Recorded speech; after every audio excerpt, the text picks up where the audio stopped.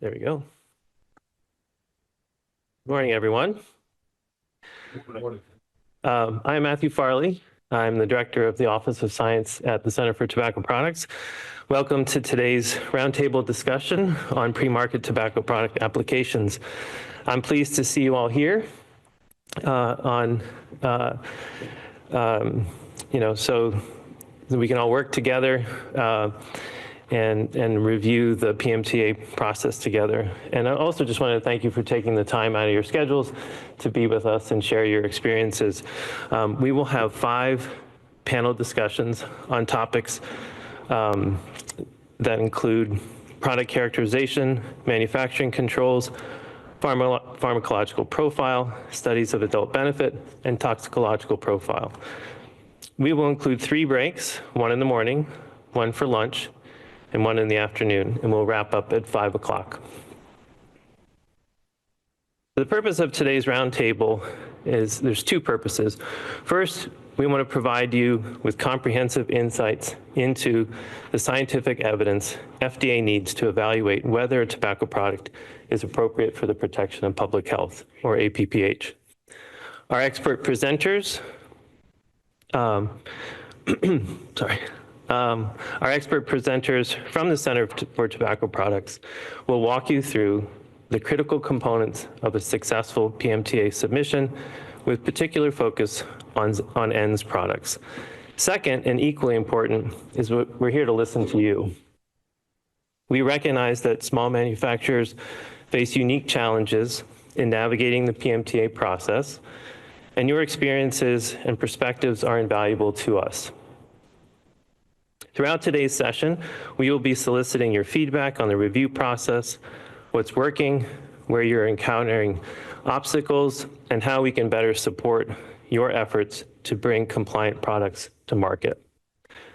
We want to know if you have the information that you need to be successful in this process and what you need to do to navigate successfully. This is a conversation. It's not a presentation, and your input will help inform how we can improve the process moving forward. I want to say a little bit more about what we're going to cover before we kick it off.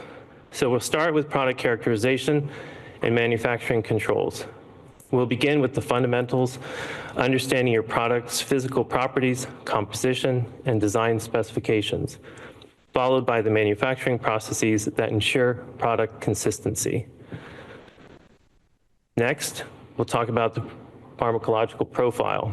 Our team will discuss how we evaluate abuse liability and addiction potential through clinical studies, including study design, considerations, and product bridging approaches. Next, studies of adult benefit. For flavored ENDS products specifically, we'll outline the evidence needed to demonstrate added adult benefit for smokers that can outweigh the well-established risk to youth. And then finally, we'll talk about the toxicological profile. You'll learn about our risk assessment framework for both cancer and non-cancer hazards, including how product design choices directly impact toxicological risk. So our goal today is not just to explain what we require, but to help you understand why these requirements matter to public health protection. For each presentation, we will include practical examples, common issues we encounter in applications, and resources to support your submission development. More importantly, we want to hear from you about your real-world experiences with these requirements. What challenges have you faced? Where do you need additional clarity or support? Your candid feedback will help us identify opportunities to streamline processes, improve guidance documents, and provide more effective technical assistance, particularly for small manufacturers. We encourage you to take notes and prepare questions for our panel discussion. We also welcome your suggestions and constructive feedback throughout the day. Thank you for your commitment to submitting high-quality applications, for taking the time to share your experiences with us, and once again, welcome, and let's begin. All right, Todd, are you next?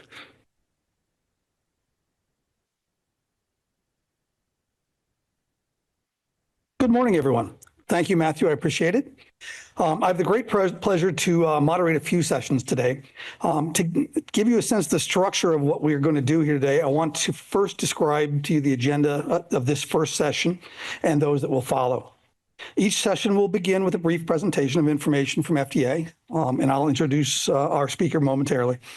And we're going to talk about what does FDA use for when we do our evaluate APPH for ENDS products. These presentations are not intended to cover everything that is considered or how decisions are made, but instead are intended to present a brief primer on the topic. So we'll all be on the same level playing field when we begin our discussions. These are scientific topics that deal with what FDA considers during the review process. We are the Office of Science after all. We will not be discussing logistics of a submission, the timing of the submission, the specifics of any applications that are pending or that you are in the process of putting together. These presentations are intended to be brief, about 20 minutes in length. After the presentation, I will introduce the participants in the roundtable. I will ask each participant to give no more than 2 minutes briefing on who you are, who you represent, and some information about how you are an expert in this field, and give a brief introduction. The discussion will be limited to individuals in the roundtable and may involve the moderator offering questions on certain topics to spark discussions. I'd prefer not to have to do that, so if you all have topics, please jump in whenever you can. These topics may be taken from questions submitted to the docket. We have considered all of the information considered to the docket. That docket remains open, and additional information and suggestions can be submitted to it. The moderator will be expected to intercede if discussions go off topic. I hate talking about myself in the third person, but I will not be the moderator for the entire session. So we will try to move the discussion along, and if we've already we're covering ground that's already been covered. However, at the end of the day, our goal is to answer those questions that we can and to listen to the stakeholders on the panel to understand the difficulties that small businesses may need to overcome and hopefully ideas on ways to reduce those difficulties. You are welcome as panelists to talk to the individuals between sessions that may be sitting in the audience. However, we will not be accepting questions from the audience. All right, so our first session pertains to the topic of product characterization, one of nearest and dearest to my heart. Product characterization relates to the number of foundational pieces of information that we rely upon to define what a product is, what a product is made from, what the product is designed to do or deliver, and what a product actually delivers. These questions define, support, and inform discussions and considerations for the toxicological profile, the pharmacological profile, and to some degree, the epidemiological profile of your products. We will, in due course of the day, discuss critical attributes of each of those areas as a scientific consideration. So we begin this discussion with a presentation of what our reviewers are looking for with respect to product characterization information. Our first presenter is Commander Matthew Walters. He's actually quite funny, so it works. Matt has been with the Center of Tobacco Products in the Office of Science since the very beginning. He started his tenure with us in 2010 and has been involved as a chemistry reviewer, branch chief, and now as a deputy director of the Division of Product Science. Commander Walters has extensive experience in review of PMTA applications and the needs of product characterization in these reviews. So let me turn the floor over to Matt. Thanks, Walter.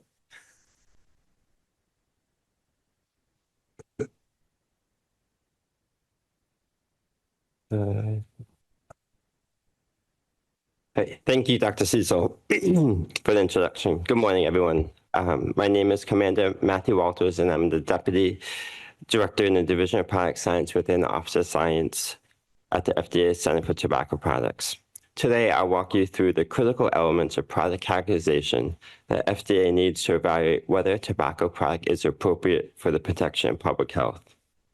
Complete product characterization is crucial for a complete PMTA, as, for example, the incomplete or lack of full list of ingredients and the information supporting harmful and potentially harmful constituent measurements prevents the complete assessment of the toxicological risks of a product. Furthermore, the lack of comprehensive methods for nicotine content and release where appropriate means that we cannot fully evaluate the abuse liability and nicotine exposure of the product. These are just a few examples of the importance of product characterization to understand your product and support the decision-making in determining whether your product is appropriate for the protection of public health. Product categorization is the foundation of any PMTA. We need complete information about your product's physical properties, composition, and design. This includes design specifications, ingredients, HPLCs, and product stability. Let me first start with design specifications. Your application must include a comprehensive table listing all design components. This should identify every component and material, such as the batteries, heating elements, everything that comprises your product. For each component, provide target design specifications with upper and lower range limits, and most importantly, measure test data demonstrating these specifications are met throughout the manufacturing process. We need to see that what is in your design specification aligns with what you are manufacturing. Moving to ingredients, we need a complete listing of all single and complex ingredients. For each ingredient, provide the IUPAC or common name, CAS number, purity and grade, supplier, and function. Provide information on which component contains each ingredient and provide the target quantities with acceptable ranges. For complex ingredients with flavor formulations, tobacco product master files are an excellent avenue for providing proprietary information to FDA while maintaining confidentiality. FDA previously discussed the use of tobacco product master files in previous workshops, with FDA last discussing this topic extensively in October 2023, and I encourage you to review those materials. Nicotine deserves special attention. We need detailed information about your nicotine source, including the form, whether it's a salt or unprotonated, the specific form name, and critically, whether it's tobacco-derived or non-tobacco nicotine. Provide the target quantities in acceptable ranges and appropriate units for the nicotine.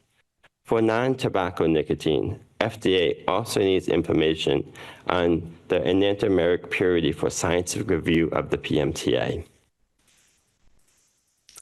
Harmful and potential harmful constituents are crucial for our public health assessment. Your PMTA must include measured HPLCs with constituent names, means, standard deviations, and number of replicates. Specify the emission regimen used and provide comparison to other products on the market, both cigarettes and FDA-authorized ENDS products where applicable. These comparisons are crucial in weighing evidence for appropriate for protection public health decisions. Product stability, both microbial and chemical, must be demonstrated throughout your proposed shelf life. We need measurements at the beginning, middle, and end of shelf life for water activity, total aerobic microbial count, yeast and mold counts, and tobacco-specific nitrosamines, including NNN, NNK, and total TSNAs. For certain products, such as ENDS, we also suggest beta-glucan and endotoxin testing. Providing preservative identification and quantities would also be important in determining product stability. Similarly, we would be interested in stability of select chemicals such as nicotine, nicotine detergents, and other chemicals over the shelf life of the product. These measurements are needed for FDA to assess the potential health risks of exposing users to microbes, HPLCs, or toxins that could emerge when the product sits during storage.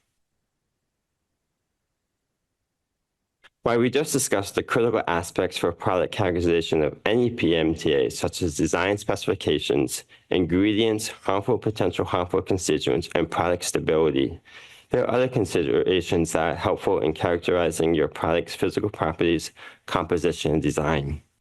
These include information on the chemical and microbial testing procedures, reachables and extractables, and information to support bridging of a product that is not your intended new product. These will be discussed further in the next few slides.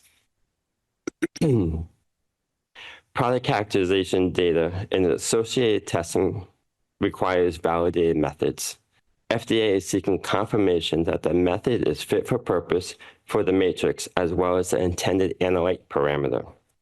Ideally, when possible, the validated method procedures should be conducted relative to a reference product that is similar to the product that is tested.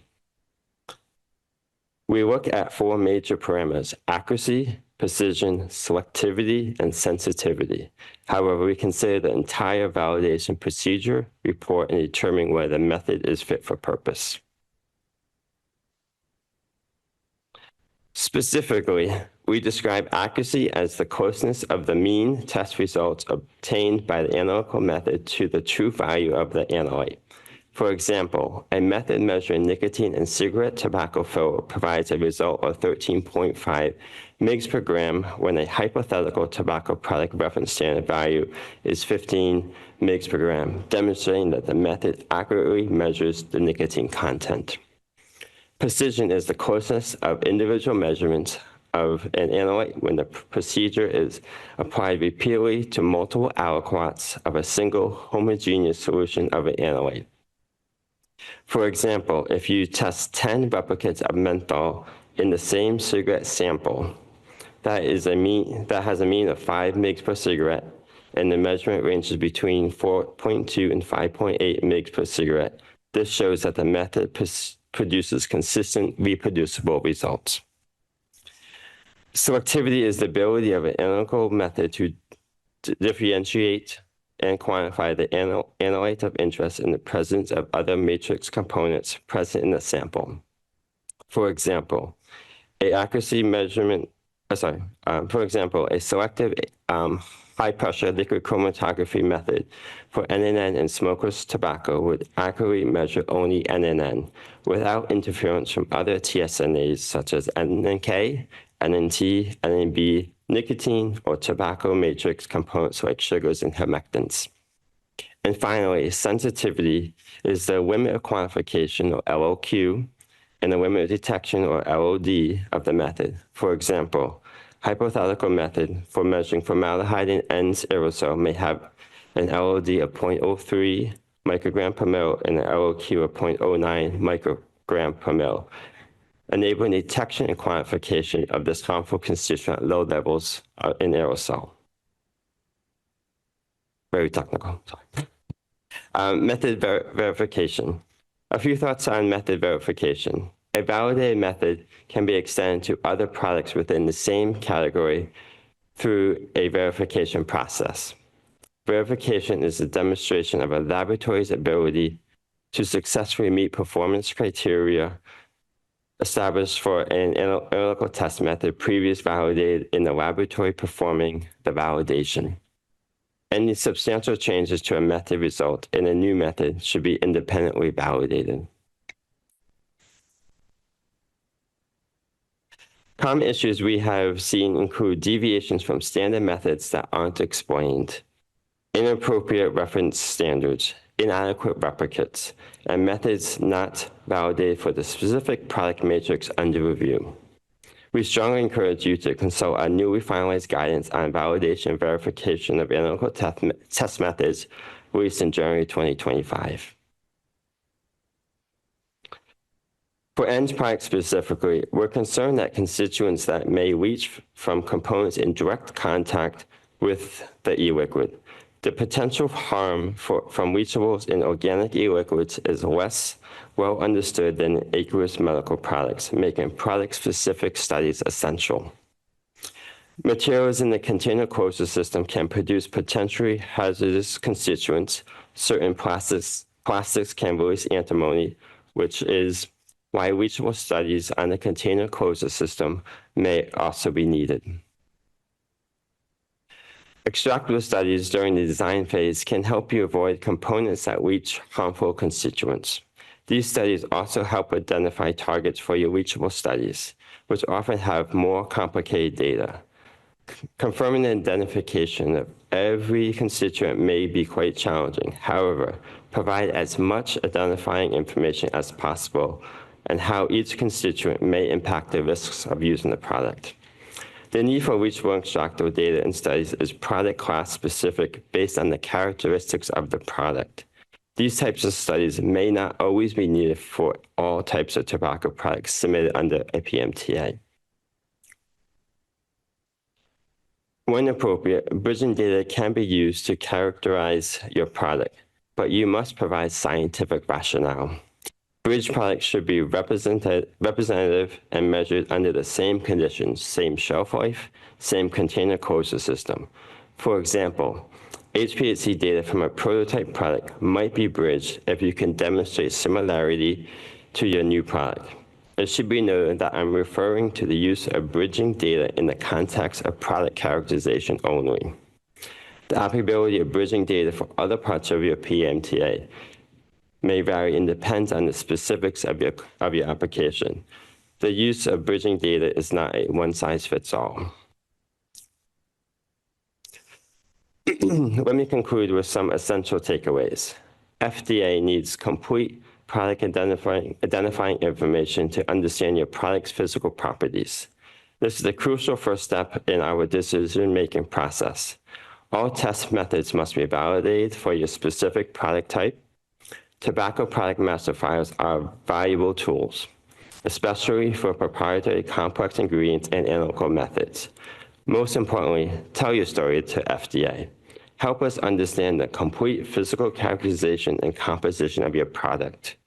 We have several helpful resources available, including updated guidance documents and posted FDA memos on the evaluation of extractables and leachables. Providing the slide are some additional resources which provide further information on some of the topics that were just covered, including the guidance for industry on listing of ingredients in tobacco products, guidance for industry on pre-market tobacco product applications, and the guidance for validation and verification of analytical test methods, as well as posted FDA memos on evaluation of extractables and leachables. These resources are available on FDA's website. We encourage you to consult them as you prepare your application.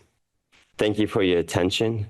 Product characterization is fundamental for FDA to understand the crucial properties of your product.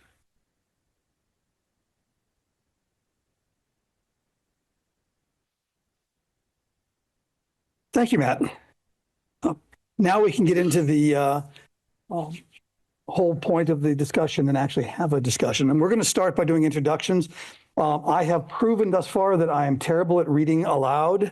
My children will attest to this. So I'm going to ask each individual to introduce yourselves. We're going to begin, and there's a longer list here, and you can read through it. It's in your packet that has the background for everybody. But I'm going to start all the way at my left-hand side and move to the right. So let me start with Dr. Colleen Rogers. Good morning. I'm Colleen Rogers. I'm the director of the Division of Product Science in the Office of Science. And Division of Product Science staff are the ones responsible for reviewing the product characterization and manufacturing parts of the applications. I'm still Commander Matt Walters. As I mentioned, I'm the Deputy Director in the Division of Product Science, and I oversee the chemistry discipline mainly. So. Good morning. I'm Dr. Karen Coyne. I'm the Associate Director of the Division of Product Science, and I'm an engineer.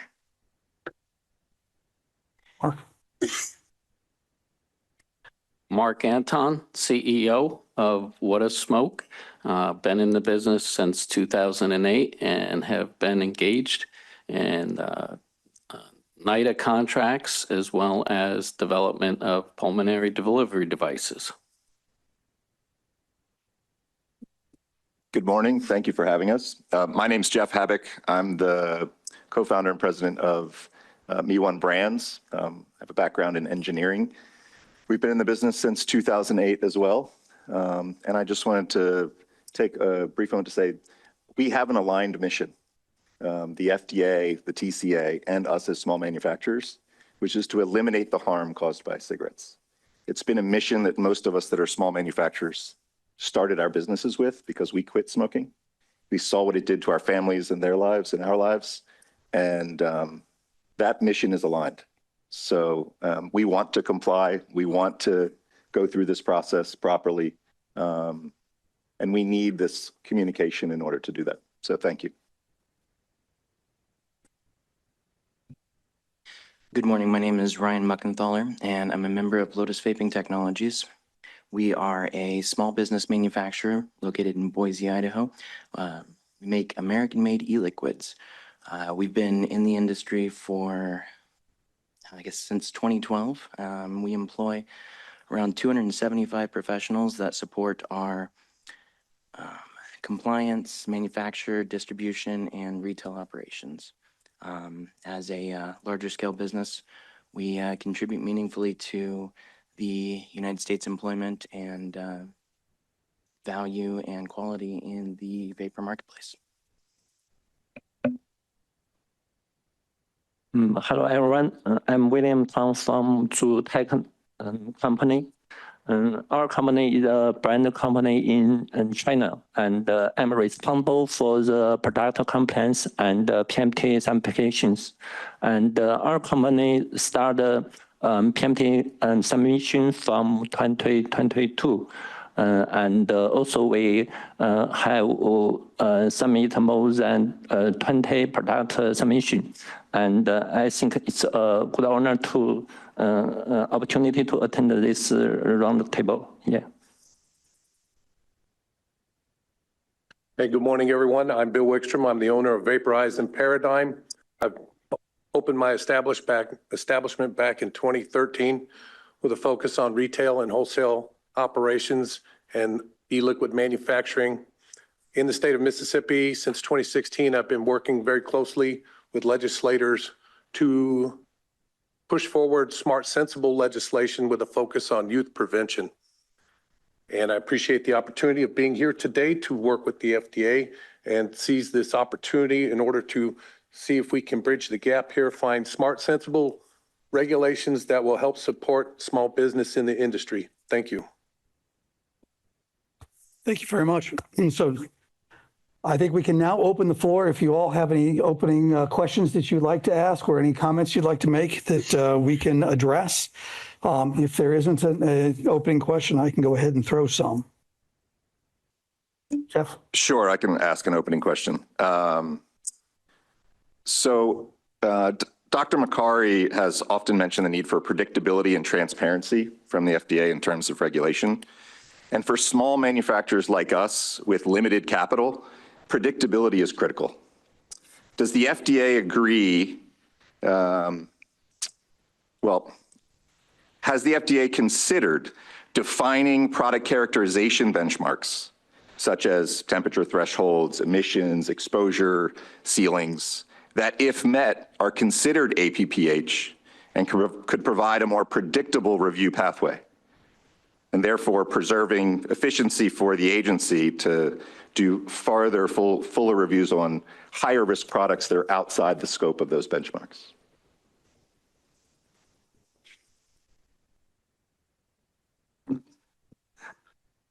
I would say that's a challenge because product characterization is just one aspect of the total consideration of a PMTA in appropriate protection public health. But as I just went through, there are certain aspects that I would say are crucial to our understanding of that product initially for product characterization, but there are other things that we have to weigh. So I don't think it's as one side or other side. I think it's an entire picture to kind of assess the different aspects of the weight of evidence from the various disciplines to make that decision. So. And I think I want to add that we will talk about it when we get to each of the, in the afternoon, like each of the afternoon sessions, we'll talk about specific applications of product science and product characterization, manufacturing control, and how it affects our assessment of APPH. But APPH is not a single defined number. Something can have an elevated level of an HPHC that is of concern, but there may be benefits that can overcome that. So there's no way to say if you have this number, your APPH. We can look at it and give you some idea, and I think toxicology will present an approach to give you an ability to do some calculations and think about what level of toxicity is being represented by your products. So we will be talking about that a bit more when we get to the afternoon sessions. Yeah, I have a question. I was noticing in the slides, and obviously things have progressed farther from when I originally started this process years ago. There shows that we need to compare to even products that have been approved. I make hardware. I don't specifically make liquid. So the gentlemen on this table that make liquid, my device and their liquid would marry up potentially. But I see that now I'm supposed to do comparisons of HPHC to products that have already been shown to be appropriate for protection of public health. And as a small business manufacturer, I know what Enjoy submitted and how extensive and how expensive it was. How is a small business like myself that works in higher powers, more controlled scenarios, supposed to augment my application to include such a larger array of material? Is there, I don't know if there's a tobacco master file for them that I can utilize, but it would seem really redundant and a waste of expenditure for something that's already been ascertained. Yeah, those comparisons are in the context of HPHCs, as you mentioned. I think it's not expected that you would go out and measure those HPHCs of the already authorized ENDS products. A lot of that is in literature now. And so I think if you provide that evidence in the PMTA for what the current marketplace HPHCs for already authorized ENDS products, that would probably likely be sufficient. It's not that we expect that you go and measure all those HPHCs of all the ENDS products. That's not the expectation there. If I may add to that, when you're doing that comparison, it helps us to see how the HPHCs compare if you provide a comparison of the design parameters and any differences between your product and the product that was tested. Because if your design parameters are completely disparate, well, it helps if we have the design parameters so that we can do evaluate the comparison.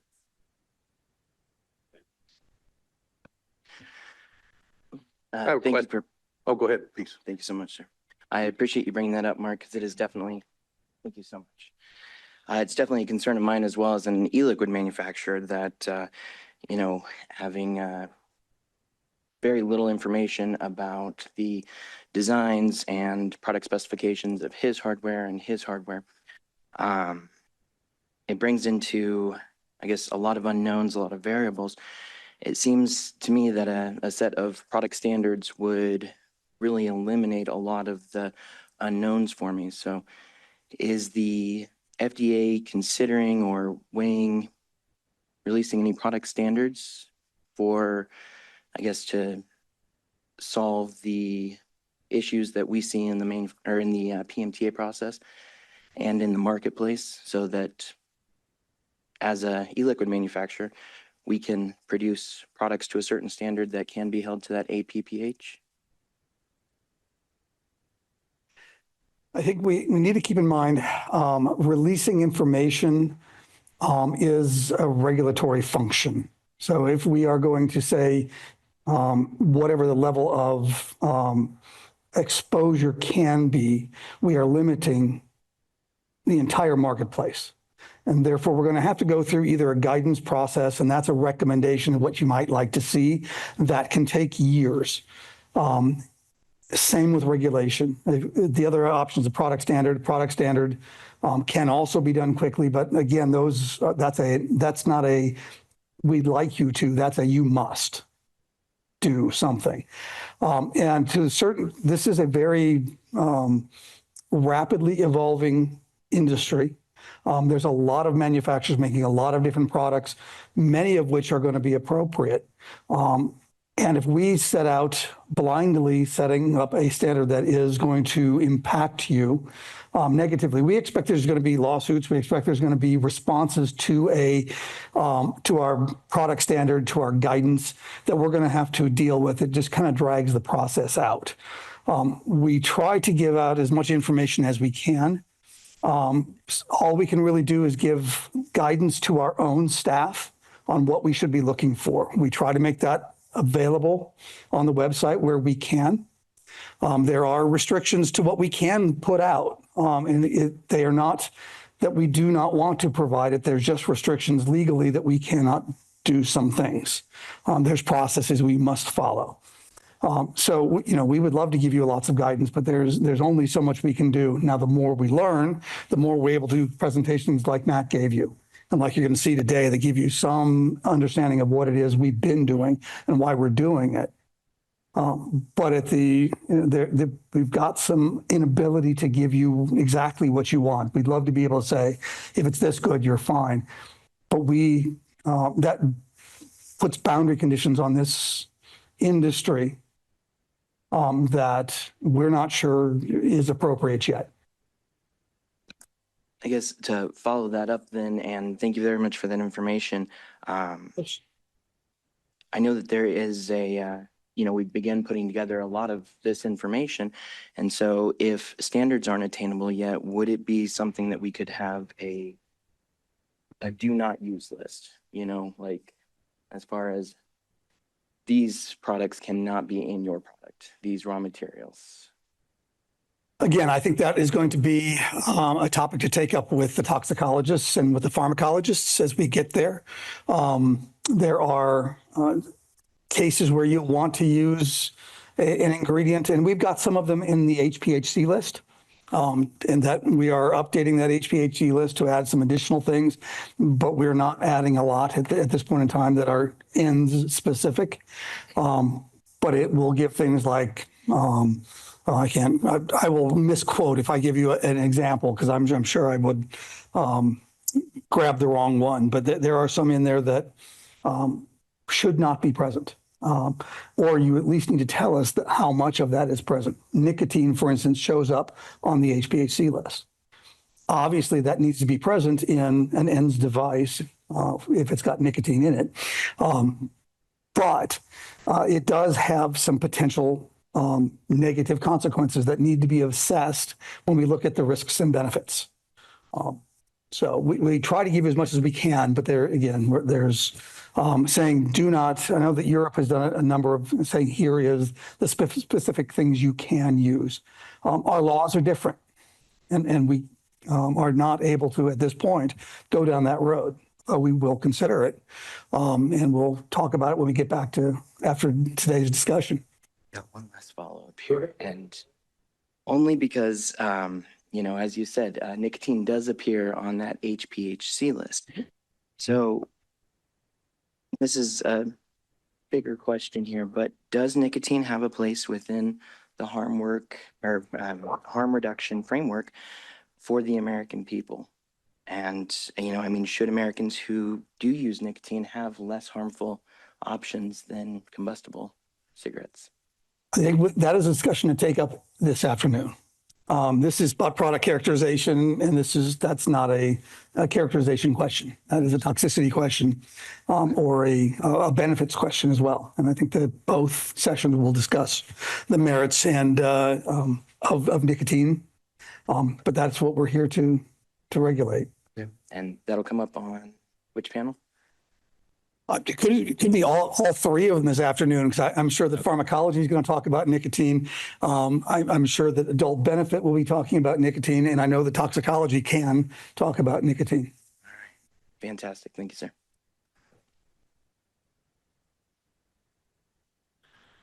Good morning again, everyone. So when we talk about characterization, we're talking about validated reproducible science, correct? So, and the FDA has already shown what is good enough, what it looks like when you look at the TPL review for PM 0000973, the RJ Reynolds PMTA. And so you can see everything in there. And what I'm wondering as a small business manufacturer, since you guys have already granted these marketing orders for these other products, why can't we get a substantial equivalence to something along those lines and have those set out as standards for us small manufacturers? Just to clarify, you're talking about more method specific? Sorry, just. We were talking about, product characterization is the topic here. So as I outlined, we are looking for reproducible science as part of this product characterization. We're talking about validation here. So when we see that we have marketing orders granted to other companies with these products, what I want to know is that those marketing grant orders show what exactly is good enough. So based upon that predicated source, I need to understand why, as a small manufacturer, since a lot of these regulations were ambiguous at the time, years ago, for us small manufacturers to submit our PMTAs, why can't we get a substantial equivalence in order for us to help bridge the gap on this stuff and have the FDA look at, since you've already established what good enough is, why we can't turn that into standards so we don't have a floating point target in order to help us be in alignment and be in compliance with submitting good PMTAs? Yeah, I'll start to answer, but I'm not sure if I entirely follow, but so correct me. I mean, if you're talking about methods specifically, we need to make sure that the methods are completely validated for your particular product in that laboratory. And so there's a lot of considerations there. There are some efforts in terms of to have standard methods that are recognized across CTP, similar to other centers, but that's a big effort. In terms of substantial equivalence, at that point I'm not quite understanding because SE is only possible if the predicate is on the market prior to 2007. Up to 2011, it's talking about provisional. So I don't quite understand that component of. But isn't it in, the FDA claims that everything falls under their jurisdiction through the TCA, correct? So can we not make any adjustments to that since this is a roundtable for small manufacturers in order for us to be able to adjust on a floating point target? For example, when you look at say the RFA here, when you have the, the Regulatory Flexibility Act, what you're looking at here is that there was no real pathway for small business, and hence that's why we're here today is for the FDA to talk to all of us about this stuff. So when you look at, and that RFA is so critical because it's supposed to be scaled.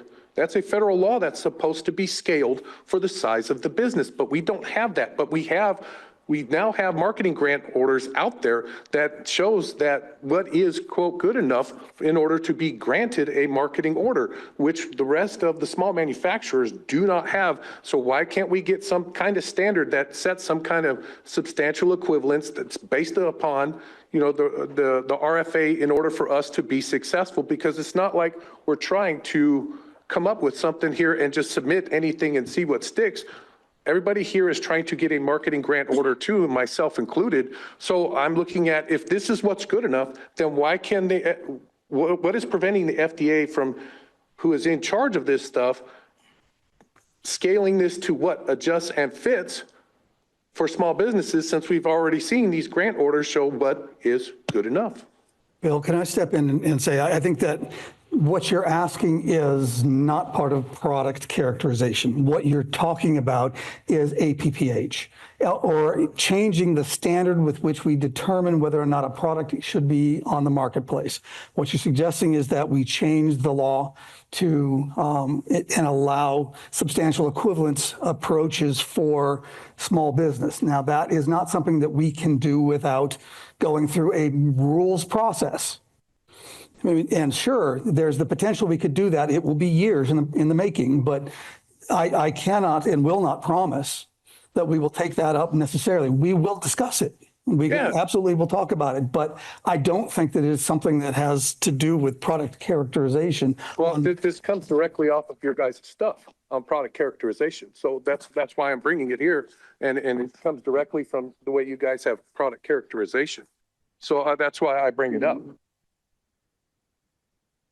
Well, okay, you can point me to where you want or where that is, but I think that when we talk about validation, we're talking about every one of us is going to talk about validation differently because every measurement must be valid.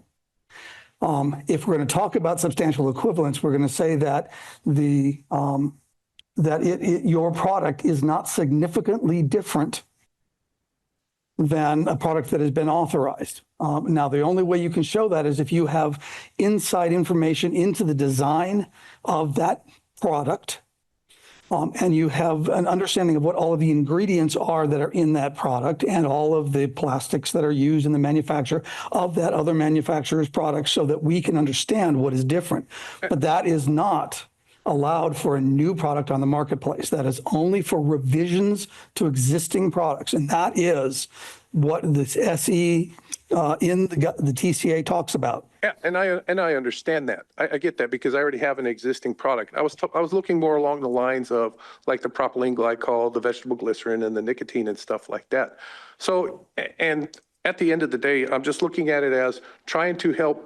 I'm telling you, this is my concern. I'm looking at it from a small business point of view because without any investments and a pathway for success, you know, how is an American manufacturer supposed to thrive, especially when our nation has been inundated the past few years with products flooding in from outside the United States that are literally putting American manufacturers out of business because they are completely ignoring your authority.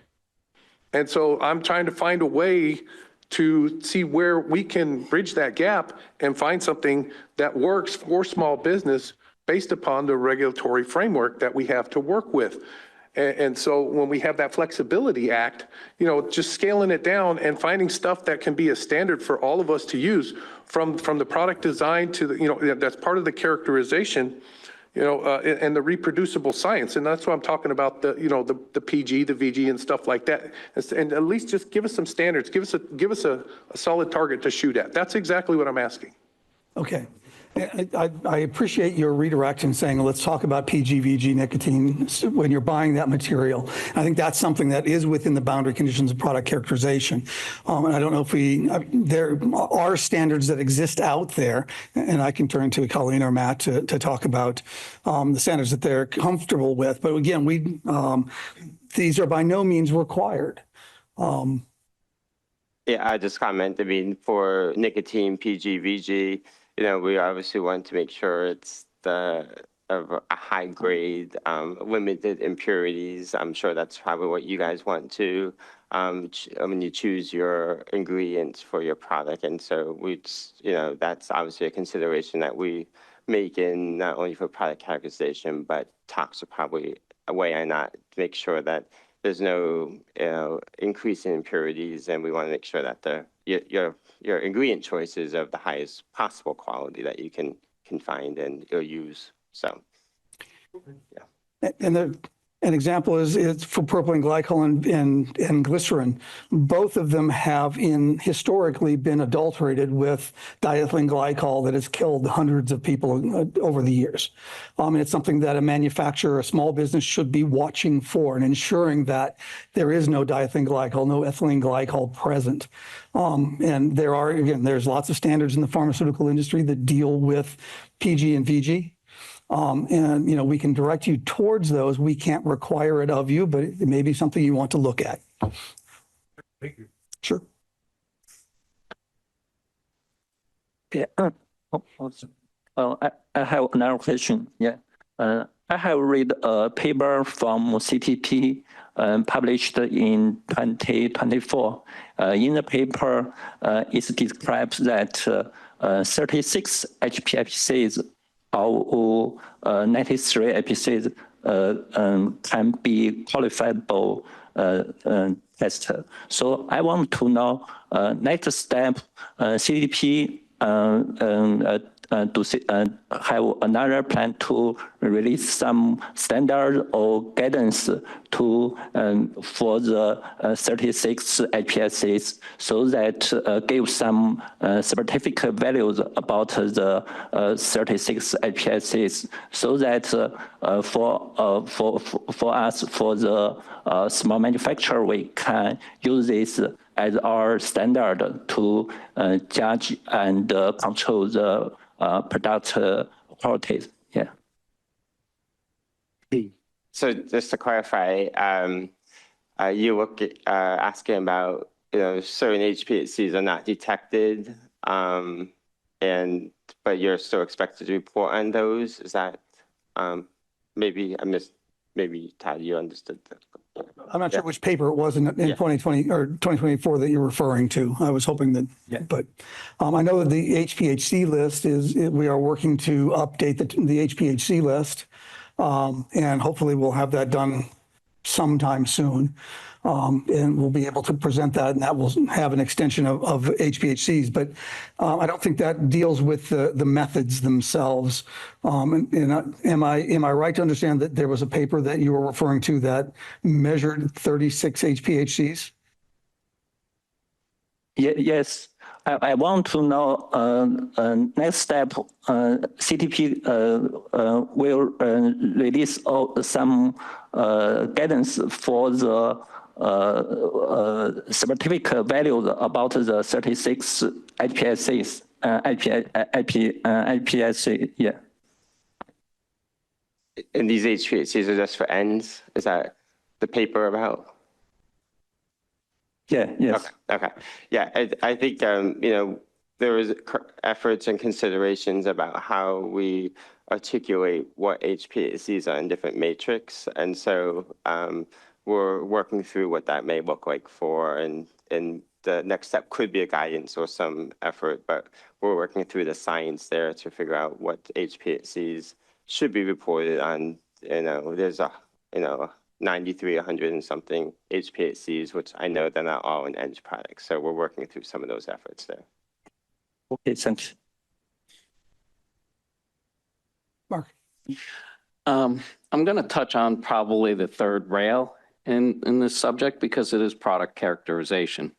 And myself and many of the small businesses up here have made their living, created their businesses with the introduction of flavors. And as we see, currently we have to compare the efficacy of a flavor to show substantially or some level of benefit above a tobacco flavor. As individuals, as someone been in this business, I've seen collectively flavors have a massive impact. Individually, it's part of a process that the consumer goes through. So they might not show that particular statistic that the FDA is looking for. So how is a small business person who's putting forth 200 flavors, right? So that's going to water down their viability, but collectively they might show a 200% increase of staying smoke-free or reduce smoking or whatever the standard is. So I think that here we have an issue where open systems, which I'm in, is a much harder segment to get an approval. And flavors, we all know the conversation that's gone around that, and that's not what I'm here for. But I'm here to look really at the point of how does a flavor get even to the table, right? Because we see, as they talked about, the flood of the Chinese, it's 88% of the marketplace, and it's all flavors, right? So we see the consumers need it. So how do we, FDA and us manufacturers, work together to bridge this gap, to get to a place where we have maybe some common ground, if you will? I will split your question. First of all, the the suite of flavors that you're talking about and the comparison versus tobacco flavors are things that need to be taken up in adult benefit, and that's this afternoon. All right. And I think that is, as we talk about the relative benefits that are provided by the flavors. It's a product. And no, it's not. Product characterization is when you give me your list of flavors, do you give me all of the ingredients? The questions that I wanted to throw out there is, what challenges do you face? To a certain degree, we can address some of them, but we would like to hear that sort of information discussion. Because if we do not have all of the ingredients, we're not going to even look at your application. We can't. We need to have all that information. So and let me just throw that out there and see what you guys can provide.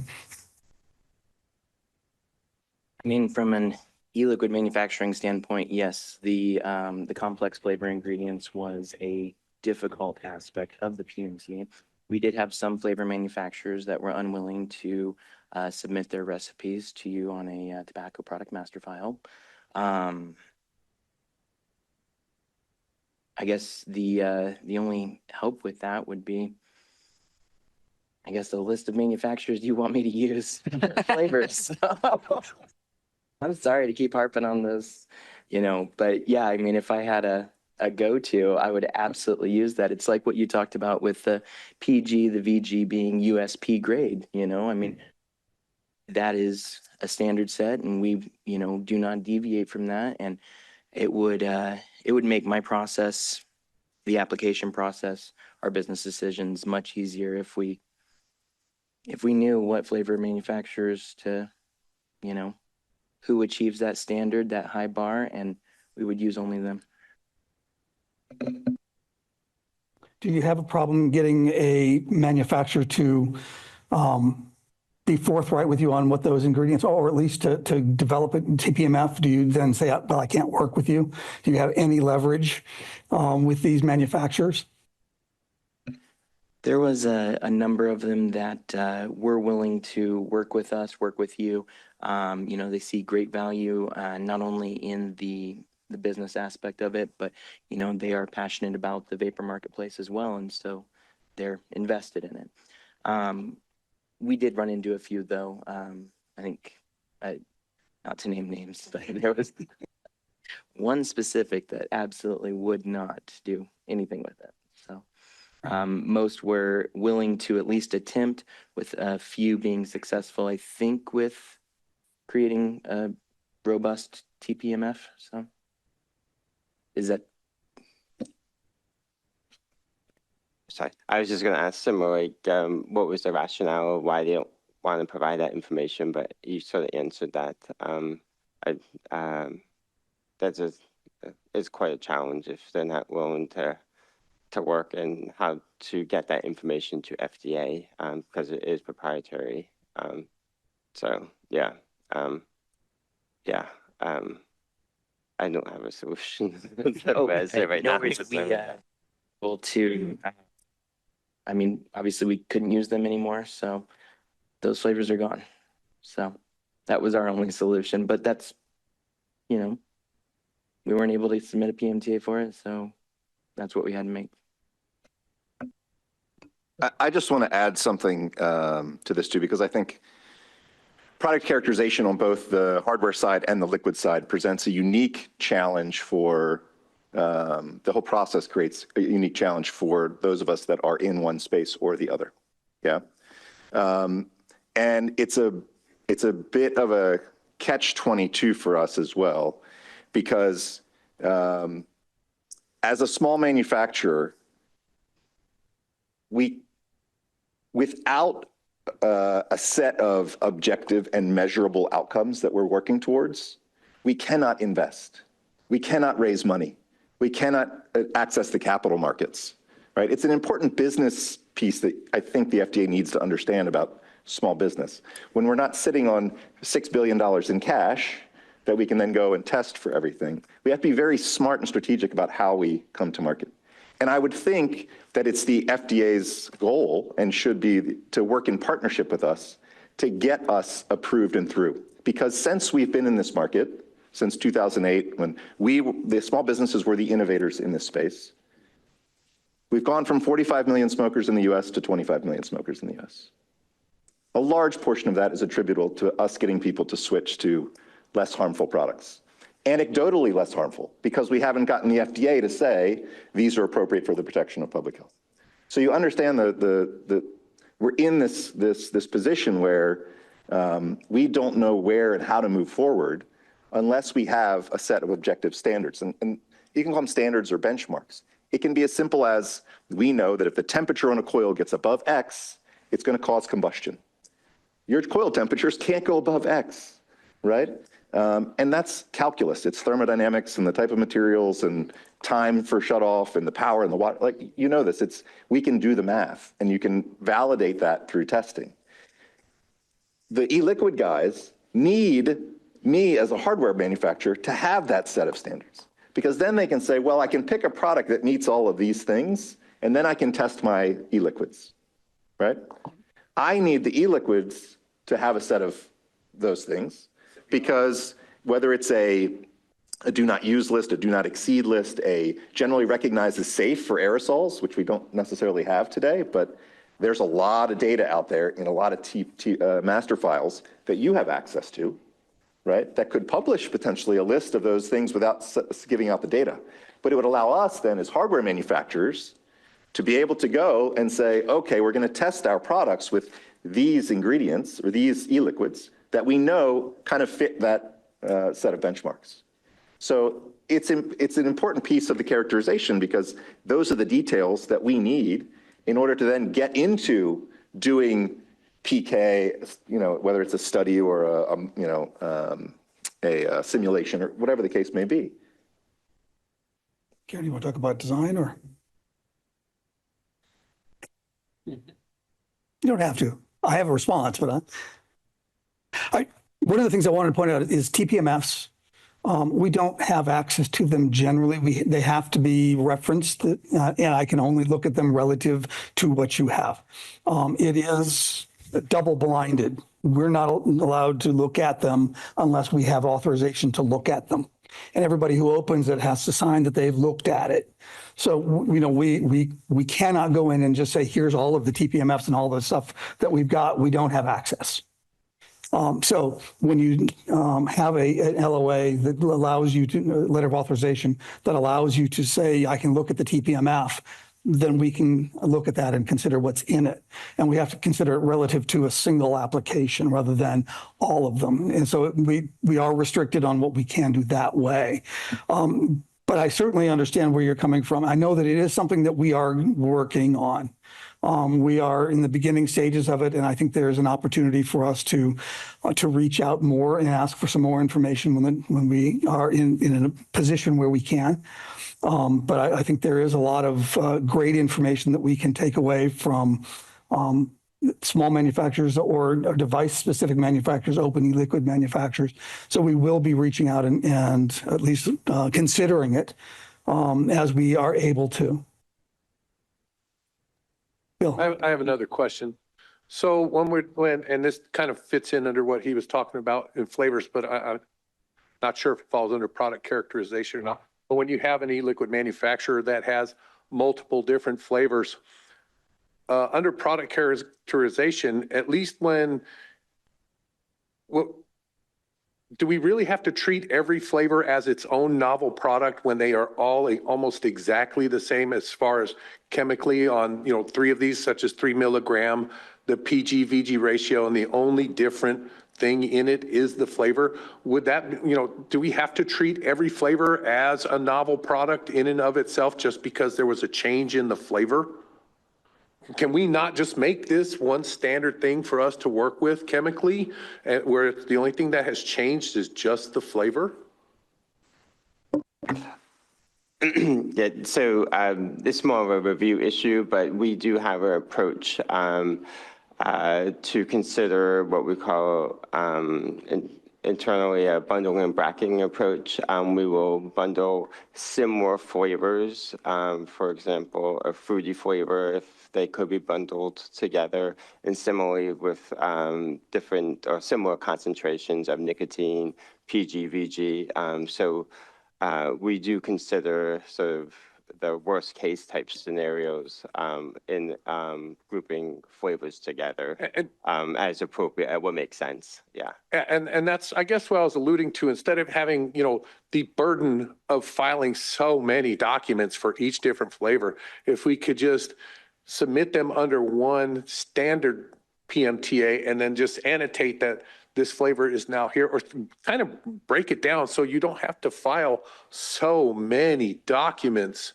for just one flavor and treating it like a novel thing. So if you have, okay, this is this particular range of say fruity, and can we just get it to where we have a PMTA that has standardized PG, VG, nicotine, the different labels, the container or product packaging in it, and then just breakouts within that PMTA that say, okay, this particular one has this flavor, this flavor name has this particular flavor in it. So that's what I'm looking forward to, try and streamline the process, something that's more efficient. Yeah, I would just say we try to have some more efficiencies on the scientific review part. As I just mentioned, that being said, we do have to issue, actions on, one STN based on the characteristics of that each product. But we may take some approaches during the scientific review part of it. So. And keep in mind, there have been a number of papers out there that have demonstrated that different flavors actually change the nicotine release. And so if we just say, well, every flavor is just another flavor, that's not the case. Plus, different flavors have potentially genotoxic ingredients in them. Not all of them do, but some of them do. And we have to understand what those are and think about what that does to the overall risk of use of that product, whether it is appropriate for the protection of public health, right? So that's one of the reasons. Now, the other is that every individual flavor is a different product. You call it something different, you name it something different, you package it differently. It is a different product from the legal regulatory perspective. So there needs to be a separate application for it. However, you can reference information that is consistent across them. The PK, for instance, the PK, our pharmacologists will talk about that, can be considered the same. Obviously, they're going to have to show nicotine release or the amount of nicotine in the aerosol, right, for every one of those flavors, because it might change. We don't know which flavors cause that. Every publication I've seen has a different set of flavors that cause nicotine to increase by up to 200%. So it is something that we have to understand. We need to see the testing to demonstrate, right? So we can't just say all of these fruit flavors are okay. We need to know that each one of them is okay. So we do require consistent and testing of each product, but there are places where we don't need to, where you can bridge across flavors. And I think pharmacokinetics is one of those, and I think that they'll talk about that. But again, that assumes the nicotine release is consistent. And so I think there's all of the pieces fit together. No single part of this lives on its own. And so, product characterization is a critical piece. If we don't know the characterization, we can't predict some of the other things that come along. Yeah, I was never trying to characterize it as anything other than that. I'm just trying to find something that is more streamlined and more efficient and less paperwork, because it's all the regulations and all of the paperwork, it's literally strangling the small businesses.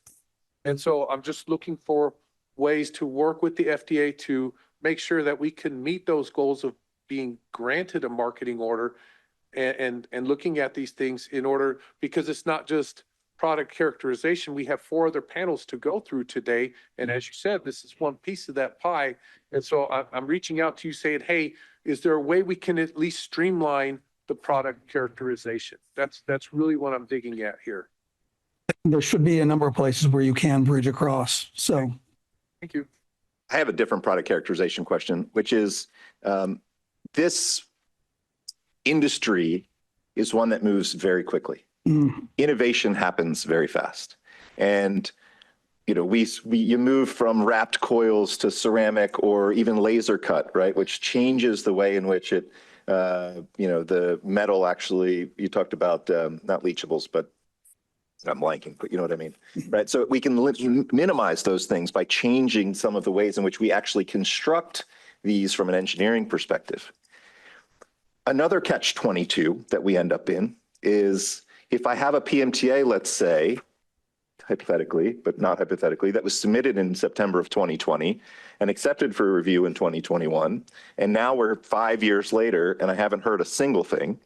And I have updates that I need to make to that. Whereas the only way for me to make those updates is to submit a new PMTA and go through this process all over again, which puts me then at the back of the line, which we don't know if the line has ever moved because we don't hear anything. There isn't back and forth.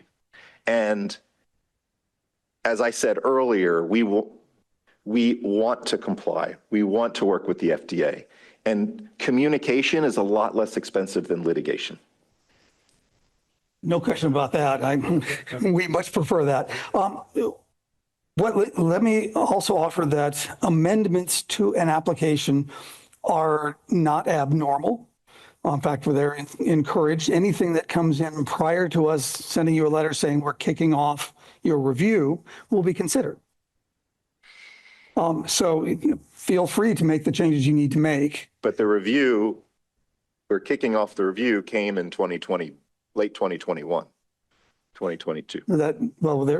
I'm not sure. Obviously, we can't talk about that one. But if you've received a filing letter, that doesn't mean the review has begun. I know. Okay. Yeah. Got it. Yes. So what I follow up with on that is the question. Right. Yeah. And anything that comes in after the fact will be considered. It'll be a new major amendment. And it depends upon what that change is. If you are now changing a fundamental piece of it, we're going to have to start all over again. But again, amendments that come in will be considered. I would like to point out, I had no idea we could ever submit any amendments in any way, shape, or form. And finding that out now, 5 years later, I mean, that makes a huge world of a difference, because I would have focused on making sure that I was meeting these target goals that you guys are looking for instead of finding that out right now. And I really would like to be able, when this panel is over, to discuss this with somebody after the day is rounded up or after this panel is over, because that makes such a huge world of difference. Had I known that, I would have continued to work on these PMTAs in order to give you what you guys are looking for. Because again, all of us small manufacturers are looking for that marketing, being granted that marketing order as just as the other companies that have already been granted marketing orders. That's all. So, no, it's fair. And I would reach out to your RHPM. Each of you should have received the name of an RHPM when you got your filing letter. Yeah, that has been something we've, that's fine. Yeah. My RHPM is correcting me. We can't take an amendment to add a new product. So, fine. You can amend with data and so forth. So yes, thank you. That's why they keep me in line. I love that. But yes, but if you reach out to the RHPM, if you aren't able to find the RHPM, you can reach out to Christy Stark. She is, yep. Again, I don't want to interfere with the. She's not here. She's home with the flu. Otherwise, I'd be pointing at her. But at least she can get you to the right person, or pass you along. So. Before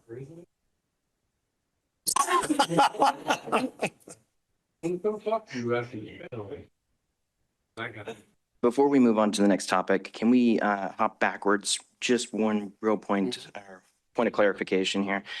I think that Matt had said something about it, and Todd, I think you kind of referenced it as well, but is the FDA open to accepting, I guess, us using literature to compare for HPHC data?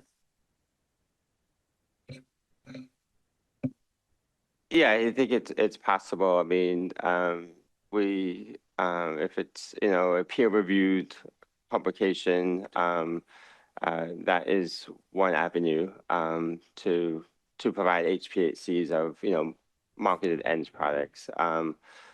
We obviously want the HPHCs measured in the new product. That's very important. But there are other avenues than testing or the go through process of testing cigarettes and ends, because a lot of those things there are a lot of literature on those HPHCs at this point in time, but measurement of HPHCs on the new product is vital. So, yeah. Of course. So we can use some literature to reduce some of the testing burden then, and possibly some bridging as well there. Yeah, it's possible. Obviously, rationale in your PMTA explaining what your approach was. Okay. Help us understand. That's obviously very vital as well. All right. I'm just going to need that list of peer-reviewed HPHC studies. And, get right to it. Mark, Yeah. before you go, can I jump back? Go to right the ahead. Adding a coil, as DRPM pointed out, it would get its own STN, but you can submit for that coil and link back to the other PMTA. So you can link back to the device that you submitted previously and use, it just becomes another STN, another part of your device product. Did I say that correctly? Components and parts. The coil gets a new STN. You can submit a new STN. It's a new submission. No, it can't be an amendment. Oh my But goodness. the studies that they submitted for their other PMTA and testing can be linked. No? I'd work with the RHPM. Okay. RHPM.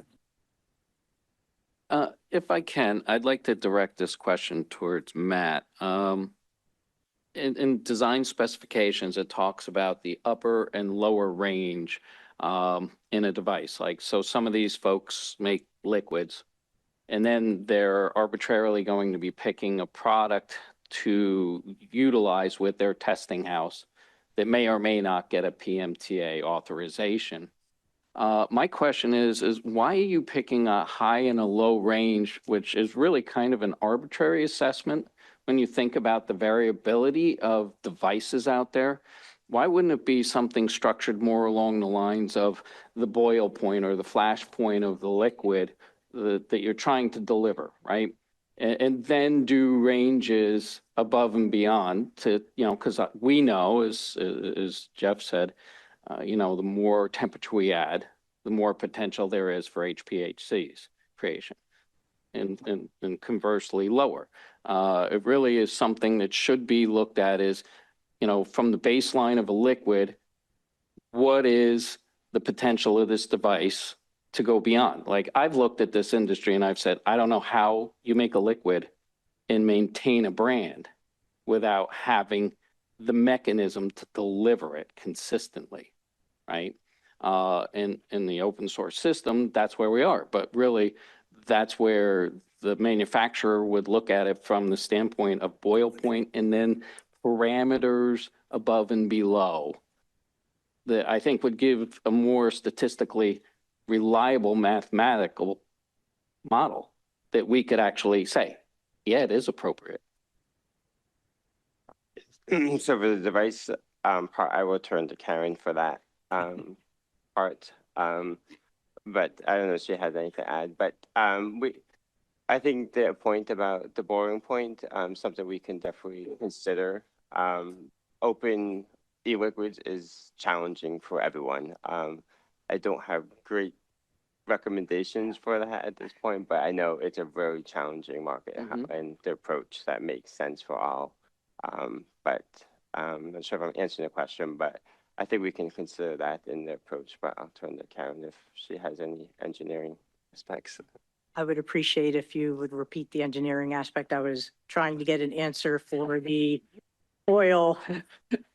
Sorry. I'm questioning why the rationale for doing a higher and a lower range limit in the HPHCs when you're picking out devices that are arbitrary at best, right? And one device could be a 100-watt device and another one could be 25, right? So you're going to get varying points. It really should be off of the liquid, which has a boil point attributed to its construction. And so, you know, from there, you can do ranges and find out where you're going to get the higher limits of HPHCs, right? Because a customer may not even use the device that it was tested in, right? So for an open e-liquid, if you're testing with different devices, you can do the bridging just like you could with the e-liquid. So you could test at a lower power device or a lower temperature device, as well as a higher power device or a higher temperature to show the impact of the temperature or the power on the e-liquid, the HPHCs. And we do appreciate your recommendation. I think it's a good point to raise, and I think we'll take it back and consider it. We are up at the end of this session. I want to thank all of you. I want to thank my FDA colleagues. I'd like to thank the small business that came here and represented yourselves and asked great questions and gave us great information. With that, we're going to take a 10-minute break. We'll be back here at, well, all right, 35 after, maybe 37 after. Thank you. Thank you very much. Thank you. Thank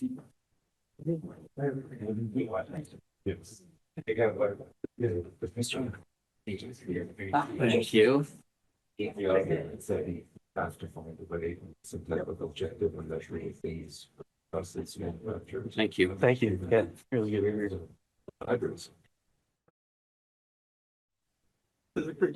Thanks for your questions. Thank you. Yeah.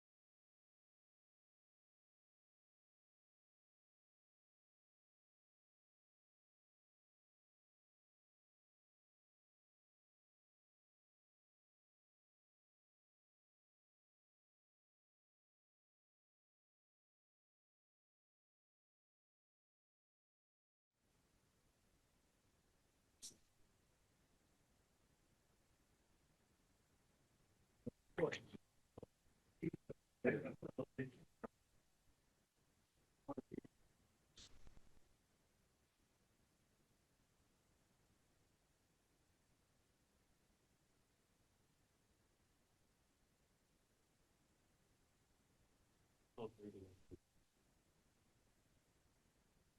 actually be having lunch with Brett, which would be fine. Yeah, so I mean, 11:50. 11:30. So yeah, Okay. that'll be fine. We'll be in the cafeteria. Okay, I'll look for you and you look Okay. for me. All right. Yeah, because I don't have any food. Not come bad. Don't Well, I think if we did that, there'd be problems. don't take any shit. You see this guy? He wasn't.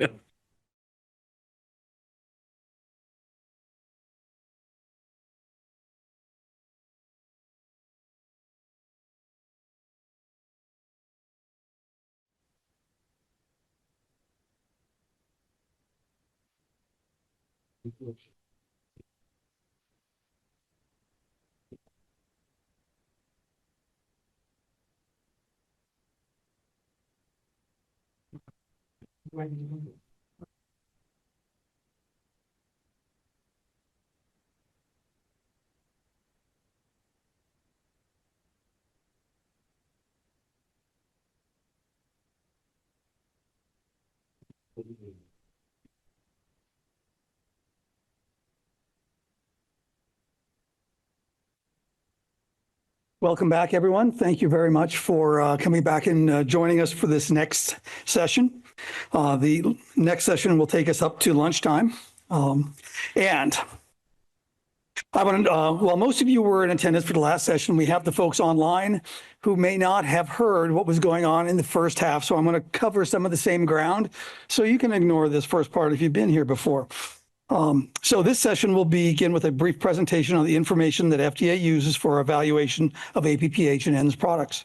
These presentations are not intended to cover everything that is considered, how decisions are made, but instead are intended to present a brief primer on the topic so that we all know what a topic entails and what types of information that we intend to discuss.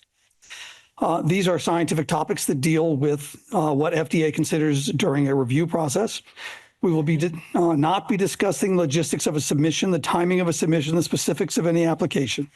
These presentations are intended to be brief, about 20 minutes in length. After the presentation, I will introduce the participants in the roundtable, or they'll introduce themselves. Each participant will be given no more than 2 minutes to introduce themselves, where they work, whom they represent, and as appropriate, a brief explanation of their experience. The discussion will be limited to individuals in the roundtable and may involve moderator offering questions on certain topics to spark discussion. These topics may be taken from the questions submitted in the docket, but are not limited to the source. A moderator will be expected to intercede in the discussion goes off topic. Again, I'm talking to myself in third person, but and to move the discussion along if we are covering ground already discussed. However, at the end of the day, our goal is to answer those questions that we can and to listen to stakeholders on the panel to understand the difficulties that small businesses must overcome and hopefully ideas on ways to reduce those difficulties. So this second session pertains to the topic of manufacturing control. Manufacturing control relates to a number of foundational pieces of information that we rely upon to define what a product is, how a product is made, how a manufacturer ensures that users obtain a consistent product, and how variable is that product. These questions define, support, and inform discussions and considerations of the toxicological profile, the pharmacological profile, and to some degree, the epidemiological profile. We'll be talking about each of these in due course. So we'll begin this discussion with a presentation of what our reviewers are looking for with respect to manufacturing control information. So our first presenter for this session, or our presenter for this session, is Dr. Karen Coyne. Karen is an engineer and has been with the Center for Tobacco Products, the Office of Science, for 10 years. She started her tenure with us in 2016 and has been involved as an engineering reviewer, a team supervisor, and is now an associate director of the Division of Product Science. Dr. Coyne has extensive experience in review of PMTA applications and the needs of manufacturing controls of these in these reviews. So with that, let me turn the floor over to Karen, and she will take it.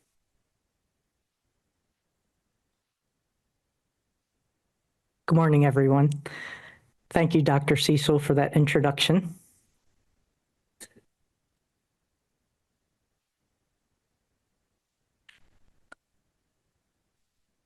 Earlier today, Commander Walters discussed the importance of product characterization for ENDS products. But how do you know that the product you've designed is the product that gets into your consumer's hands? You do this through a well-controlled manufacturing process. So today we'll cover the essential elements of manufacturing documentation, quality management systems, and risk mitigation strategies that are fundamental to a successful PMTA submission. These requirements aren't just regulatory checkboxes. They're critical to ensuring product consistency and demonstrating that the products are appropriate for the protection of public health.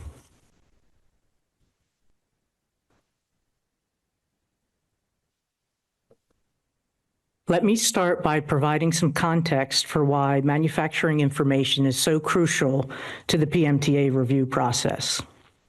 The manufacturing process encompasses everything from supplier qualifications and raw material receipt through finished product distribution. A well-documented manufacturing process demonstrates that you can consistently produce products that match what is tested in your scientific studies. This consistency is essential because the products consumers use must be the same as those evaluated in your toxicological, behavioral, and abuse liability studies. If you don't have proper cleaning procedures, you can introduce microbial contamination into your e-liquid that the consumer may inhale.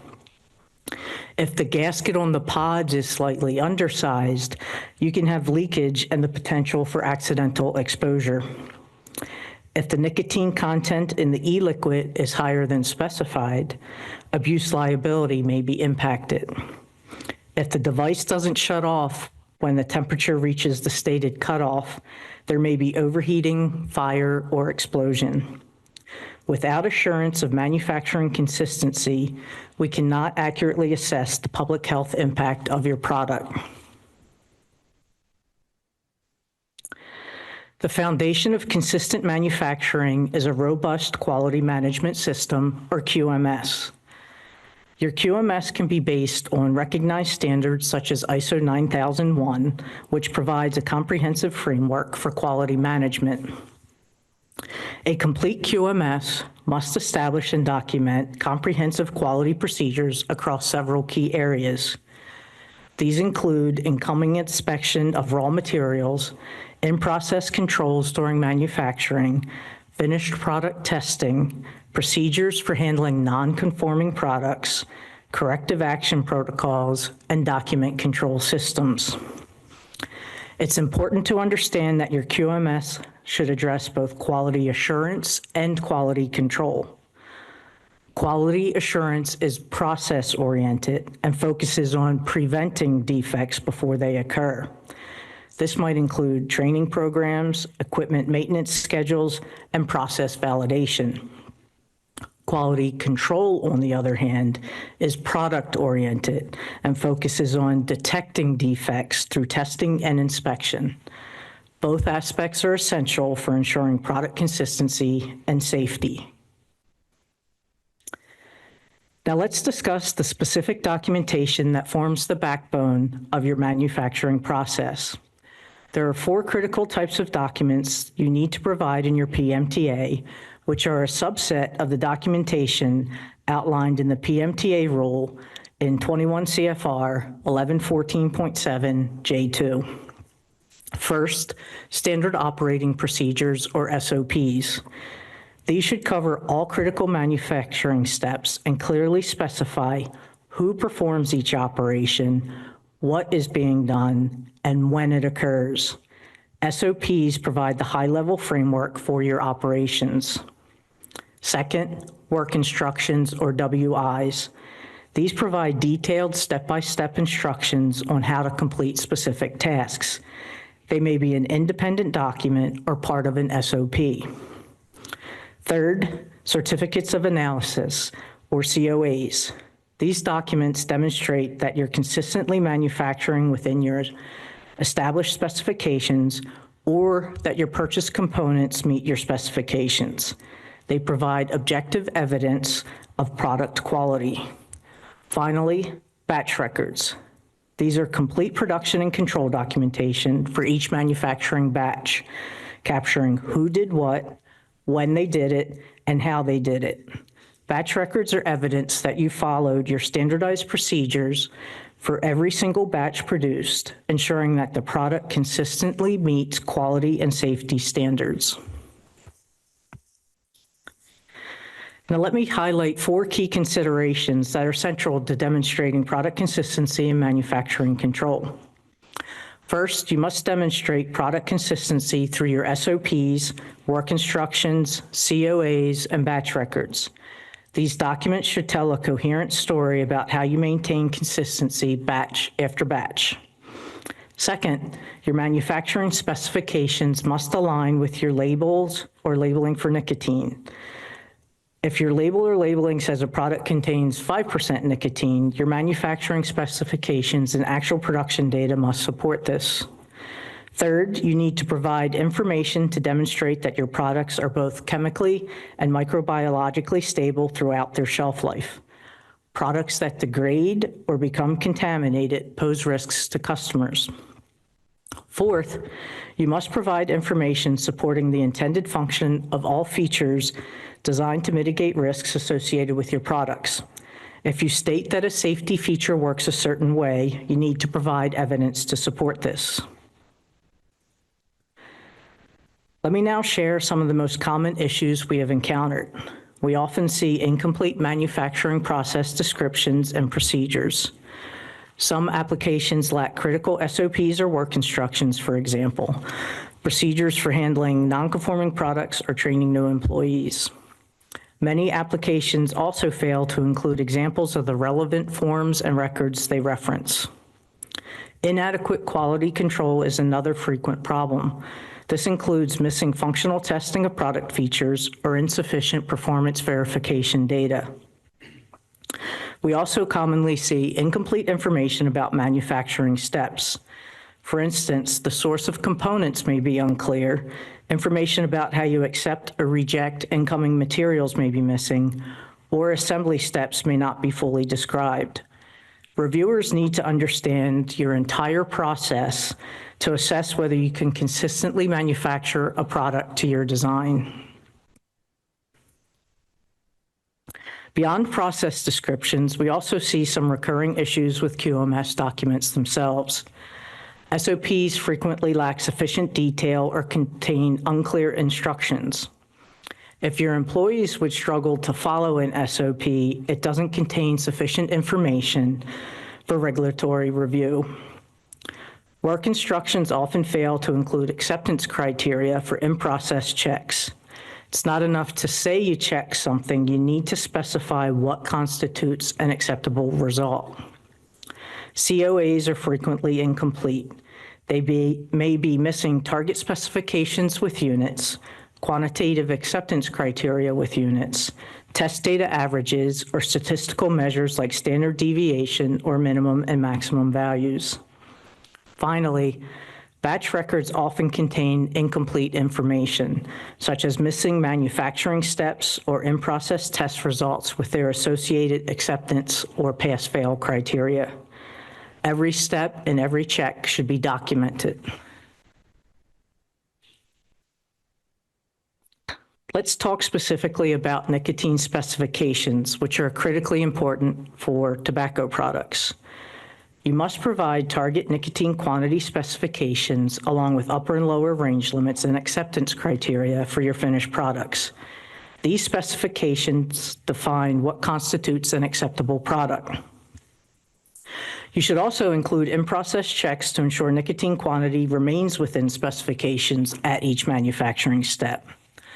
Finally, you must demonstrate that your target specifications and acceptance criteria are actually met using your manufacturing information, such as batch release data. Show us the data that proves your process works as intended. Why do we emphasize nicotine control so strongly? It's because the consequences of poor nicotine control are significant for public health. If nicotine quantity is not well controlled, consumers will not receive a consistent product. This inconsistency may lead them to use the product more frequently to achieve their desired effect, potentially increasing their overall exposure. When consumer use patterns vary due to inconsistent nicotine delivery, exposure to harmful and potentially harmful constituents, or HPHCs, may be higher than you anticipated in your toxicological assessments. Abuse liability may also be impacted. A product with higher than intended nicotine quantities may be more addictive than your studies indicate. Perhaps most fundamentally, if nicotine levels vary, we won't know whether the products used in your abuse liability and other clinical studies are truly representative of what consumers will experience in the real world. This undermines the scientific foundation of your application. Now let's discuss stability studies, which are essential for demonstrating product integrity over time. Stability studies demonstrate that your product remains stable throughout its shelf life and that key product characteristics such as nicotine quantity, water activity, and pH remain within acceptable ranges over time. This matters because products may undergo chemical or microbial changes that create new HPHCs or increase existing ones. These changes could significantly impact public health. Stability studies ensure that consumers use a stable product throughout its shelf life and aren't exposed to degradation products or microbial contamination.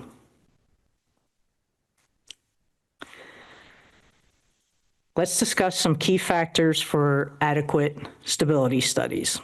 First, ensure your stability studies reflect your claimed product shelf life. If you claim a 2-year shelf life, your study should cover that full period. Stability studies must use at least 3 time points, the beginning, middle, and end of the shelf life. This allows you to track changes over time and identify any trends.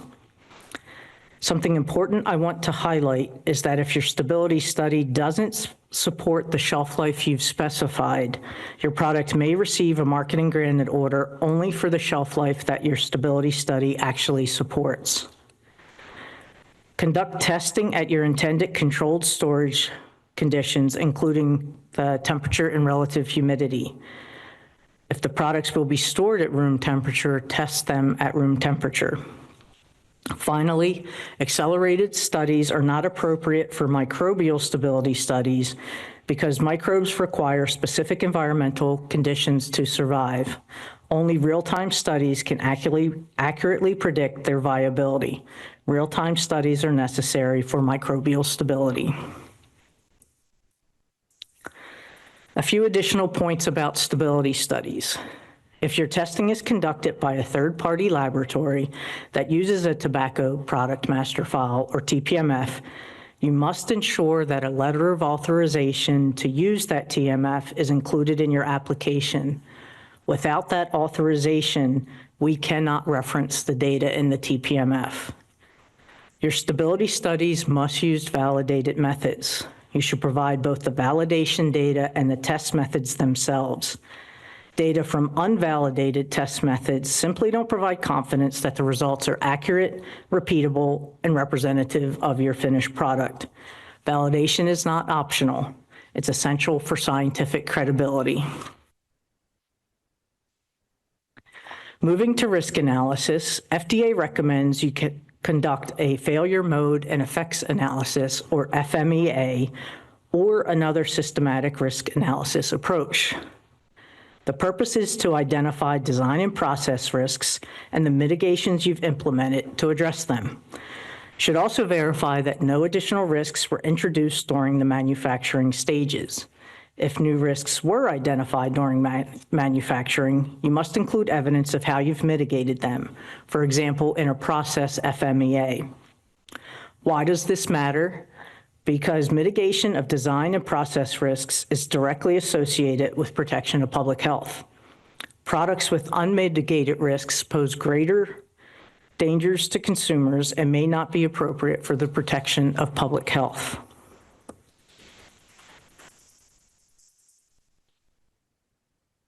Let me provide you some examples of common features that mitigate risk, particularly for ENDS.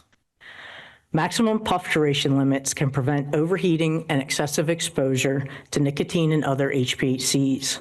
Timeout functions provide automatic shutoff after a specified use period, preventing continuous use that could lead to overheating or excessive exposure. Temperature controls mitigate excessive heating, which could increase HPHCs or cause burns. Low voltage cutoff protects the battery from over discharge, which could lead to battery failure or safety issues. Each of these features serves a specific public health protection function, and if included, we recommend you demonstrate they work as intended and can be manufactured consistently. How do you demonstrate that your risk mitigation features work? You do this through comprehensive testing. First, consider how features affects constituents emitted from your products. For example, does your maximum puff duration limit actually reduce HPHC emissions compared to unlimited puff duration? Confirm that features operate as intended under normal conditions, but don't stop there. You must also test your products under abnormal and misuse conditions. Products don't always get used exactly as intended, and you need to understand what happens when they don't. Explain how features are tested and measured, and indicate whether your tests comply with industry standards such as ISO or UL standards. These established standards provide credibility to your testing approach. Finally, report adverse experiences and explain how they are documented and resolved. If consumer problems occur, you need systems in place to capture, investigate, and address them. Let's focus specifically now on batteries and devices where we see particular challenges. Common missing information includes the normal operating region for the battery, descriptions and testing of protective circuits and controls, power system parameters, and battery and device test methods and data. Several approaches may be taken to address these issues and properly mitigate risks. Test the whole system: the battery, the device with the battery, the power supply, and the protective circuits and controls. The interaction between components is critical to understanding real-world performance and safety. Consider incorporating electronics industry standards for batteries and devices. These standards, such as UL or IEC standards, have been developed specifically to address battery and device safety. Integrated, device-specific, or inaccessible cells and batteries may also mitigate risk. Device construction and materials should be tested to ensure the device will withstand anticipated physical abuse. For example, crush and drop tests to reduce overheat, fire, and explosion. Devices should be tested with the cell or battery. Finally, power supplies, which may be universal or device-specific, that are tested to industry standards, may mitigate risks. Let me conclude with 4 key takeaways from today's presentation.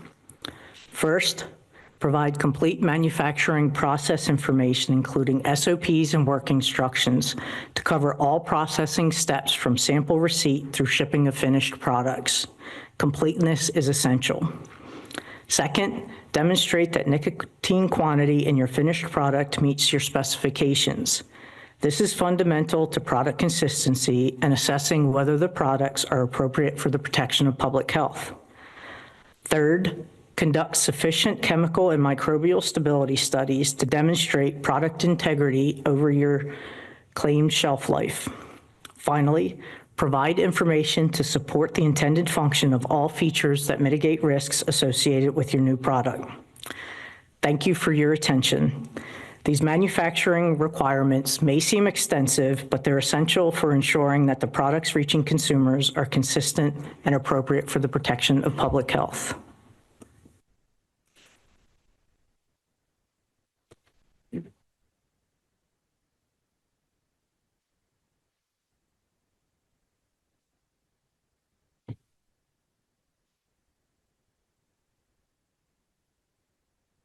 Thank you, Karen. I appreciate it.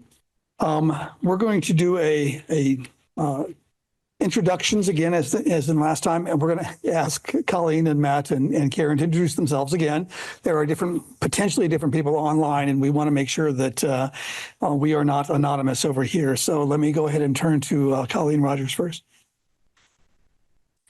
Good morning. I'm Dr. Colleen Rogers, the Director of the Division of Product Science, and our DPS staff are the ones that look at product characterization and the product manufacturing parts of the applications.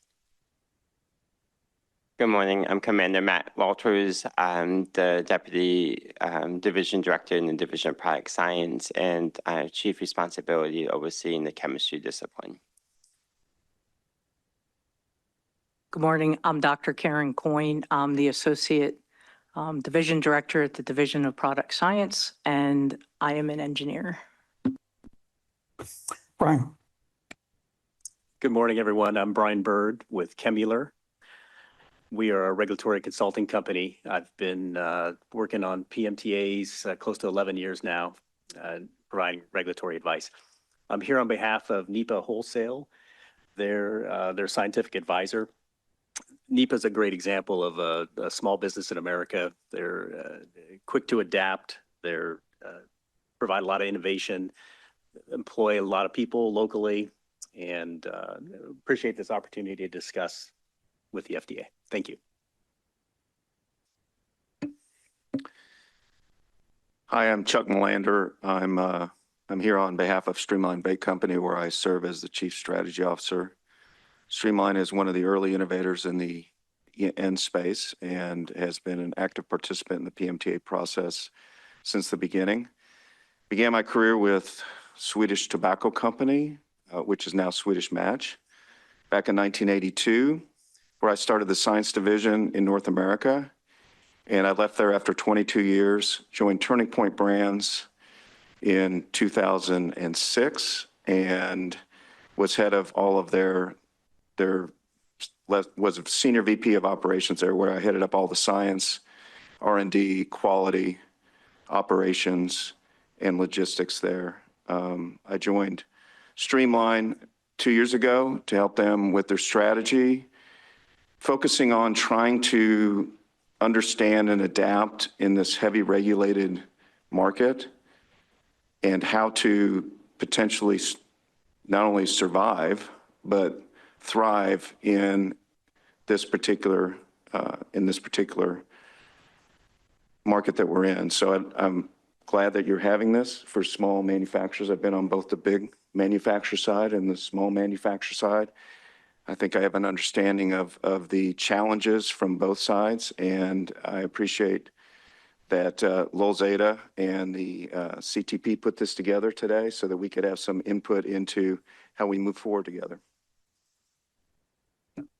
Good morning, everyone. I'm Stephen Perzabella. I'm a board member of a company called Ike Tech. Ike Tech is a technology solutions provider in the nicotine space. In April, we submitted a component PMTA for a hardware and software solution related to age gating at the point of use using biometric technology. We had great discussion around that. And I think today I'd like to bring to light, some challenges we had pre-submission and now post-submission relating to software. Understanding that, post the FDLI meeting in October, it seems to be the position of the agency that if you want to use flavors, you might need to employ age gating at the point of use to get those flavors approved. We want to be part of the solution here. We want to protect youth from accessing these products. We want to be able to provide good products to those looking to transition off of combustibles into reduced risk products. So thank you to the agency for inviting us here today for this discussion. Good morning, everyone. My name is George Alokin. I'm the compliance director and general counsel for Fumizer LLC. And here on behalf of them today, Fumizer was established in 2010 in California as a manufacturer for open container e-liquid products. Since then, they've grown to about 100 employees now, exclusively focusing on manufacturing of bottled e-liquid products, and have been involved in this PMTA process ever since its fruition. So thank you for having us here today. Thank you very much. All right. With that, let's go ahead and open up the floor. Please keep in mind, this is intended to be a roundtable. You can answer each other's questions. You can jump on other people's questions. It's not intended as a Q&A per se. So feel free to, if anyone wants to start the discussion with questions or comments, feel free. Well, I'll go ahead and start. I have a comment and a question. Thank you. First, it seems like there was a common theme from the last panel that providing standards around product characterization would be extremely helpful for small manufacturers.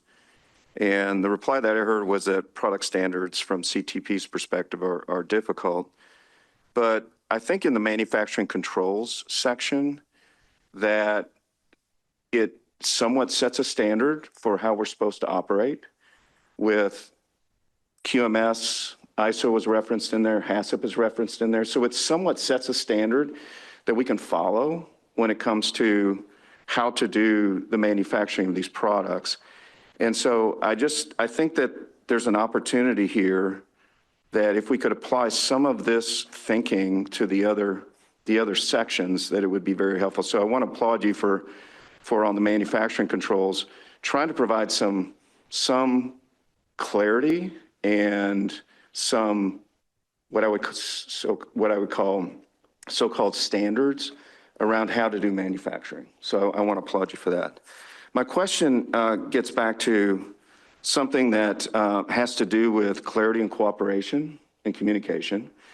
And I know that in my experience that other governmental agencies have tried to work with industry to help them comply, especially on the manufacturing side. And as an example, OSHA, they actually promoted that you could invite them in to your manufacturing facility. It wasn't an audit or anything like that, but it was a way for them to come in and point out ways that you could actually comply and help your manufacturing make sure that you comply with the OSHA regulations. And so my question is this something that FDA is open to, is to, instead of just coming in and doing an inspection, to actually allow industry to say, can you come in and do a unofficial inspection and help me understand what you are looking for and making sure that I'm able to comply with your expectations? Thank you very much. I think that we can say, they're tossing it to me, yes, we absolutely can. We have done it in the past. We do go out and visit. It's not an inspection. It is a visit. We would have to put something in the Federal Register requesting people that to send in a request or invitation for us. We have not done it in a number of years because, number one, we had 27 million applications that came in and we were a little overwhelmed in trying to get all that work done. So we have not been able to do that to the degree we would like to. We are certainly interested in doing that, and we will have to post something in the Federal Register at some point so that we can reinitiate that process again. And I would really appreciate that, because having been in this industry a long time, age myself here, but having been in what I consider harm reduction for a long time, Swedish Match was very focused on harm reduction. Turning Point Brands was focused on harm reduction. And I've pretty much spent my whole career in trying to provide products that were less harmful than combustibles. I really like to hear that. And the reason I like to hear that is because I think that as small manufacturers, on the not only the manufacturing controls, but the other sections of the PMTA, is that we're looking for more of a collaboration rather than in having a dialogue and being able to help public health by providing products, getting through the PMTA process and providing products that are good for public health. And this could be a first step for us to actually start working more closely together, I think. And maybe if we can take this and build upon that to where small manufacturers can actually work more closely with you and get through the process, I would really appreciate that. Just to comment further, we had opportunities to do that in the past, especially I've been here for 15 years. And so it's been, when we did those opportunities, it was quite informative for me as a new scientist at FDA, understand tobacco regulations, to understand your processes and how those worked. We treated those more as a educational opportunity to inform staff. So just a comment that I always felt those were very helpful. So Thank you for that. Thank you. And education on our side and education on your side. Thank you. And in the roundtable format, if I can comment on Chuck's comment here, he mentioned the companies he's with and they were focused on harm reduction. I do want to add, many of the small businesses we've been involved with also focused on that. There was the director of the CTP, acting director, Brett Koplow, was at a Fidley conference October 29th, and he threw out a statistic, which is the CDC has out there, but 480,000 people die annually of cigarettes or cigarette-related diseases. And I think that's a main focus, and I would hope that's always been our guiding principle, is how do we address these 500,000 people dying every year of something that's preventable. And it gets a little frustrating that, we believe we've got solutions, or the companies that we work for have solutions to address these potentially preventable deaths. So is that, I guess, to throw it into a question, is that something that we're the utmost importance or the top thing that we can align on? Again, we are absolutely aware of the potential benefit from products. Now, we have seen products supplied to us that have got substantial risks, some of them perhaps as big as cigarettes. So we have to look at every one of them and consider each one of them individually, so that we can ensure that we are not putting our cigarette smokers who are hopefully quitting, and we're hopefully helping them provide a way to go to a safer approach. But it needs to be safer, it needs to be demonstrated to be safer. And that is a big piece of our assessment of APPH, is how do we protect the public.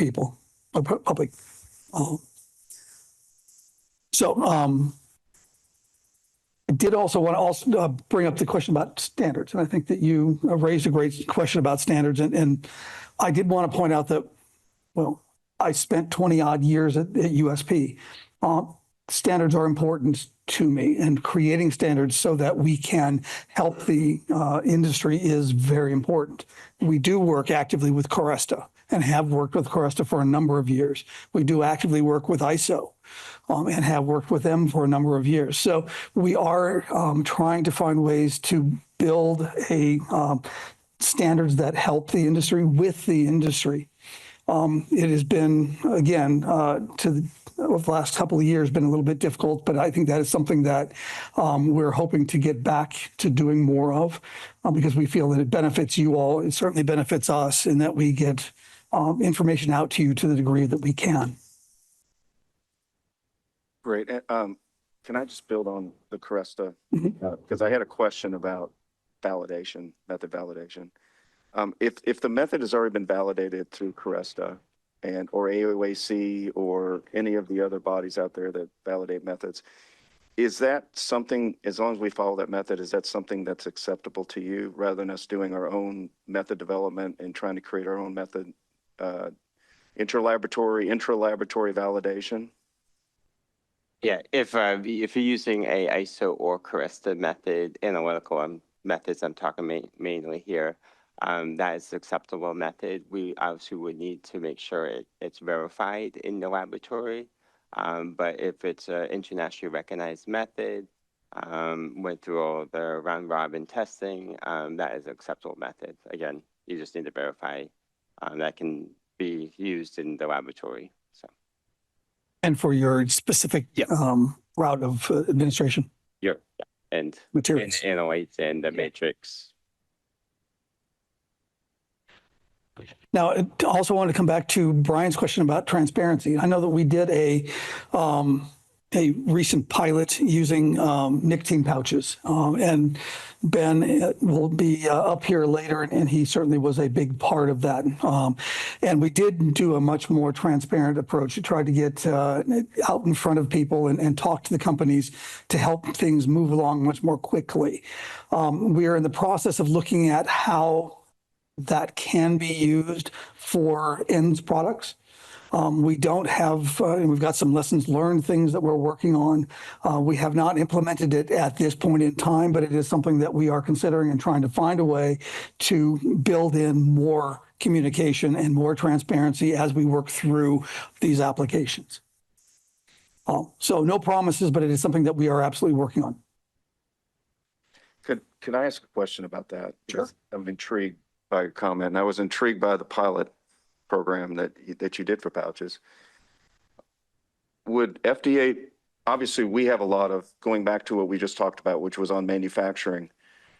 When we invite you in, you learn things. When we learn things, it seems like, and in my experience with other agencies, that the collaboration helps both of us. So my question is this: you've had some experience with the pilot program with pouches. Would you be willing to work with small manufacturers who I think have a lot of experience in this area and are really trying to promote public health by providing products for smokers?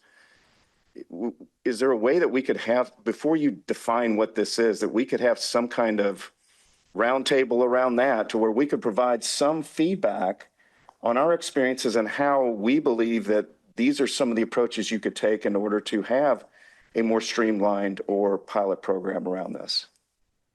Putting together a roundtable does take a lot of time and effort. And so I'm not saying no, but I'm saying take advantage of the docket. Give us some ideas, give us some information, post it to the docket. We are reading all of those. We will continue to read them. I think that it'll be open for an extended period of time. So please reach out with some of that. I would also recommend review meetings. Arrange with your RHPM to come in and present what it is that you're manufacturing. We can come in, we'll listen to what you're offering in terms of the products that you've got, especially if it's a novel product. We are always appreciate the opportunity to understand, see what it is, understand what it is. It helps us with our application. So I would recommend that you reach out to your RHPM about it, a free review meeting. And Todd, thanks for mentioning the transparency. One of the things as representing small businesses, the resources are limited. So stability testing, developing work instructions for every procedure, there's lots to do. I look at these slides, and if you look in the bottom left corner, it says this is not a formal dissemination of information and doesn't represent the agency position or policy. And what I often struggle with is, Karen talked about something on the testing, make sure that you test the products under abnormal or misuse conditions. Sounds great, but when you're allocating your testing dollars for stability, it gets difficult to understand what's noise and what's a requirement, and how can, moving forward, we get rid of this disclaimer, and this is what you should do, and not, it doesn't represent our position. So the disclaimer is because this is not a rule. So this is informational session. So yes, having SOPs and work instructions, getting COAs, that takes a lot of effort.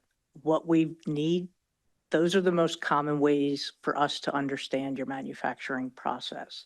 So I'm not as concerned that you have a separate SOP and a work instruction. The work instruction can be part of the SOP. What we need to understand is how you manufacture your product. So SOP is the most common way of doing that. If you provide detailed instructions without calling it an SOP, I'd be okay with that. That's the most common way, is to follow 9001 and have the SOPs. We need to know what equipment you're using, who's doing the things, so that if somebody new comes in and they're making your product, mixing your e-liquid, assembling a device, it's the same each time. And so we need that step-by-step instruction. And I get that. I guess more on the testing side. So And so for that abnormal use? but there's information out there looking for, say, three batches, do 7 reps each. Each, stability time point, should we do HPHCs at T-end? Just trying to cut through. Again, a lot of small businesses, it's a very finite amount of money that they can allocate for this testing, or not can allocate, but understanding what's truly needed versus what is a recommendation, or if you've got strong results in other areas, it becomes a challenge to know what's appropriate and how far do they have to go in each area. So you mentioned specifically stability and time points. Is that what you're? In this particular case, it is, do they need to do 7 reps on 3 batches? We're going to ask a specific question. So that sounds like a chemistry related batch testing. I think that's generally, I'm not a chemist, but I think that's generally what is used for, oh, go ahead, Matt. I mean, that's what we believe is best practice. That being said, if you believe that, say, 5 is sufficient, we need a rationale and explain why you believe 5 is, we don't need 7. My message I keep on saying is sort of provide the rationale, explain, and I think that really goes a long way to FDA. I'm sure you're talking about the validation guidance where we have some of that in there. That's what we believe is best practice as a guidance. You don't necessarily have to follow. We obviously would like you to follow it. But if you have a different approach, I think just justifying and explaining is what's important to us. So, I'm sorry, Ron, I didn't mean to jump in here. And I appreciate your comment, but the unknown to small manufacturers is critical, because we could provide all the scientific rationale in the future. If you don't accept it, it's death for us, okay? And that's where it becomes so what would a small manufacturer do? Well, I'm gonna do 7.3 because I cannot afford to do 5.2 or 5.3 and have it come back as RTF or MDO. And then I got to start all over again. So this is the paradigm we're in. And look, I understand what you have to deal with when it comes to regulation and the things that you have to deal with, but walking in our shoes, okay? If we don't have certainty, we have to then go with what we know, because we cannot afford to have a no. We're out of business, or we've just invested $2 million in a application that gets denied, and because we don't know, you're going to tell us why, okay?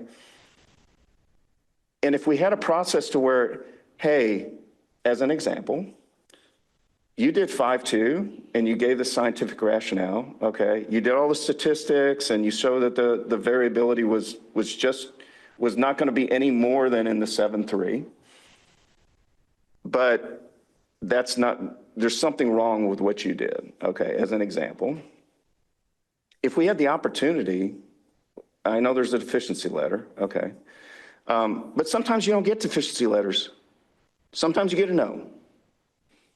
And that's where, going back to communication, collaboration, understanding each other, that's what I think as an industry that we would prefer, is that if there's an opportunity, we want to do the right thing. We want to fix it if we can.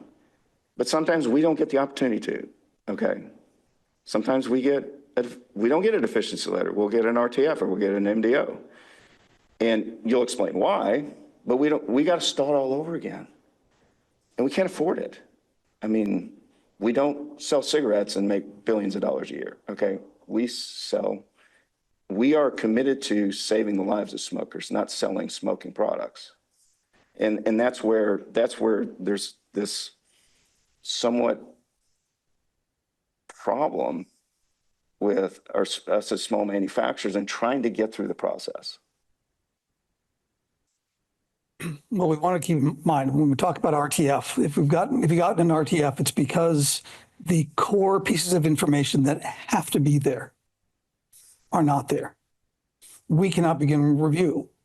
We are incapable of actually getting into the full scientific review. If you get a deficiency letter, yeah, absolutely, there's gaps in data. We're actively seeking responses to questions. We also have found in many cases that we'll get partial responses back for deficiency letter. A deficiency letter is these are the things that we have concerns with. We need more information. We don't always get answers. And it makes it very difficult for us to say yes, despite the fact that we like to. If there are a lot of deficiencies, and there often are, and it's a short time frame to get those things returned to us, we do need to understand what the issue is. And can we get the information from you, what is getting in the way of that? And that's what this discussion was sort of about. What is it that we can try to do is on the manufacturing control specifically, already done the other, and that we can find ways of helping make it clear what you're missing and why you're missing it. And I think Karen has been pretty clear on we need to understand what your product is. We don't see it. You guys have been working with it for years. You know exactly what it is. We don't see it. All we've got is the picture that you've got in there if you give us one. Even the biggest manufacturers don't give us the pictures of what this thing is. So we don't understand what we're looking at. All we have to go by is the description and the data. Well, and then that gets back to a question on manufacturing controls, which I think you want to get back to. Okay. So, and I'll just add, Chuck, sorry. Yeah. In June of 2025, you released some internal memos about ELCR. Those were well received by small businesses. So things like that, any kind of communication that you can provide, these are great. Although the disclaimer, I know you got rulemaking, but that's welcomed information, small businesses. Thank you. Yeah, no. So you mentioned that there were, you listed some common issues with manufacturing process descriptions, that you saw some common errors. So my question is this, if you find these, what process do you follow after you see that? So as a reviewer, if I see an issue with the process, if I'm not understanding how your product is being made, that would translate into the review and an evaluation of limitation or deficiency. So if it's a minor thing that we don't fully need to understand, and I'm blanking on what would be a minor thing, and I know you like examples, but that would be a limitation if it's something significant. If we don't know how you're mixing your e-liquid, we've seen where whole process steps are not included, groups of SOPs, that's a deficiency. We need to know how you're making your e-liquid. Okay, so we would be getting a deficiency letter. Yes, you would get a deficiency letter. Okay. And let me add on to that. Oh, go ahead. I was going to say, with the new process, with the pilot, there were increased communication. So if it were something like we're missing some SOPs, that could be communicated during one of those phone calls, so that you would have a chance to amend your application and send us those SOPs before you get a deficiency letter. This is an important point, actually, because software doesn't fit neatly within the manufacturing controls I think we've been discussing today, right? And I think given the emphasis on age gating at the point of use and having digital solutions to prevent youth access, just reflecting on our process, there were questions pre-submission. I think we had a great pre-submission meeting. There's now questions post-submission on how we can keep the software up to date, add features, et cetera, without blowing the actual submission that we made and needing to amend or submit a new PMTA, does the agency plan on putting out guidance for software in ENDS products? And, will that guidance rely on direction from other centers? Will the agency, so will CTP, lean on CDER and others, or will it create its own guidance? Has there been any thought given to that? So software is definitely different from other components. We don't currently, CTP does not currently have guidance on software, what you should be providing, but CDRH does have, the Center for Devices and Radiological Health has guidances on software and what to include and what to consider if you were making updates. And if you had the external meeting request, that was probably referenced in the response that you received. I think that's helpful. I guess there's no other really place to ask this, so I'm going to ask maybe two off-topic questions. Given the focus on age gating, with the director's remarks, how does the center look on amending PMTA applications to include age gating at the point of use? Will those applications be moved to the front of the line? Will they go to the back of the line? Do you look favorably upon that? I guess I'll stop there. At this point, we're talking about manufacturing control. We'll take that under advisement. We'll see if we can get an answer to you. I don't think that it's difficult for us to move things around in the line, depending upon when things are submitted. Adding software, again, so long as it's in the application before we start, there's no problems. If there's changes to the software, if we're in the middle of reviewing, it means we end up going back and starting over again, but which we try to avoid because it makes for a longer review time cycle. But I hear you, and we'll take it back. I did want to also come back to respond in part to Chuck on when you get a deficiency letter, if what we've asked for is not clear, you can ask clarifying questions of us. So you can send in a response and say, I didn't understand what you needed with this. Can you give me more information? We often get clarifying questions that say, if I make this change, will you say yes to me? That's not a clarifying question. That's a review question. But if what we wrote is not clear to you and you don't exactly understand what we're looking for, ask a clarifying question. Work with your RHPM, get the questions into us. We will respond to them and get you those answers so that you can prepare the materials that we need.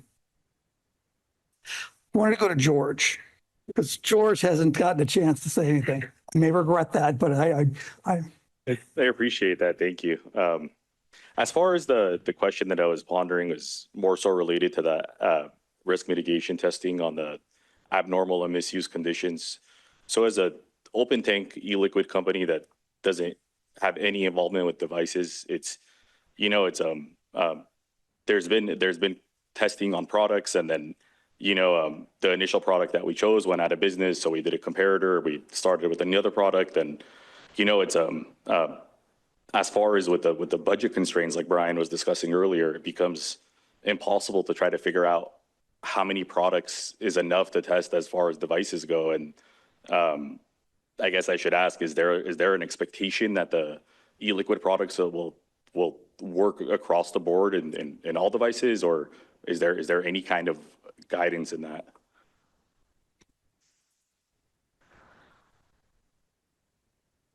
I think you would best know what types of devices your consumers are using your e-liquids in. And I would recommend that you test a range and to show, so for instance, if they're used in high temperature or high powered devices, test at a lower power and a higher power, or a lower temperature and a higher temperature, to show what happens with the HPHCs and any other characteristics of the e-liquid. And then, as we've mentioned multiple times, provide a rationale, which the scientific rationale for why you're choosing your low power or high power. The risk analysis, the misuse, I think is different if you are selling an open e-liquid versus like a pod. Sure. And you know, as we've gone through that process, but it's as new devices are coming out or they're having significant changes, is it safe to say that as long as we put our disclaimers on which specific products or the settings to use a product on, is that enough for us to be able to even assuming, I mean, not assuming, but we have gone through and spoken to the customers and seen what the majority of them use as devices and then tested those devices. And, is it possible to disclaim ourselves to protect enough to see that as to start removing those variables, or is it still across the board as everything just needs to work? I would say it's up to you to provide that scientific rationale for what you're testing, and that it really does come down to a review issue. E-liquids are a lot different than selling a pod. I would say yes. Yes, as it is enough. Give us the. Yes, but It's okay. Use the devices that you're expecting your customers to be using and provide the scientific rationale for how you chose those devices to give us the test data on your e-liquids. Understood. And I do have a follow-up question to that as well. So as of right now, it's the products have been tested with devices that are popular in the market, but say there's a new device that's an MGO that receives an MGO, and that becomes now the standard, right? As far as an open tank device, is if our product doesn't work well with that one device that's received an MGO, does that hurt us as far as a e-liquid company? Say it doesn't test well at all with that device, and that's the only one that has an MGO in the market now. I don't think it would. yeah. Again, the expectation is not that everything that gets authorized, now you need to test against it, and then each time you test against it. I think the intention is you build your application, tell your story, use a worst case scenario that was available to you. And when we talk about cigarettes, we talk about standard puffing and intense. We say you should do your testing in standard and intense for e-liquid, but we don't define what intense is. And we don't do that on purpose. But in many cases, I mean, take a look at people and how they're using it. Are they taking 5 or 6 puffs within a couple seconds of one another, rather than allowing the device to cool back to room temperature before you use it again? And that's an intense application. You have a higher temperature that's going to affect your HPHC yield significantly. So I think those are the sorts of things you want to be thinking about when you tell us, here's what we did and why we tested it using this device. And here's how we looked for a more intense, more worst case scenario. So now we have comfort that you are doing testing using a situation where we can have a better understanding of what could happen in misuse situations. Right? And I appreciate that response, but respectfully speaking is, that standard, which I understand the FDA's rationale, but when we were doing our testing, it was against traditional cigarettes. And then, when a closed system tobacco device had received an MGO, then the standard did change to ensure that our flavored products are testing against that particular product. So it's, I guess as far as the concern with the device too is I could see the FDA's rationale of stating that this is a product now that has a marketing order, so it's compliance has to shift, and a concern from an e-liquid manufacturer is if it doesn't work with that product, and then what? I would say we consider each application independently. We recognize, obviously, in 2020, when we started getting applications for ENDS products, there were no authorized products. You have to tell your story. It is not appropriate for us, as far as I'm concerned, but this does not represent a formal dissemination. But it does not make a lot of sense for you to go back and retest and retest and retest every single time. Tell your story based upon why you did what you did.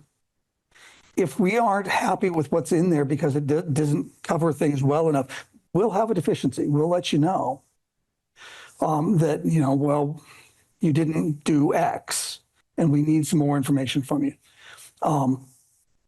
But I would not expect, I do not believe that we have any deficiency letters saying you didn't test versus this XYZ product that we just authorized. To my knowledge, we've never sent out a deficiency like that. And that is not our intent. Your application is your application. It's your product. Comparative products are something we use for comparison to get a feel for where you live within the broad context of the other products that are out there.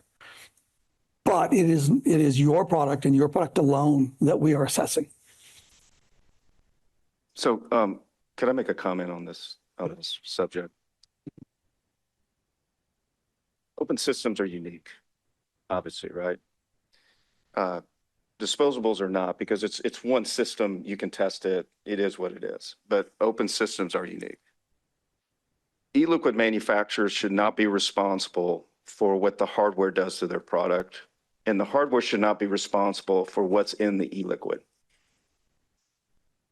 Okay? Hardware should not be responsible for what's in the e-liquid, but they've got to test e-liquid, right? Yes. And on the other hand, e-liquid should not be responsible to what the device is doing to the e-liquid if the device has very high temperatures or has some problems with it, right? Okay. So there's this paradigm here that is very difficult for us as small manufacturers to try to figure out. Now, I'm going to give you an example that does exist, which is the Kentucky reference cigarette, okay? You have a standard product that you compare cigarettes against, okay? So there is something that you already have done. It may have been done before CTP, but it's been done, okay?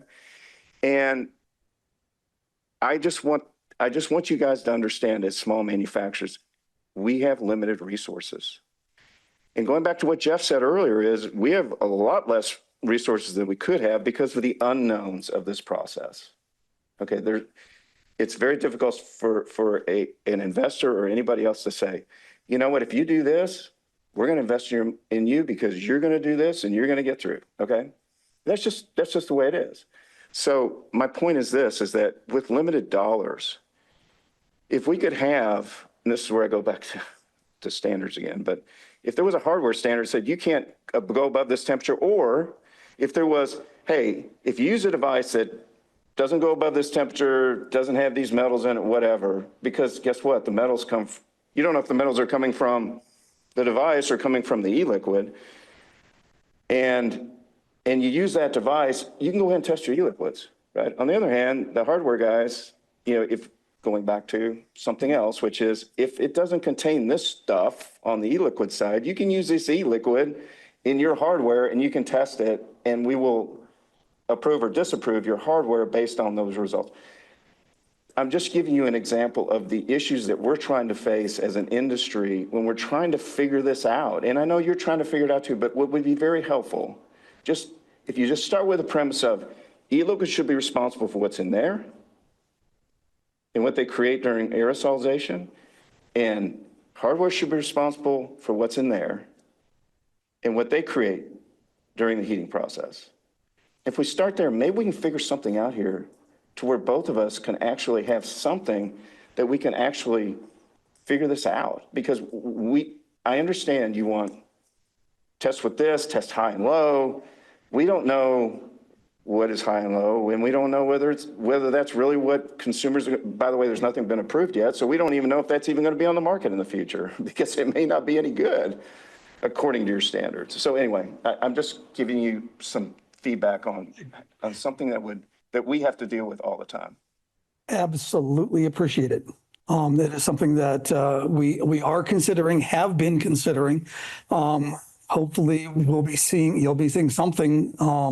They'll be asking some more questions of you all in the not too distant, the FDA soon.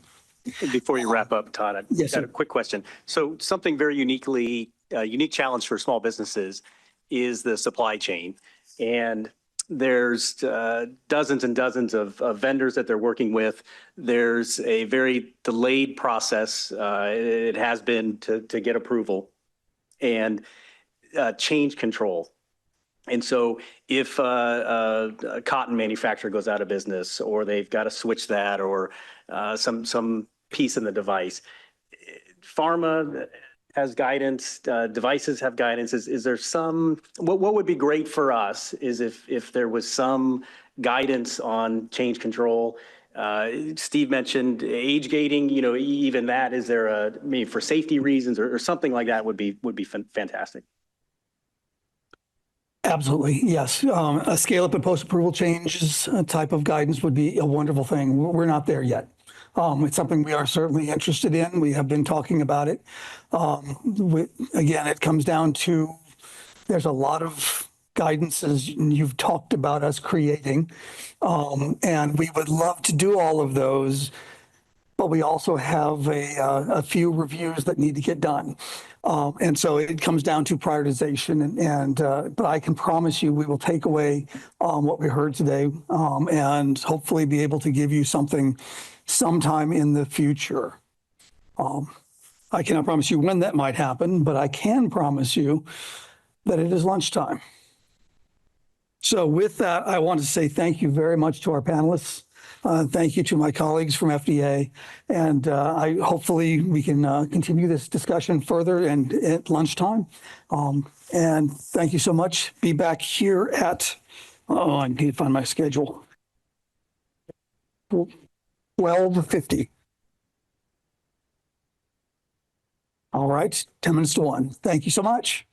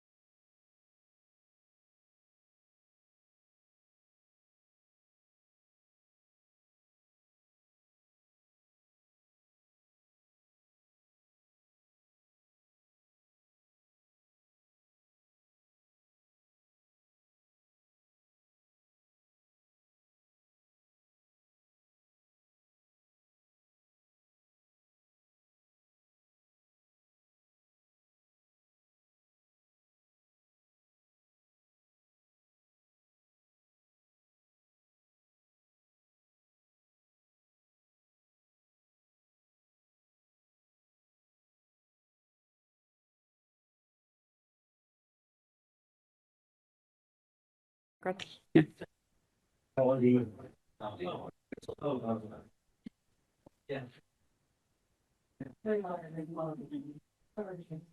Okay. All right, I think we're ready to get started again. Everybody's ready. All right.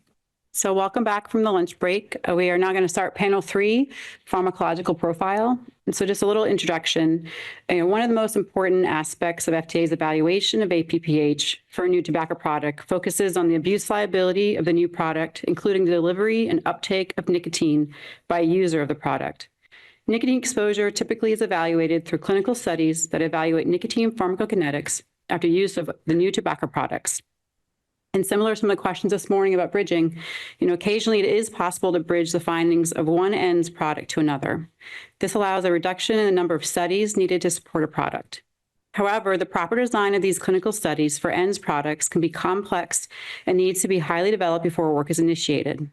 This roundtable will address criteria that could improve the quality of the clinical studies for ENDS products submitted by applicants and provide participants an opportunity to ask questions about design basics to inform their applications. So first, I'd like to introduce our FDA presenter, Dr. Carolina Ramoa. Dr. Ramoa serves as a supervisory pharmacologist in the Division of Individual Health Sciences in CTP. In this capacity, she leads a team of PhD-level scientists in evaluating tobacco product applications and conducting regulatory science research. Her scientific expertise is in addiction and behavioral and clinical pharmacology tobacco with extensive experience in regulatory science. Prior to FDA, she gained international experience with the World Health Organization's Tobacco-Free Initiative in Geneva, Switzerland. Welcome, Dr. Carolina. Oh, Ramoa, sorry.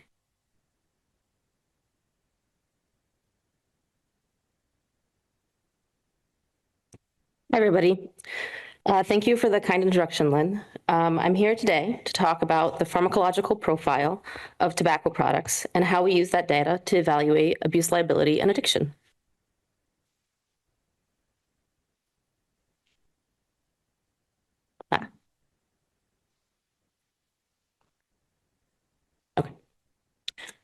During this presentation, I'll detail some outcome measures we use to evaluate abuse liability of new tobacco products. I'll talk a bit about how to design these studies, hone in on relevant participant populations, and review product bridging. Abuse liability refers to the potential of a substance to result in addiction and be used repeatedly or even sporadically, resulting in undesirable effects. Addiction is a chronic relapsing disorder characterized by compulsive drug seeking and use despite adverse consequences. The abuse liability of a new product is important for FDA to evaluate because it indicates the degree to which users of the tobacco product are likely to use and develop an addiction to the product. Abuse liability may result in craving of the product and compulsive and continued use despite harm or risk of harm, and may also indicate the likelihood of product switching. Now, we can't talk about addiction in tobacco products without talking about nicotine. Nicotine is the primary addictive substance in tobacco products. The rate, degree, and total amount of nicotine delivered into the brain significantly impacts product abuse liability. Behavioral and clinical pharmacology, or BCP, assesses abuse liability based on the totality of evidence, with product-specific clinical studies providing the strongest evidence. A clinical study measuring nicotine pharmacokinetic outcomes gives us data to directly evaluate nicotine exposure. I'll go into more detail in the following slides.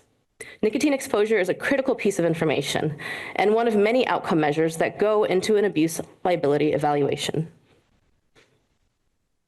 The most common clinical study designed to support an abuse liability evaluation of new products is a multi-session, randomized, crossover study comparing the pharmacokinetic, or PK, profiles, meaning quantifying nicotine exposure of several nicotine concentrations and flavors of a new product to comparison products with a known abuse liability, for example, combustible cigarettes.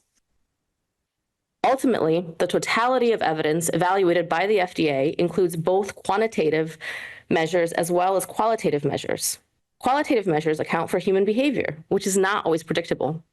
For example, knowing the nicotine concentration of a new tobacco product is insufficient to generate an abuse liability assessment because human behavior, or how participants will use that new product, is difficult to predict. Abuse liability evaluations account for the intersection of quantitative and qualitative measures. Next, I'm going to walk you through an example of a pharmacokinetic study design. This example will be referenced later when I walk you through two hypothetical product bridging examples. In this study, participants would visit the lab 5 times. During the first visit, they would undergo screening, participant consent, and randomization. To decrease use biases and extraneous variables affecting the results, participants are randomized across the new product conditions and comparison product condition. In this example, the comparison product is a participant's usual brand cigarette. Cigarettes make a good comparison product here because they are often used by end users and have a well-known high abuse liability that helps the FDA evaluate the yet unknown abuse liability of new products by comparing the outcome measure of each experimental condition. Each of the remaining laboratory visits, visits 2 through 5, participants come to the lab, are given the study product, and use it for a prescribed use session, or Phase A, followed by an ad libitum use session, or Phase B. To clarify, both Phase A and Phase B take place during each subsequent lab visit. During the prescribed use session, participants are directed to take a certain number of puffs, for example, 10 puffs, separated by defined interpuff interval, like 30 seconds. During these sessions, blood samples would be taken at predetermined time points to later be evaluated for biomarkers of exposure, including nicotine. Questionnaires would be administered to evaluate subjective effects, such as liking, and puff topography measures, such as puff volume and puff number, would be recorded to further evaluate product use behavior.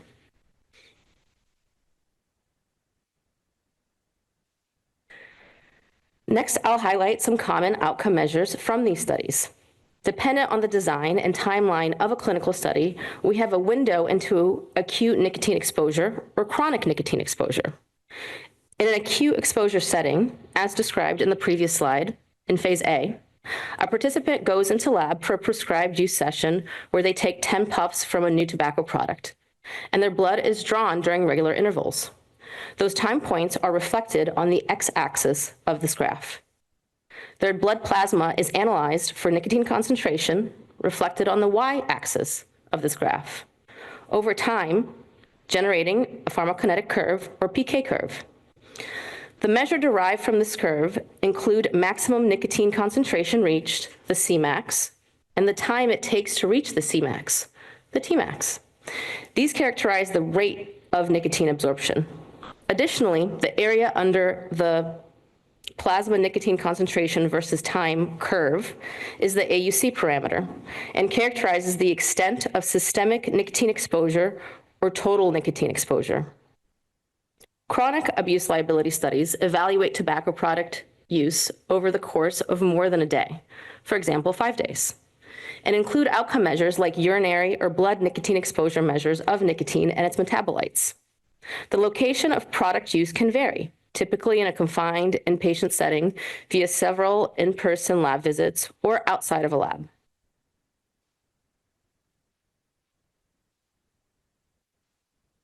Subjective effects of a participant's use experience are self-reported and collected through validated questionnaires. This is an example of a question a participant may see. They would be asked to report on a 0 to 100 scale how strongly they agree with the idea, quote, I have a desire for a cigarette right now, end quote. Other questions include themes like relief from withdrawal symptoms, liking, and willingness to take again. Self-reported ratings of these subjective effects are evaluated and compared across experimental conditions. The answers to these questions can be used to estimate reinforcing effects and, with other outcome measures, to estimate the abuse liability of tobacco products. Use topography includes number of puffs, puff volume, and duration, and interpuff interval, or the time between puffs. Studies suggest that ENDS topography may change with user experience, which may impact subsequent nicotine exposure. For example, People who are experienced using ENDS typically take longer, larger puffs and achieve a greater nicotine exposure, attaining a higher Cmax compared to people with limited or no ENDS experience.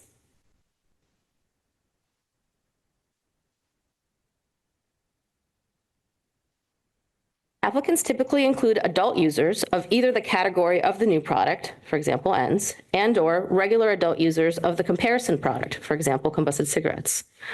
When selecting a comparison product, it's important to consider both the intended user population as well as the likely user population. Prior experience with the study product or product category may affect interpretation of study outcomes and impact study confidence. For example, as previously mentioned, experienced ENDS users can achieve higher nicotine exposure from the same ENDS compared to ENDS inexperienced users. It's also important to scientifically justify the selected participant population. An inappropriately selected participant population may decrease the extent to which the study conclusions are indicative of the new product's abuse liability in the intended user population.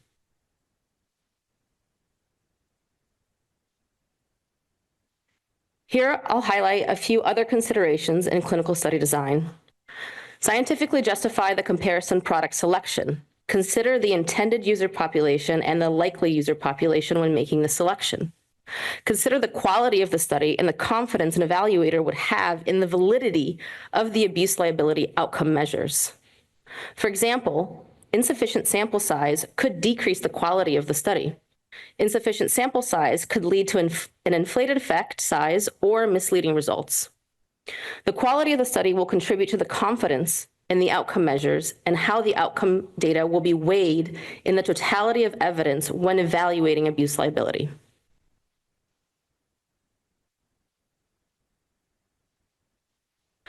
Because the abuse liability of a new ENDS is influenced by the combination of device and e-liquid characteristics, product-specific information, like data from an abuse liability study using the new products, serves as the strongest source of information for an abuse liability determination of the new products.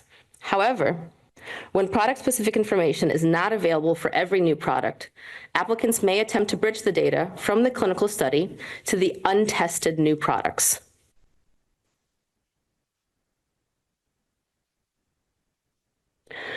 Bridging is a tool to utilize existing evidence to inform review of a new product lacking data. Bridging requires identification of product differences between the bridge products and an evidence-based scientific rationale describing these differences and their potential impact on abuse liability outcome measures.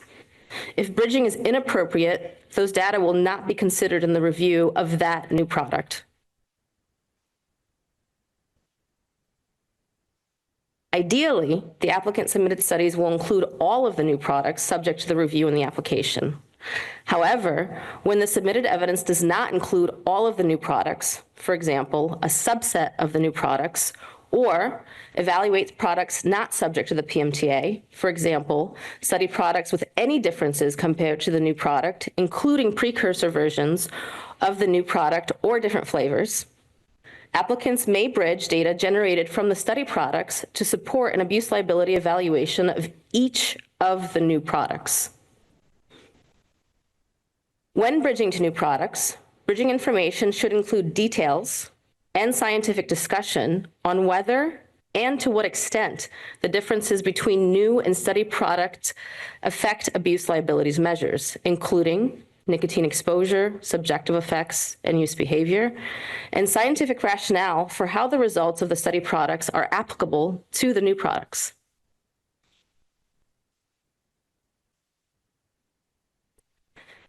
BCP assesses applicants' bridging for differences in product characteristics, for example, nicotine concentration and device power, evidence-based rationale on whether and by how much product differences affect abuse liability measures, and whether the product differences might support a different abuse liability for the new product versus the study product.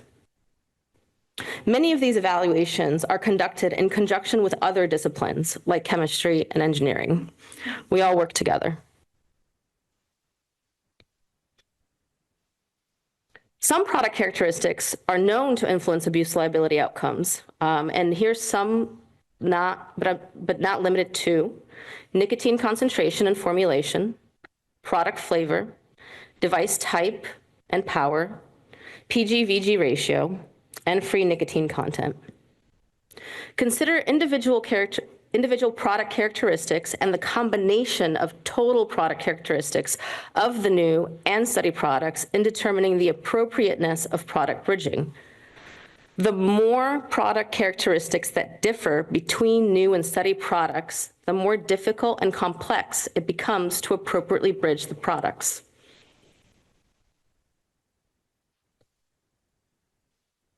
Clinical studies provide the most useful bridging information, including nicotine PK studies and use behavior studies. Non-clinical data can be useful, such as machine-generated aerosol data or ingredient homology. At times, published literature may be acceptable when explicit rationale and justification as to why the products used in a published study can be bridged to the new products, considering the many characteristics that influence abuse liability.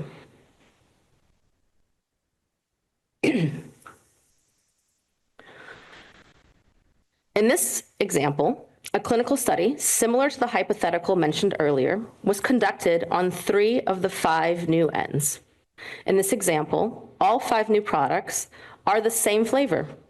The only difference across the 5 products is the nicotine concentration. As you can see in the figure, new products with 1, 3, and 5% nicotine concentrations were tested for outcome measures like nicotine exposure, use behavior, and subjective effects. New products with 2 and 4% nicotine concentration were not tested. To appropriately bridge from a subset of tested new products to untested new products, the applicant would provide evidence-based scientific rationale demonstrating that the outcome measures obtained from the tested products is also representative of the untested products. With regard to nicotine, the level of nicotine in a tobacco product may affect how the product is used. For example, it may affect use topography, frequency of use, and amount consumed, and therefore may influence dependence. Testing too few products, for example, only the highest nicotine concentration or only the highest and lowest nicotine concentrations, may produce nicotine exposures and subjective effects that are not representative of the abuse liability and behavioral effects under the range of nicotine concentrations of the new products. Remembering that each new product or bridging between new products is individually evaluated. In this hypothetical example, the applicant elected to include low, medium, and high nicotine concentrations representative of the new product line in their experimental design, which would be accompanied by testing nicotine concentrations of 1, 3, and 5%. The applicant could then bridge those tested products to 2 and 4% nicotine concentration by providing use behavior studies that include puff topography outcome measures. Because the puff topography results demonstrate that the untested products are used similarly to the tested products, we would consider this adequate bridging. Again, this represents one hypothetical bridging approach that may not be appropriate for all applications.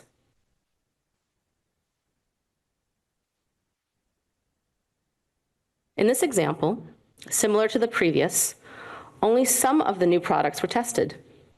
In this case, the only difference between the products is flavor. To appropriately bridge, the applicant would need to generate an evidence-based scientific rationale to demonstrate that the outcome measures obtained from the tested products is also representative of the untested products. Because the products are different flavors, that applicant would consider how the various flavors and flavors constituents in the new products could impact use behavior, which could influence the user's exposure to nicotine. The applicant could consider the possibility that subjective measures of abuse liability could differ from each new product. These factors should be considered within the context of the intended as well as the likely user population. In this hypothetical, an applicant tested tobacco, menthol, and strawberry flavored ENDS of the same nicotine concentrations in their abuse liability study.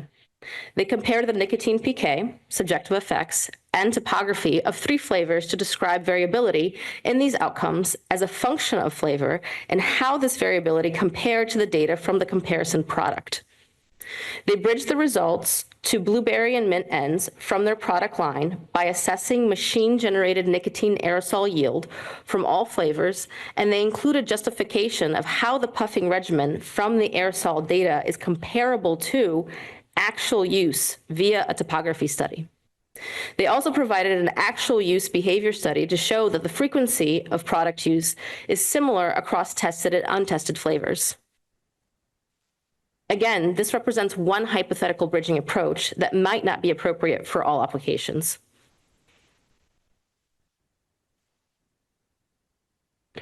Those are all the topics I'll be covering today on abuse liability, PK study design, and product bridging. Since I've gone over a lot of information, I'll summarize the primary points here. Abuse liability information indicates the likelihood of users to become addicted to the product. Applicants should design abuse liability studies with consideration of comparison products, the intended and the likely user population, and methodological constraints. Applicants should provide explicit product-specific justification to support bridging for any untested new product that are not evaluated in a study. Abuse liability evaluations are based on the totality of abuse liability information, the intersection of qualitative and quantitative data, with clinical studies providing the strongest evidence. Ultimately, abuse liability is one puzzle piece in a broader APPH evaluation that takes into account all scientific disciplines.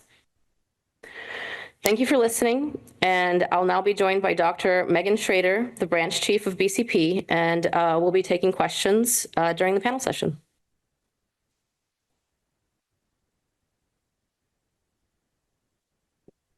Okay. All right. Thank you, Carolina. So I'd like to, start by, we've got introductions of Carolina and Megan, just to go through the panel, the rest of the panel, give you guys a chance to introduce yourselves, where you're from, and maybe a little bit of your background. Hi, my name is Ed Carmine. So I'm here representing Charlie's Holdings. Charlie's Holdings is an e-cigarette and e-liquid manufacturer. I'm also the chief scientific officer for a regulatory consulting firm called Chemular. There's a number of us here today from Chemular. And I've got about 30 years of experience in tobacco science. I'm a tobacco toxicologist, inhalation toxicologist kind of person. My name is Eric Heyer. I'm an attorney and a partner with Thompson Hine in our Washington, D.C. office. I'm here today on behalf of one of my clients, Maduro Distributors, which has pending applications for disposable ends products. I've been eyeball deep in e-cigarettes and ends products and PMTAs since being involved in litigating the first e-cigarette case against FDA in 2009. My name is Stephen Haddad. I'm the managing member of Bree Smoke. We have several applications pending and a robust, comprehensive PMTA that's being worked on and finalized in the next month. I have 20 years experience in the tobacco vapor convenience distribution space. And regarding PK, my knowledge has been in reviewing our own data plus comparator product study results. Hi, my name is Willie McKinney. I'm the CEO and founder of McKinney Regulatory Science Advisors, a regulatory advising firm, as well as the owner and CEO of McKinney Specialty Labs, a lab that's focused specifically on nicotine and tobacco testing. And we do have validated methods for each matrix, by the way. But I'm here on behalf of Custom Technologies, which is a company that was incorporated in 2011, and they developed a very specialized e-cigarette and software tracking solutions exclusively for adult correction facilities. The product was created to help jails and state prisons administrators address contraband cigarette tobacco. within incarcerated populations where tobacco use rates are significantly higher than in the general population. The product has never been sold in the general public and is not associated with youth use. It's available only to incarcerated adults and operates within a fully controlled 24/7 environment, including jails, state prisons, and associated rehabilitation facilities. And I very much appreciate being included on this today's panel, and I look forward to the discussion. Hi, my name is Shar Owen. I'm the CEO of a small e-liquid manufacturing company. I have an engineering background, and I also do PMTA regulatory consulting, and have been doing that since 2019. I wanted to see if, let me open up, see if anybody has any questions for start with. If I can start, if that's okay. I'm going to zoom out to 30,000 feet if I can and talk about the concept of just doing PK studies in general, because I think for this portion of the industry, this is a very challenging topic. As you recognize, it's very expensive to do PK studies. They're complex to design. People want to make sure that they're designing them in the right way for their products. And I kind of want to zoom out to the question of why are we doing these products and requiring them to begin with? I don't think anybody would contest that nicotine is addictive, right? And these products are obviously targeted toward people that use combustible cigarettes and more harmful tobacco products. And if we look at the list of HPHCs for ENDS, my hunch is that a lot of the applications that FDA looks at they're seeing most of those HPHCs below the levels of detection, below the levels of quantification, and they're probably seeing, by and large, fairly clean tox studies as well. And when Congress enacted the Tobacco Control Act, the purpose, if we look at the statement of purposes and findings, was to reduce morbidity and mortality from tobacco products, right? And it seems to me that not only is this a very expensive requirement, a very demanding requirement, one that's hard to get right, it's got a Goldilocks problem of you don't know how you're going to come out, and you could be more addictive than a combustible cigarette and get thrown out. You could be not addictive enough, and people aren't going to uptake your product, and they're going to dual use. And at the end of the day, this is already well known that it's addictive, and it seems to me much more of a drug sort of evaluation and not anything that really goes to reducing morbidity and mortality from tobacco products. It's really studying a substance that we already know is addictive.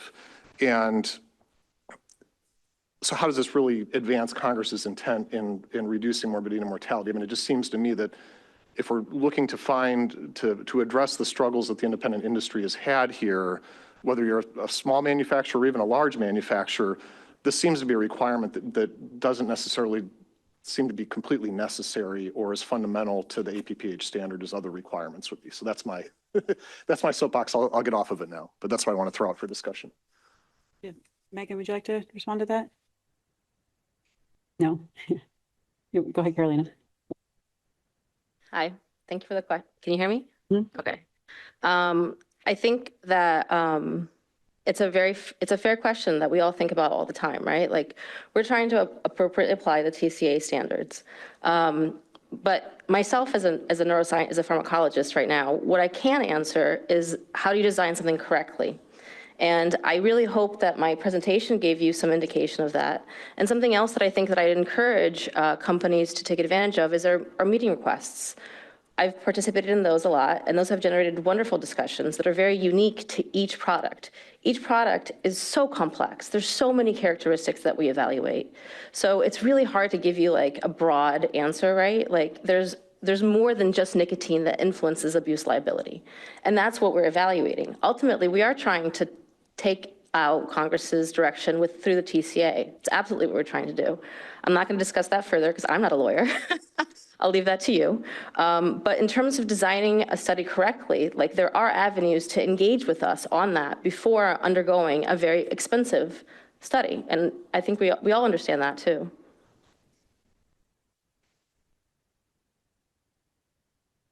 A couple of things. Earlier we heard about product characteristics, and I read a paper recently by Saul Schiffman, actually, on PBPK modeling, actually, or taking some product characteristics such as pH, PK, and aerosol mass, and determining where you are relative to a cigarette in terms of the PK, the Cmax. And he's not saying that you get a specific number, but you know you're well below. Why can't small manufacturers use that to help you guys know where they are, since nicotine is the substance that is most addictive? And then secondly, I'll say, with your bridging approach, if I wrote down what you suggested, it was aerosol chemistry, it was topography, and then also an actual use study. I would just do the PK if all that is required to bridge, right?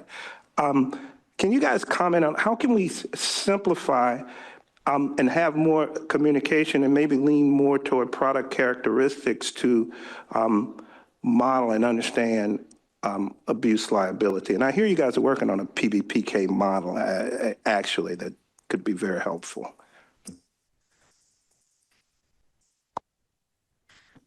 So I'll go back to the point in the presentation where I talked about how we look at both qualitative and quantitative outcome measures, right? The intersection of those two types of measures is what I need in order to make an appropriate abuse liability evaluation. So if you are able to give me both of those in different ways, PK studies are, like you said, it's the best way to do it. It really is. It gives me product-specific information.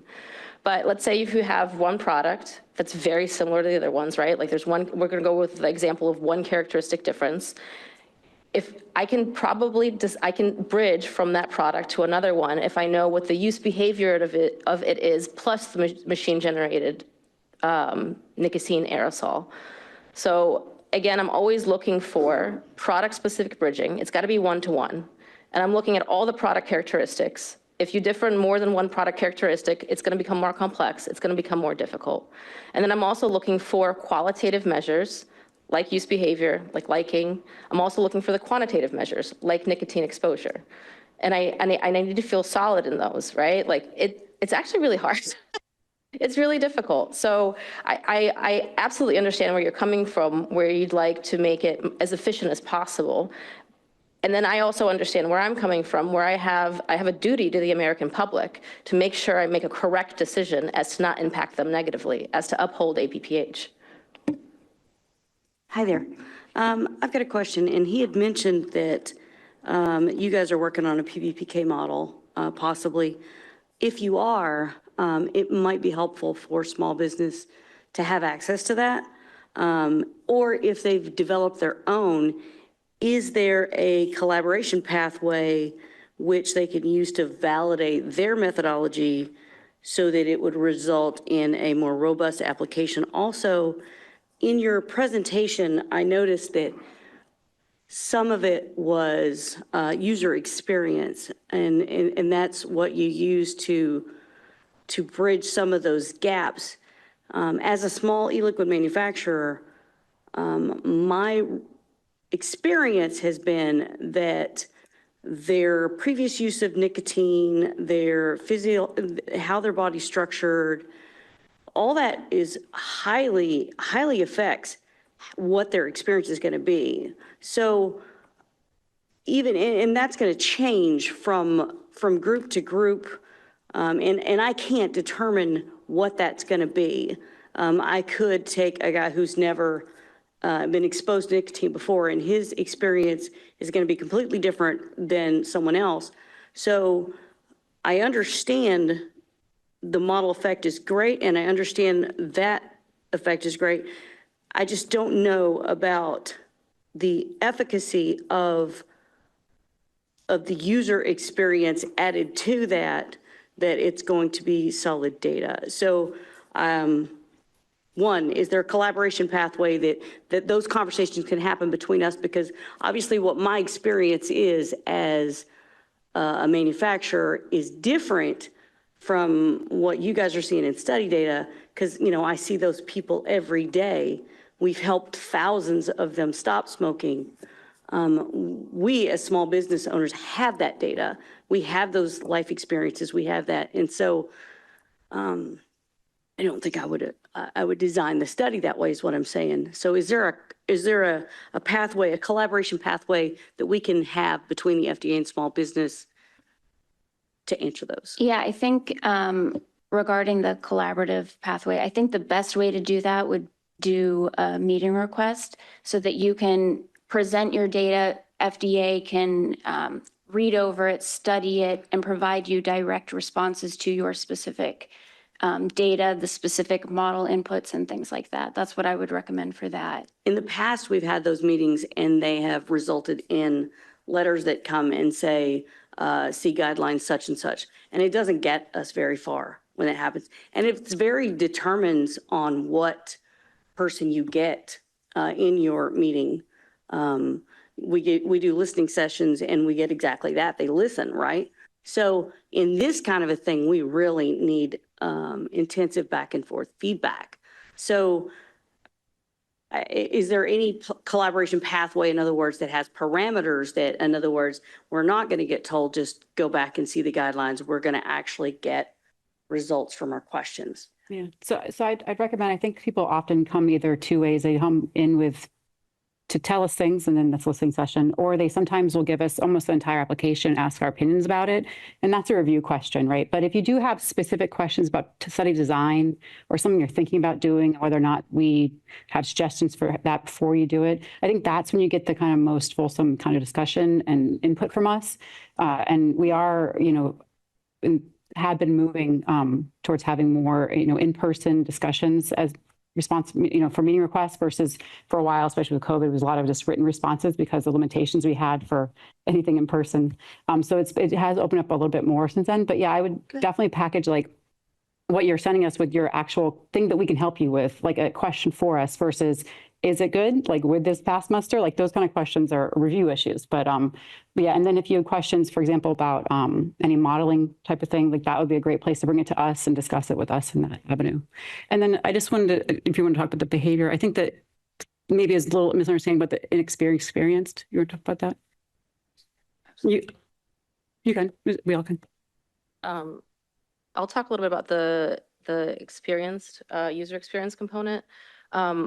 What I was intending there was if a study is done and the user population is completely inexperienced with an ENDS, the PK curves that I will see, the nicotine exposure will be lower than after they gain experience. So my abuse liability assessment of that will be incorrect. So I really look for the inclusion and the exclusion criteria of the population to make certain that my abuse liability assessment is correct for the likely and intended user population. So I'll look at both of those. So you see a progression in a change of puff topography, and that leads to a change in nicotine exposure as well. So it's just a study quality component that we always have to evaluate and look out for. I'm confused as to why you suggest that your interpretation of the data would be incorrect, because in the marketplace, people use these products, they become familiar with them, and in essence, that's where they settle. So recruiting people that have a familiarity with the products gives you actually an accurate measure of what's happening in the marketplace. So did I misunderstand? And also, do you guys have guidance on your weight of evidence in terms of there's the nicotine, the rate, and the level, and then there's these use parameters, like which one do you pay attention to and why? Regarding the first comment on the experienced user population, we absolutely agree that we want to understand what the abuse liability of these products looks like in the people who are using them, the likely user populations, dual users in most cases of ENDS and cigarettes. And so like Carolina articulated, having really robust and well-defined inclusion and exclusion criteria would only benefit your case. And it it's an advantage from the reviewer's perspective because we know exactly what we're looking for. There's a ton of different types of users out there. We recognize that as well. But to the extent that your applications are able to hone in on one of those likely user populations or those intended user populations and focus your data on those is extremely beneficial for us. What was the second question? Yours? Yeah, Willie, what was your second question? Yeah, you had a second question. I know. Oh, Sorry. It's more like a weight of evidence. Oh, wait a right? minute. Yeah. Yeah. I will say that I wish we had something like that, but abuse liability is really complex. And Carolina articulated it really well, the intersection of qualitative and quantitative data. And with such a multifaceted, dimensional product characteristic as abuse liability, we don't have that. We have to consider each piece of evidence together, and that's what we use. So do you have a definition of what a experienced user is? I mean, a smoker is someone who's smoked 100 cigarettes in their lifetime. So is an experienced vapor someone who's vaped 100 times? That's a spectacular question. It's a really hard one to specifically define. It's going to come down to each individual case. We're going to look for your justification of it. We're going to look for your inclusion and exclusion criteria. Literature also talks about it a fair amount. So there, it would take a justification. I don't have a specific answer for you. It would depend on the person, on the product. And when I say the person, I mean the population. Yeah. Oh, So you also mentioned, I think, when you talked about the quality, it was the number of subjects. You can't really power these studies. How so? Well, if you're powering to show a difference from cigarettes and say you're going to do liking, I mean, all of these products are going to be liked less than a cigarette. Their ability to reduce the urge to smoke is going to be less. I've never seen an ENDS that was better than a cigarette, that cigarette smokers would say, yeah, I'm going to do that and not smoke. Mm-hmm. It's always less. So there's no way to really power that to show a significant difference in those numbers. If you're looking at like the Emax effect or something like that, that it just doesn't happen. You need such a large number of subjects to show a statistical difference in liking or urge to smoke that it's not possible to run the study. You're at 50, 60 subjects, something like that. Powering to more subjective effects is definitely a difficult hurdle to overcome. And you may be able to power your study based on more pharmacological quantitative measures. Even powering on nicotine. So if we're looking at Cmax, I mean, it used to be that ENDS didn't perform. Now the ENDS are right there with cigarettes. They're just as fast. Tmax is the same. Cmax is equivalent. So you're basically getting the same or maybe even higher levels of nicotine in some of these products than you would get out of a cigarette. I would, I'm going to repeat myself, and I'm sorry, but I would absolutely include a justification depending on which outcome measures you have in your study. And I mean, this is a very nuanced question. I think it goes beyond this panel. That's absolutely a meeting request question. I think it's a fair meeting request question. And I did want to highlight the difference between the listening sessions and the meeting requests. Like, if you want to be listened, we will always listen. You can always ask for those. But the meeting request is where you actually get an interaction. And as to repeat what Lynn said too, very aptly, if you ask a yes or no, that's a scientific review question. It's going to be very hard to answer. If you ask too broad of a question, then it's hard to know what you are looking for. So in terms of powering a study, we will look for your justification. We will look for what your outcome measures are, how many you have, and why you did what you did. And we can also discuss that at a meeting request. So I've been told, I know we're doing a great job talking to each other, but to talk into our microphones a little bit closer to make it a little louder. And real quick, I think I remember Willie's, you had a question about, I think, how to design the study. So if you're talking about prescribed use versus like how to make sure you're using a correct prescribed use protocol, then again, we would say to justify it to us about why you chose that prescribed use. And if you look back at the slides from Carolina, she had examples of both the prescribed use and then the ad libitum section, and that can help get at that as well. Okay. So how long is there? I'm sorry. I'm just going to, we had a follow-up question just a minute ago. We'll come back to you. Go ahead. So we've talked about these qualitative and quantitative factors within the PK studies. My question is more on the inner workings of FDA.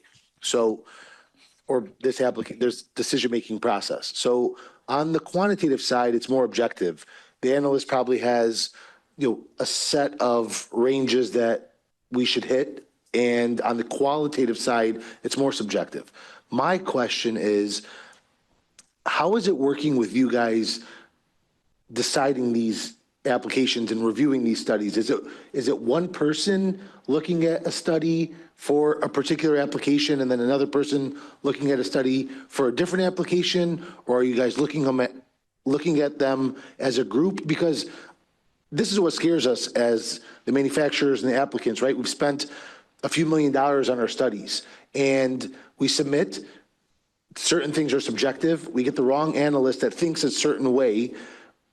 They say, oh, this doesn't work. It's not APPH. We don't like it. MDO. Versus another analyst that looks at something and says, oh, this makes sense, right? My question is, how is that working? Is it a group effort looking and making these decisions? Or is it like when I call Delta and somebody tells me no and I hang up and I call back and then they give me the credit? Well, it's not like Delta. Yeah. Yeah. So this is a government. There is no one person making a decision. All of these abuse liability evaluations are going through extensive reevaluation, secondary review, tertiary review. No decision in CTP and Office of Science within my branch in behavioral and clinical pharmacology is made by one person. We're making decisions in the context of what we know about the class of products so that we can make consistent decisions. Great, thank you. And similar to that, like the overall application has, all the different disciplines have their reviewer or review team that goes to the same levels of checks and balances. And then it feeds into an overarching decision looking at all the different factors. So it is really a large group that, and we make an effort to be consistent between applications, working, beforehand and how we're going to think about looking at things as we go along, as we learn things. So it is an iterative process. Yeah. To decrease your anxiety further, I've been at the government for 10 years now. I run a team. Megan's actually my boss. And I've never experienced so many levels of clearances and discussions. It's iterative. There's no one disgruntled person that will take things off track. It's not possible in my team. It's not possible on her team. We really, I don't know how to say this other than we want good data. Make my job fun. Let's go. Let's look at this. And I'll look at it with my staff. I'll look at it with Megan. Megan will look at it with her people. We'll just keep going. There's no one person. Also, the team is multidisciplinary, right? We got engineers on here. We got chemists on here. We got social scientists. We really get to debate these scientific concepts that we find very interesting and apply them to public health, which is what really excites us. So there's a lot of discussion that happens in a really nuanced way. And we are looking and really, really reading what you're sending us. One of the challenges small manufacturers have is they would like to have more meetings with the FDA. And I know you mentioned some very specific meetings, but there's limitations. If you go into scientific review, if you get a deficiency letter, by the way, the learnings here have been great. Can I go back and amend my application? Well, it depends on where it is in the process. But you're going to look at my application according to what you've just told us today. So it's a challenge for us to have that meetings. And I'll just be specific here. When you sell e-cigarettes to a correctional facility and you're asked to do a PK study, well, that's a vulnerable population. And you got to be creative and think of a way to, if you feel you need to do it, and if the FDA feels you need to do it, to get that data. It would be nice to be able to discuss that approach before giving it to you. And I almost said something I shouldn't have said. And you say, well, that's not appropriate, right? So how do we have more meetings, regardless of where our application is in the process, to understand what you're currently thinking? I will say, this is one example. We're putting out memos and things like that, but I don't think these kind of broad discussions are getting to what you're asking. You want very product specific, application specific information. And meeting requests are the best way to do that. FDA wants to provide you with the best sound evidence and the best suggestions and recommendations because we want your data to be great so that we can look at great data and make an evaluation. So we do have the same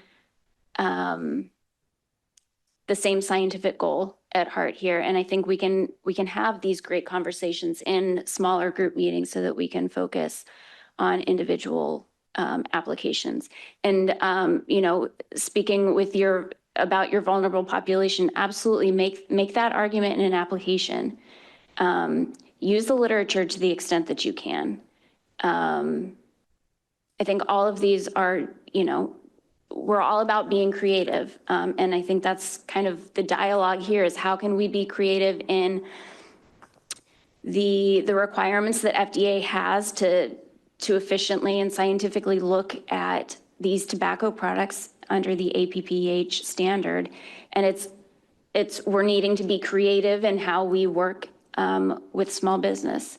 And I think that the best way to do that is in a meeting about where we can specifically talk about the specific situations associated with your company. And we are making a push to have more ongoing conversation, particularly during the scientific review with applicants. We've been kind of started that in the fall, and that's something that has proven very valuable and will be ongoing as we move forward. So that's happening, that's going, I'm sorry, I missed it. So that's a new process or something new? Just having more conversations with applicants, particularly about things that either we aren't able to find an application or we feel are in data that they likely have that they can share with us versus going straight all the way to a deficiency letter to find things that they have. So it's often, not to go outside of our panel, but often it's a little bit more like product characteristic information type of things. But generally, yeah, we've increased our dialogue with the applicants. Is that in what stage of the process is that? Is that before a rejection? Or because normally in small business, we don't hear from anybody until we get the rejection. Or we get into scientific review, there's nothing in the middle. Right. So is that a new process that's going to be something in the middle for us? Yeah, I'm talking about scientific review specifically. Specifically, only scientific. Not being specific about a particular application or a particular product, but can you just define what the goal is or what the standard is that you want applications to meet that's going to be kind of check that box? If we're looking at overall APPH, abuse liability is one of the boxes to check. What is going to be sufficient? Can you define that for us just, as an industry? I think Carolina's discussion about the kind of different criteria that go into a PK study and the other types of study design captures that, but you can talk about that a little bit more. What do you want to ideally see to say, we like the abuse liability profile of this product? Can you define that for us? No. I can't define that for you. It is a product-specific evaluation based on each outcome measure. It's going to be unique to each intended and likely user population. And as we talked about, the combination of these many, many, many variables are infinite. So to set like this amount of nicotine exposure in the blood is not feasible. But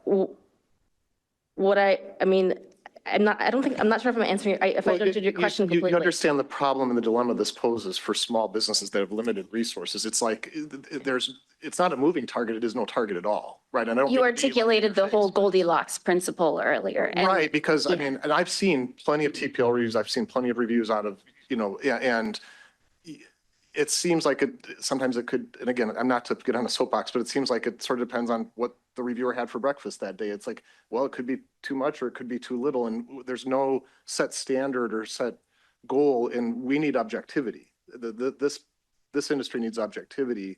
These are multi-million-dollar studies you're asking people to do, and you have no idea what you're shooting for going in. And this is part of this segment of the industry's massive frustration with the agency.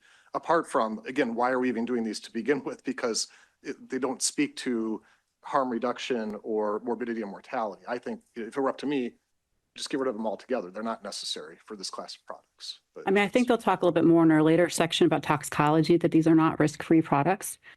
Okay, and having a product out there which does increase abuse liability that's not documented in any way and we aren't aware of, I'm not sure how you'd expect us to make a decision if that's appropriate for public health. So we do need to know where they fall in the continuum of abuse liability so we can evaluate overall as part of that where they fall in the continuum of risk of products. And I'll also add to that addiction is a health effect. So that does contribute to morbidity and mortality in that. Right, but nicotine as such, isolated from the other things that come along with the delivery vehicle, is, the physiological threats that poses are minimal compared to all the other things that come along with, for example, combustible cigarettes. So this is, so anyway, I won't go on about it. I think I've kind of made my point. To build upon a little bit of what Eric said, it appears that there's sometimes some unwritten standards where you do a PK study and your Cmax is similar to, almost identical to a cigarette. You do the ad lib, similar to, maybe slightly higher than a cigarette, which some people have argued you have to pull people away from cigarettes, so there needs to be some abuse liability. But you've crossed that threshold, so you're done. Your product, go change it, do whatever. That's a standard, but it's not written. But everybody kind of knows it. At least I think they do anyway. Can you guys comment on that? regarding if you've got nicotine exposure in an ad lib portion of your study that's going higher than a cigarette, for example, explain why that's not going to pose an additional health risk via abuse, liability, and addiction to us. Help us understand why that would not raise a concern from our behavioral and clinical pharmacology perspective. But again, we're not the ones making the decisions. Our abuse liability decision is just one piece of this. We're looking at the switching behavior. We're looking at the toxicology associated with that switching behavior. We're looking at the manufacturing and all that kind of stuff. All of that goes into the decision making, and the abuse liability piece itself is not sufficient to make a determination overall. So you brought up a good point about that, about everything being, about all those things look like, to me, how it makes them feel or whatever, or the switching behavior that's in adult studies or whatever. To me, this PK is all about how does the nicotine perform in the body, right? How does my product, and I agree with that, I need to know how my product, how nicotine is reacting inside the human body. But with small business and with my own company, the PMTA process is felt really undefined, where we have a goal of APPH, but we don't have a clear structure for it to be defined. Would the FDA be opposed to defining a model that would help us better filter out our own deficiencies? So a model for APPH before the application is refused or even really filed. So, scaling perhaps, in other words, something that we can utilize to say, all right, I may be a little short here, but I'm knocking this out of the park. And so I get extra credit for for this work. We really have no structured model for APPH at this point, and it feels a little undefined. No, I appreciate that concern. I do want to focus back to the pharmacokinetic aspect, just because that's the topic of our conversation, but it is a piece of that for sure. I'd like to ask the question that was asked me about explain how that PK data would not cause a problem. And honestly, I don't want to have to explain it. So I would advise my clients to make sure that their products don't exceed that of a cigarette. But I've drawn a line, and in essence, I've sensed that FDA has a line, because it would be very difficult to explain to you. I'm just looking at you. I just know it would. So I am very friendly.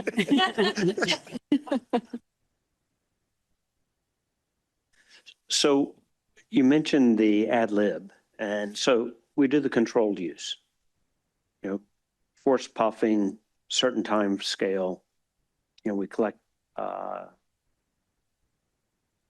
blood and do plasma analysis. What's your ideal ad lib time duration? It's another wonderful question. So the longer we know how people use these products, the longer we have use behavior, chronic studies, for example, the more we know, right? The more information that we have, and the faster that we can make an abuse liability determination. So I would, on a practical level, I would suggest looking into literature to find that. I can't give you an exact time again, because I don't want to be held to a standard, because that's not the goal of today. But I would look into literature to look at ad lib, and I would really like to know long-term use behavior. Chronic nicotine exposure is very interesting, very useful data as well. So there's a limit on how much blood you can take out of people. No, I mean, there is recommendations, and you can't bleed them forever. So that becomes a limit and there's also a physical limit for the laboratories. If they're going to try to do the controlled and the ad lib in one day. So was your question about how long the ad lib session should be, or how long the collection of the sample should be? No, how long the ad lib should be. What's the ideal length? And so there are physical problems. Well, typically in ad lib situations and scenarios, you're doing sparser sampling, or you can do urine collection or something like that. So you're not bleeding the patients to death. You're not bleeding them continuously. We don't recommend that. No. Exactly. So no one wants that. You mentioned, this chronic abuse liability, and I hadn't really thought about that.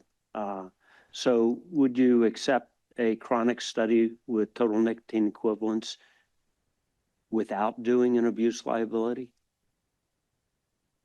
So you can demonstrate that the total nicotine equivalence is the same after, say, a week of use. I think we would love that data, just saying that. But we also need to understand the pharmacokinetics of the product. That really shows the extent to which that product is addictive, and how the nicotine is absorbed and how quickly that is being absorbed. It could be a situation where you could use those data to help bridge to pharmacokinetic studies. Again, we're trying to be creative here and using bits and pieces of data to help fill in the abuse liability puzzle. And I think that's total nicotine equivalence for 5 days would be much cheaper than and quicker than a abuse liability study. And we're also looking at different populations, where you're looking at people who are current users or people who are using tobacco products and expect to switch, but we also have a duty to think about people who are non-users. And so how existing users use it chronically is a really important piece of information, but the information about how quickly something's absorbed, the Tmax, that can inform us about somebody who's using it for the first time or is inexperienced altogether.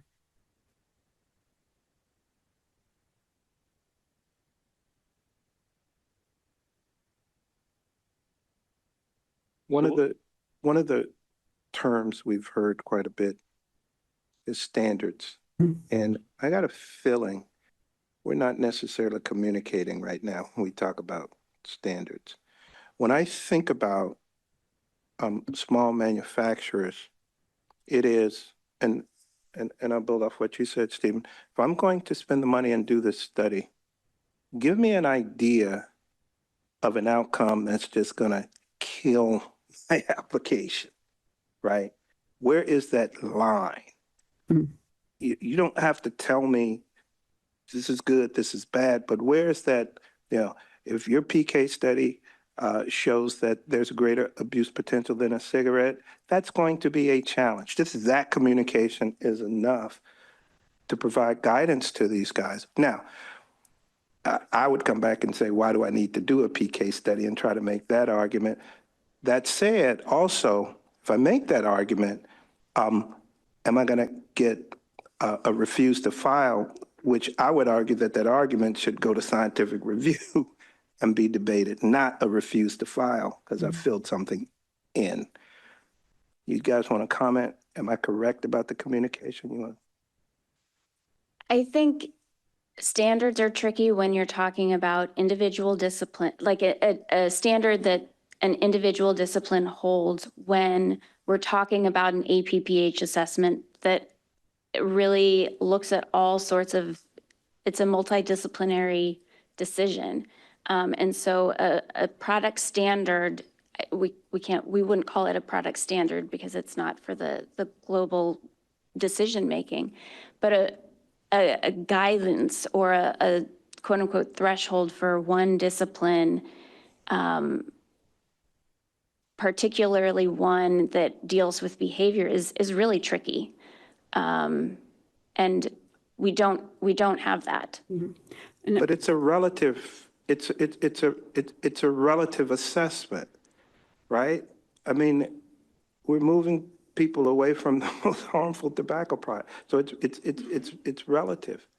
Yeah, like if I can just chime in there, I mean, going back to the point I think that you made, Lynn, is if, there was some discussion today about, well, there's some of these products that almost have HPHCs that are at the levels of combustible cigarettes. Well, obviously, if I have a product that has that profile, this is going to be a much more important question. If all my HPHCs or tox results are looking very strong and minimal compared to a combustible cigarette, then why is this so important, right? Why does it really matter in terms of morbidity and mortality? So yes, there's this push and pull of the different elements of the APPH evaluation, but it seems like there could be some lines at least drawn to allow people to figure, should I spend another few $1 million doing all these other studies on my application, or if my PK study is, past that threshold, it's going out anyway. So that shouldn't be that hard to engage in that line drawing exercise. And I don't think it's be a surprise to you guys that this is a really variable product category.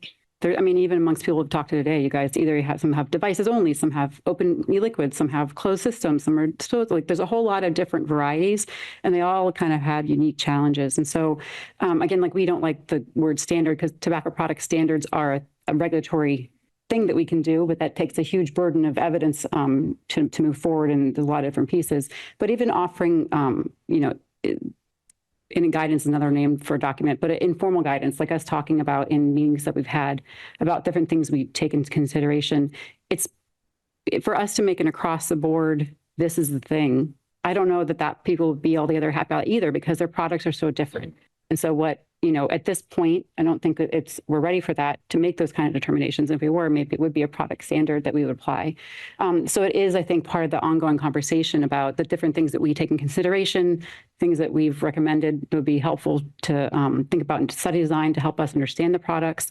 But even though I keep hearing, I think that you guys would love for us to tell you what to do, I think that if we did, you might not like it as much because then it would you would like to have a little bit more flexibility. So I'm getting far away from the microphone, a little bit more flexibility in, making the case for your product and justifying, why you believe it's APPH for us to evaluate.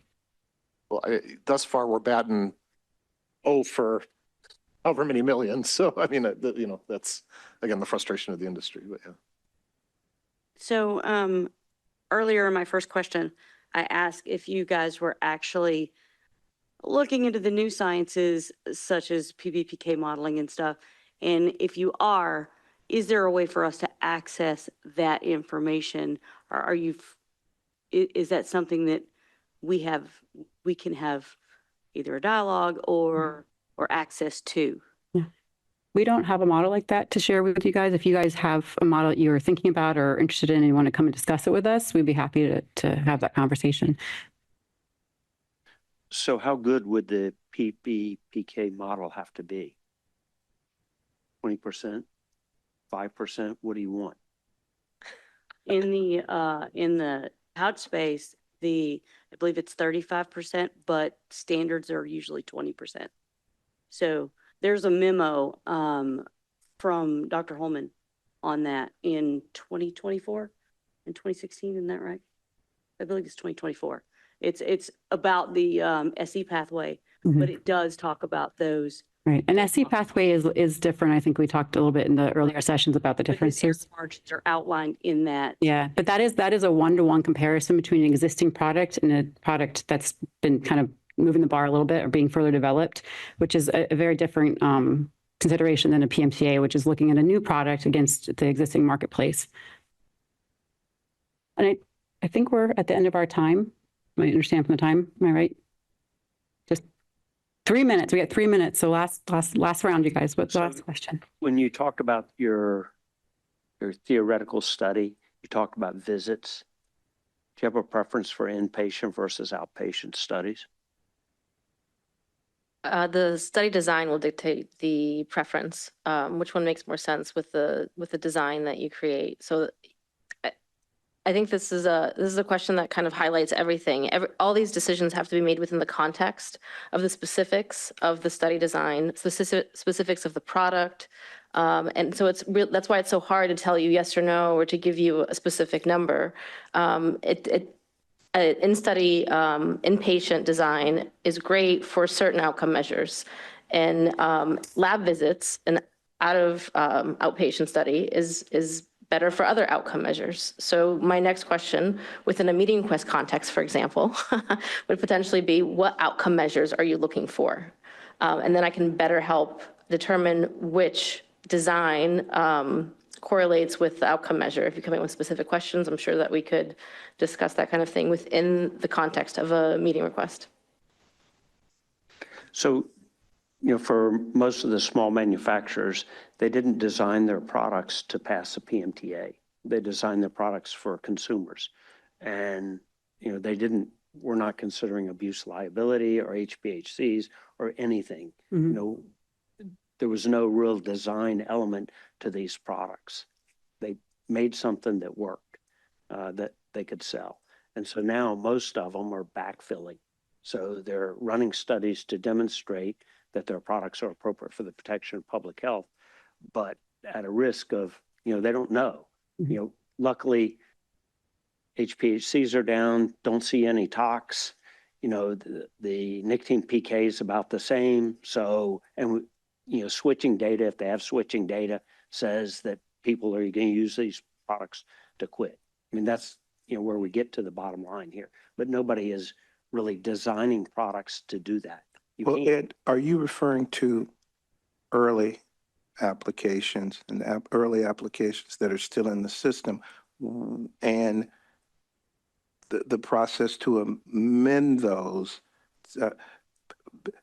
You may be correct about early applications, but I think most people have gotten a little wiser now. Well, I don't think that people are running PK studies to help them design the product.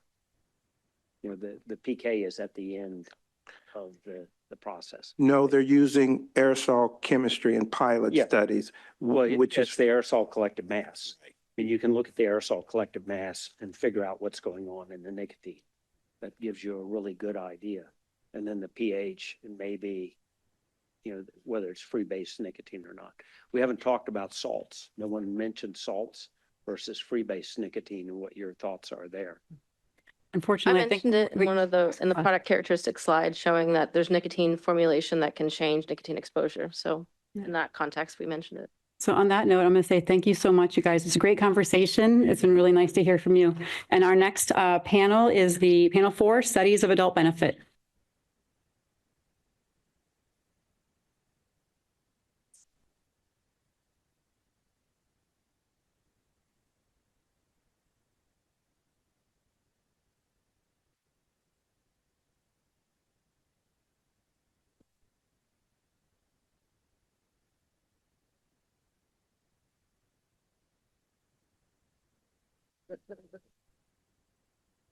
They want me to leave.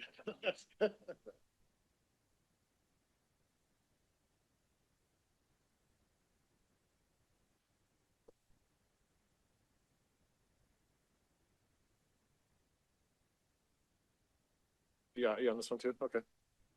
Smaller panels.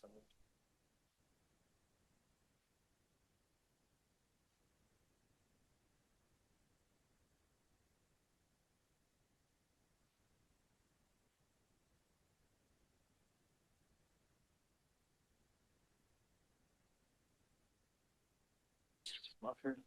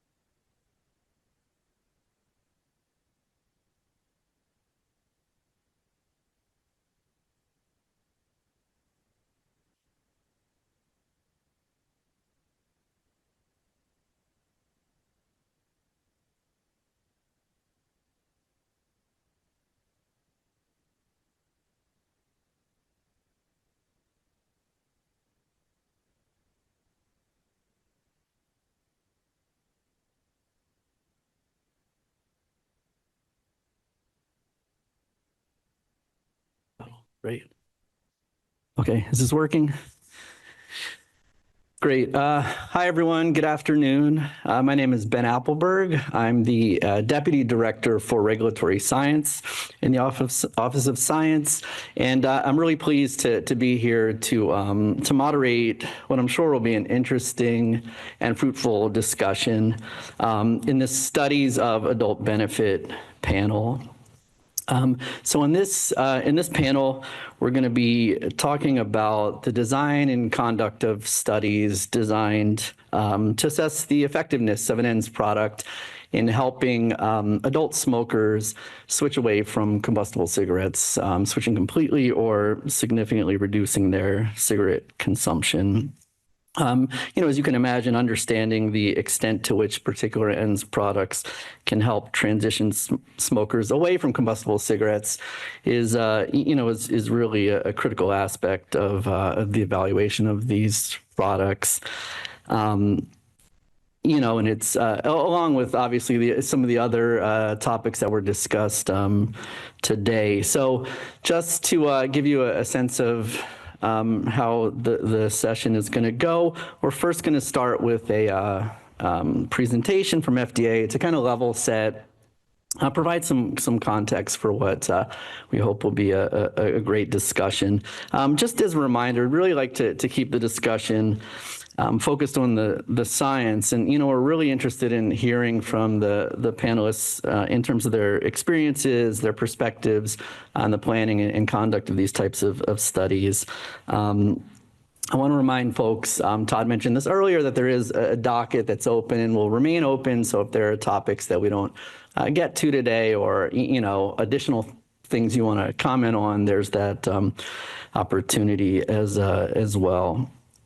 So without further ado, I'd like to introduce our FDA speakers for this panel discussion. We've got two speakers. Dr. Molly Miller will start. She's a senior health scientist in the Division of Individual Health Science at CTP, and then she'll be followed up by Dr. Amy Gross, who's an epidemiologist in the Division of Population Health Science. So I'll turn it over to you guys. Thanks, Ben. So as Ben mentioned, my name is Dr. Molly Miller, and I'm a health scientist in the Division of Individual Health Sciences at CTP. So today, along with my co-presenter, Dr. Amy Gross, we'll be discussing considerations related to the assessment of behavioral data to support an evaluation of adult benefits for flavored ends. So I'll start by reviewing some of the relevant background on PMTAs and the behavioral framework that CDP uses to evaluate the risks and benefits of flavored ends. Next, I'll discuss the different types of studies that can be used to evaluate potential adult benefit, including clinical trials, cohort studies, and actual use studies. The APPH standard is the regulatory standard for the PMTA pathway, and FDA is responsible for making that assessment during product review. The APPH standard is a whole population standard, meaning that our reviews consider the risks and benefits to likely users and non-users of a new product. Whether people who are currently using other tobacco products would stop using those products or switch to the new products, and if non-users would start using the new products. The evaluation of behavioral evidence of adult benefit is only one aspect of PMTA review that, along with findings from other review disciplines, is integrated by the technical project lead in overall APPH decision-making. Preventing youth use is a key consideration in product review because almost all tobacco initiation occurs before age 25. And in the case of ENDS, there are still many unknowns about the long-term health risks.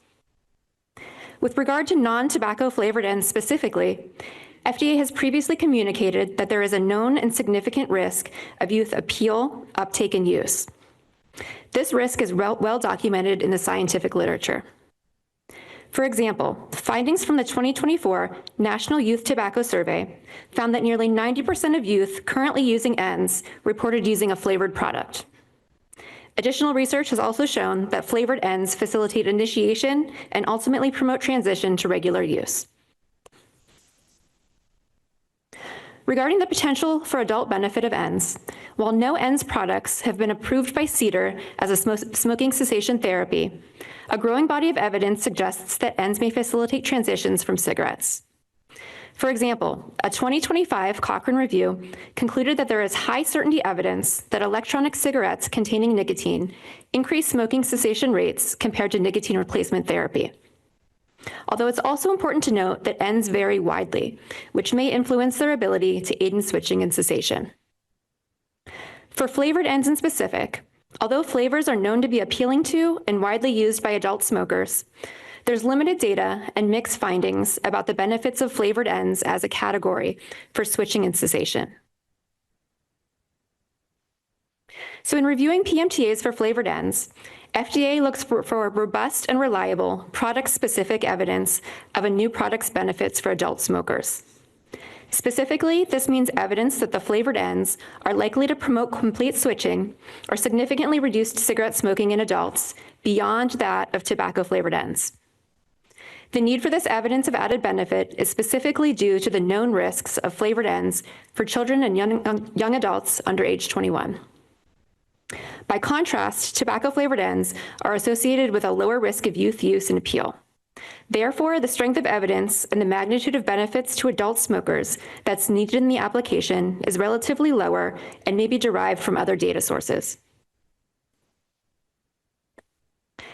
Based on our experience reviewing PMTAs and of the scientific literature, FDA has determined that the two types of evidence most likely to demonstrate this added benefit include experimental evidence from randomized controlled trials, as well as observational evidence from cohort studies or actual use studies. The FDA would also consider other evidence that reliably and robustly evaluated the impact of the new flavored versus tobacco-flavored ends on switching or significant cigarette reduction over time among adults who smoke cigarettes. When present, such information is evaluated to determine if the potential benefits outweigh the significant known risk to youth, such that marketing the new flavored product would be APPH. So now I'll turn the presentation over to Dr. Gross, who will discuss these study designs in more detail.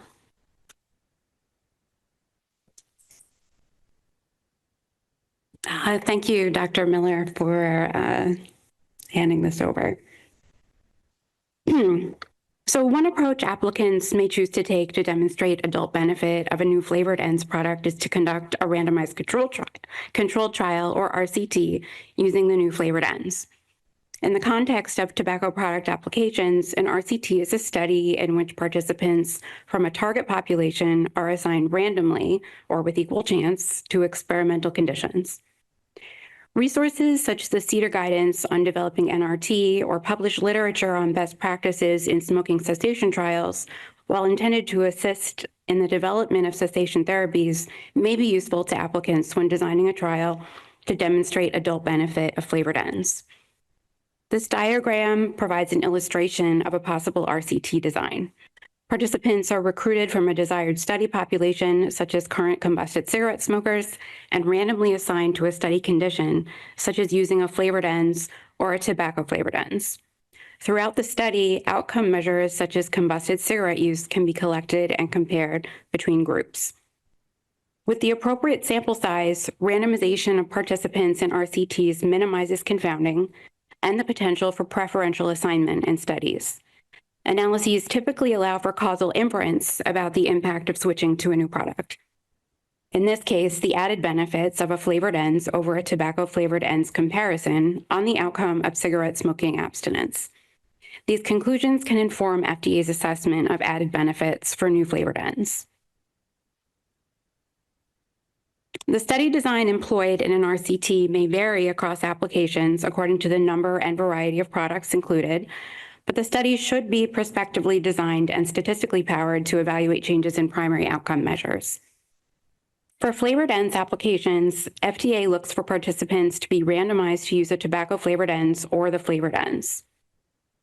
In applications with multiple flavored ends products, product-specific information will be most valuable when participants are randomized to use a particular flavored product. An alternate study design may include randomization to a general flavored product arm, where participants could choose their preferred flavor out of the flavored new products available. However, this latter study design may be more difficult to discern what role an individual flavor may have on switching or reduction in use. Ultimately, FDA looks for the applicant to justify the approach taken to analyze data from a combined flavored product condition and how the analysis can support FDA's product-specific evaluation of each flavor. FDA also considers observational studies to provide the required robust and reliable data for flavored ends. In many settings of observational studies, good study design can be guided by outlining the idealized RCT that you would like to conduct, and then designing both a study and analytic approach to best approximate that RCT. Just like in an RCT, the cohort study samples and enrolls participants from the source population of interest, but without the many benefits of randomization. FDA reviews baseline data collection, including detailed demographics and tobacco use assessments, in order to address potential confounding. Additionally, tobacco product use in a cohort study is determined solely by the participant and can vary over the time period. Therefore, accurate assessments of all tobacco products used across the entire study period are critical. In a cohort study, participants typically do not receive additional guidance or coaching on their tobacco use behavior. Those behaviors will often be very dynamic compared to RCTs. People using ends may try different flavors of a product, rotate between one or more flavors for more usual use, and so forth. Follow-up assessments throughout the length of the study should accurately assess these changes in use of flavored products over time. Current established smokers, in particular, may also use other tobacco products in their efforts to reduce smoking, switch, or quit, and may also use approved cessation therapies such as NRT or non-NRT medications. Use of any of these products should also be assessed, as they may be potential confounders, and stratified or adjusted analyses may be necessary for unbiased estimates of the main effects of flavored ends products.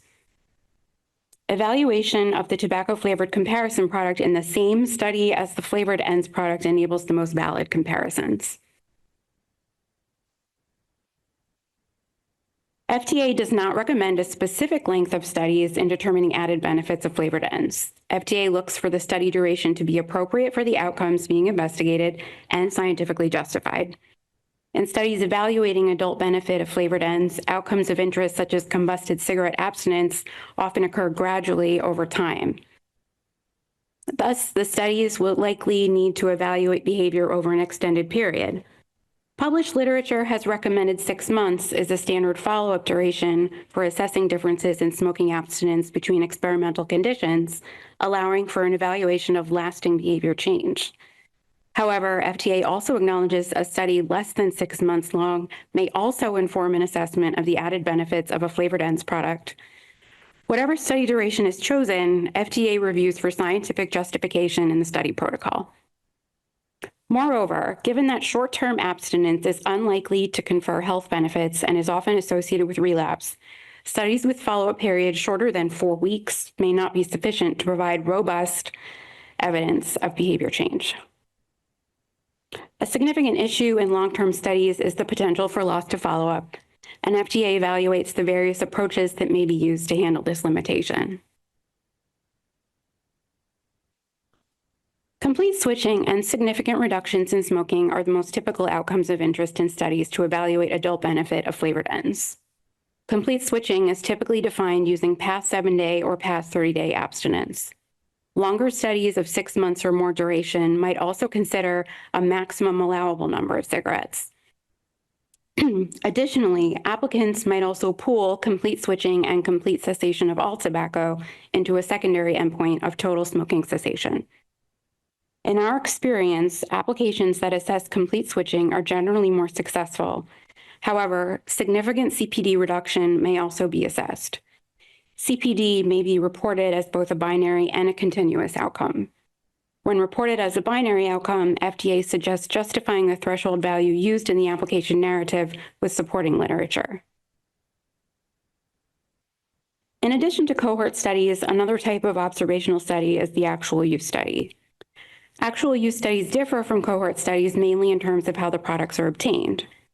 In cases where the new products are not currently on the market, actual use studies may be the most appropriate option versus a cohort study.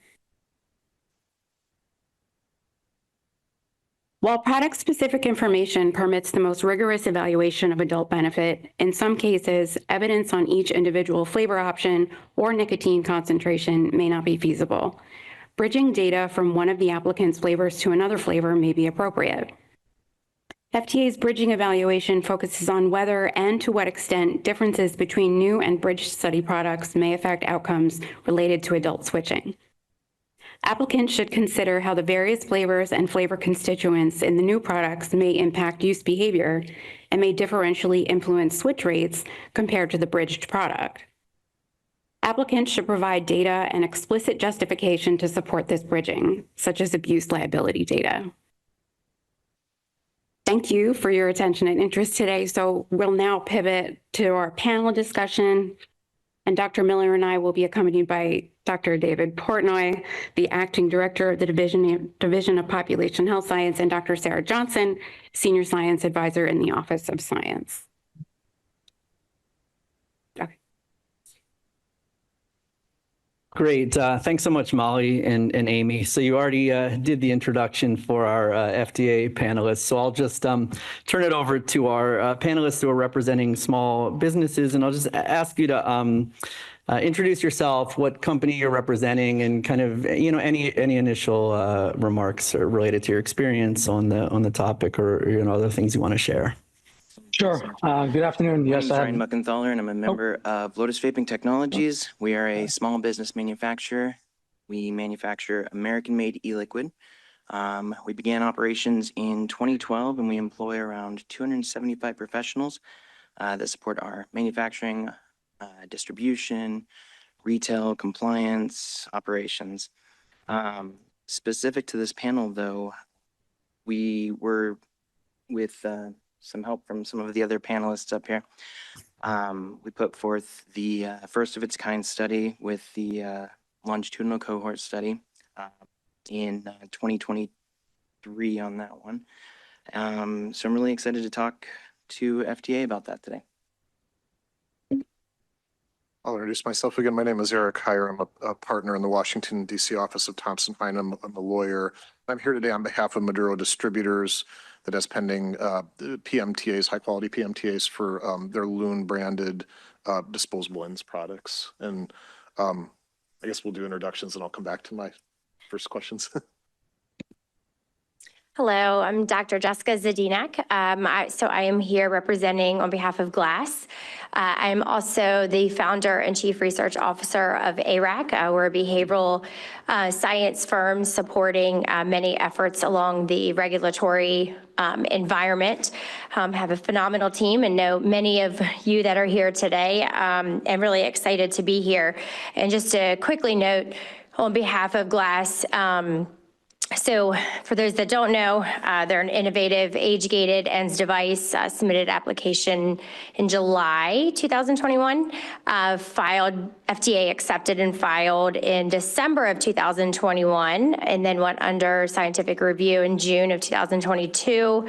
And then went into an expedited review queue under products with merit. And I'll never forget the day that an individual from Chemular called me pretty quickly with a rapid request after an unprecedented second deficiency notice that they received in response to this specific topic, which is the importance of assessing the population level benefit and look forward to having the conversation of the results, the findings, and the current status.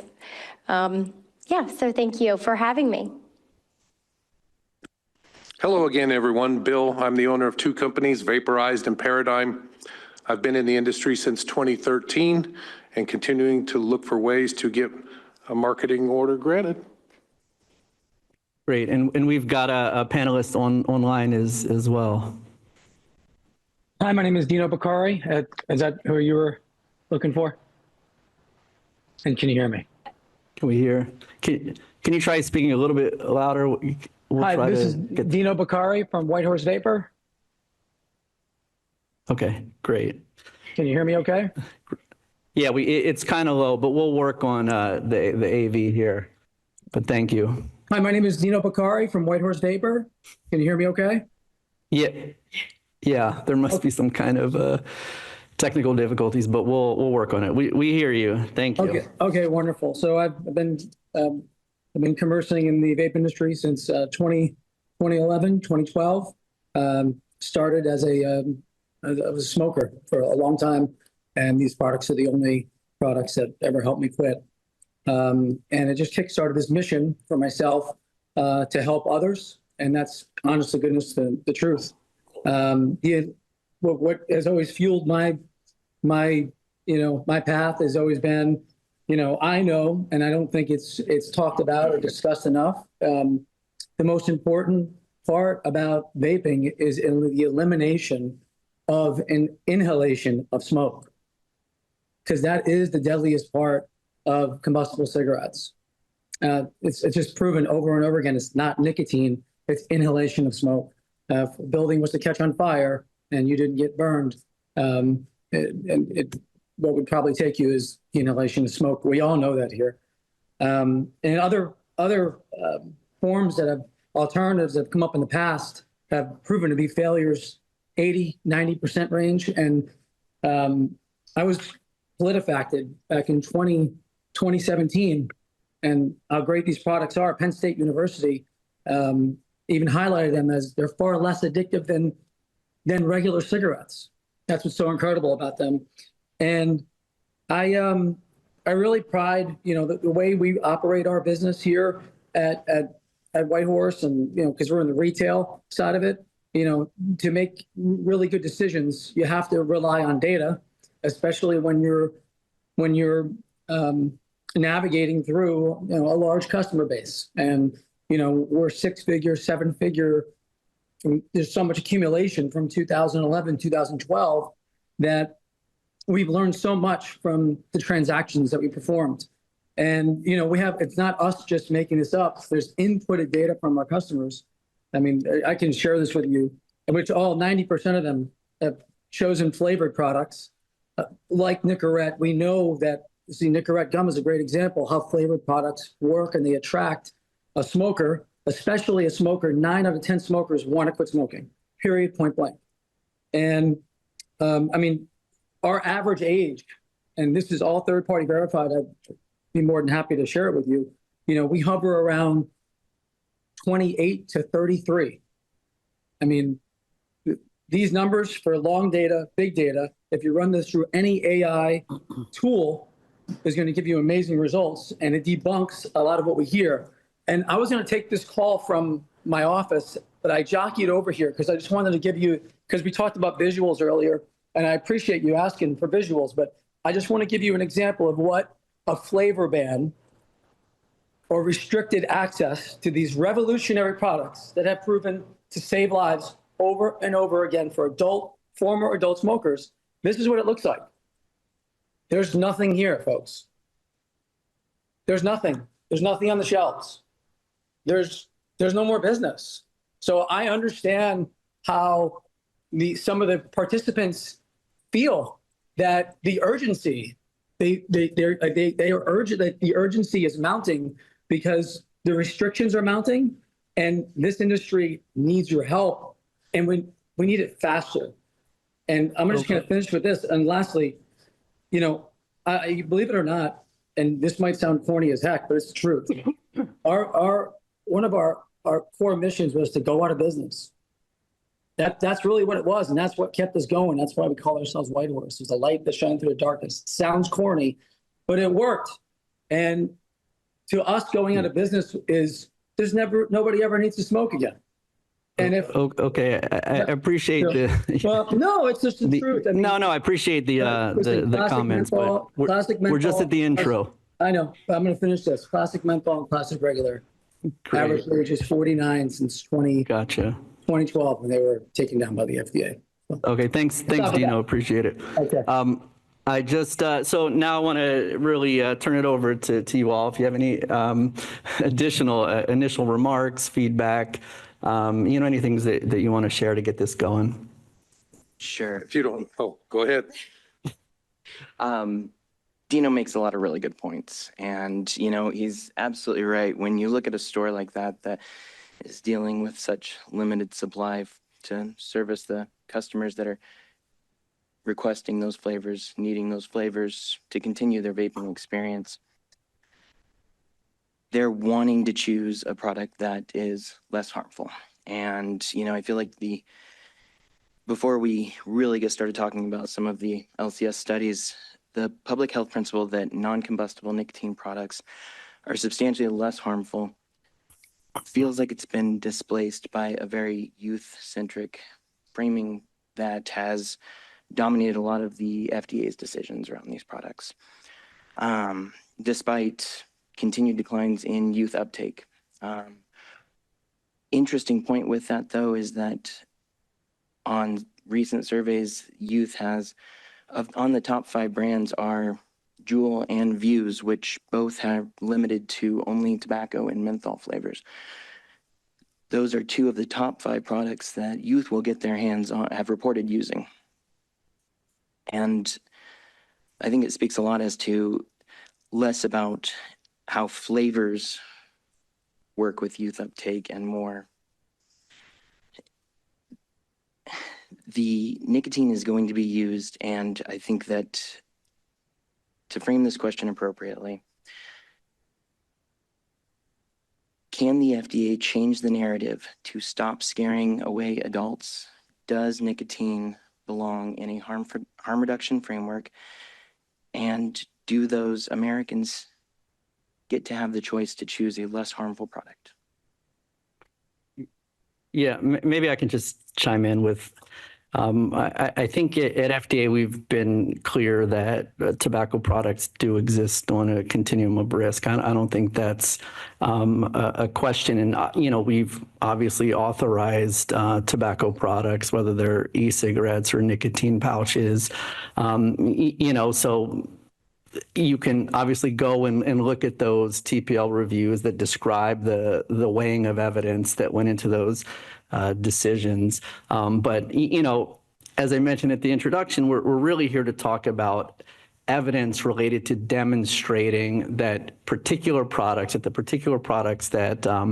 companies want to market do actually benefit adult smokers. Because I think we've talked a little bit about that there is, could be quite a variation in the way that products deliver nicotine, the way that they influence adult smokers. So it really, really love to hear your all's experience related to these kinds of studies, conducting them, the challenges, like what we can do to sort of provide more information, or guidance to help you along those lines.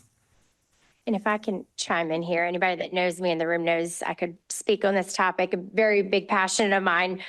So expanding upon that, Ben, obviously under the TCA, we know that the specific act states, right, that it requires FDA to deny applications that lack the showing that permitting the product and authorizing it as APPH, right? So then let's take it a step further. APPH is then further defined as weighing of the risks and the benefits, right, of your product to the population as a whole.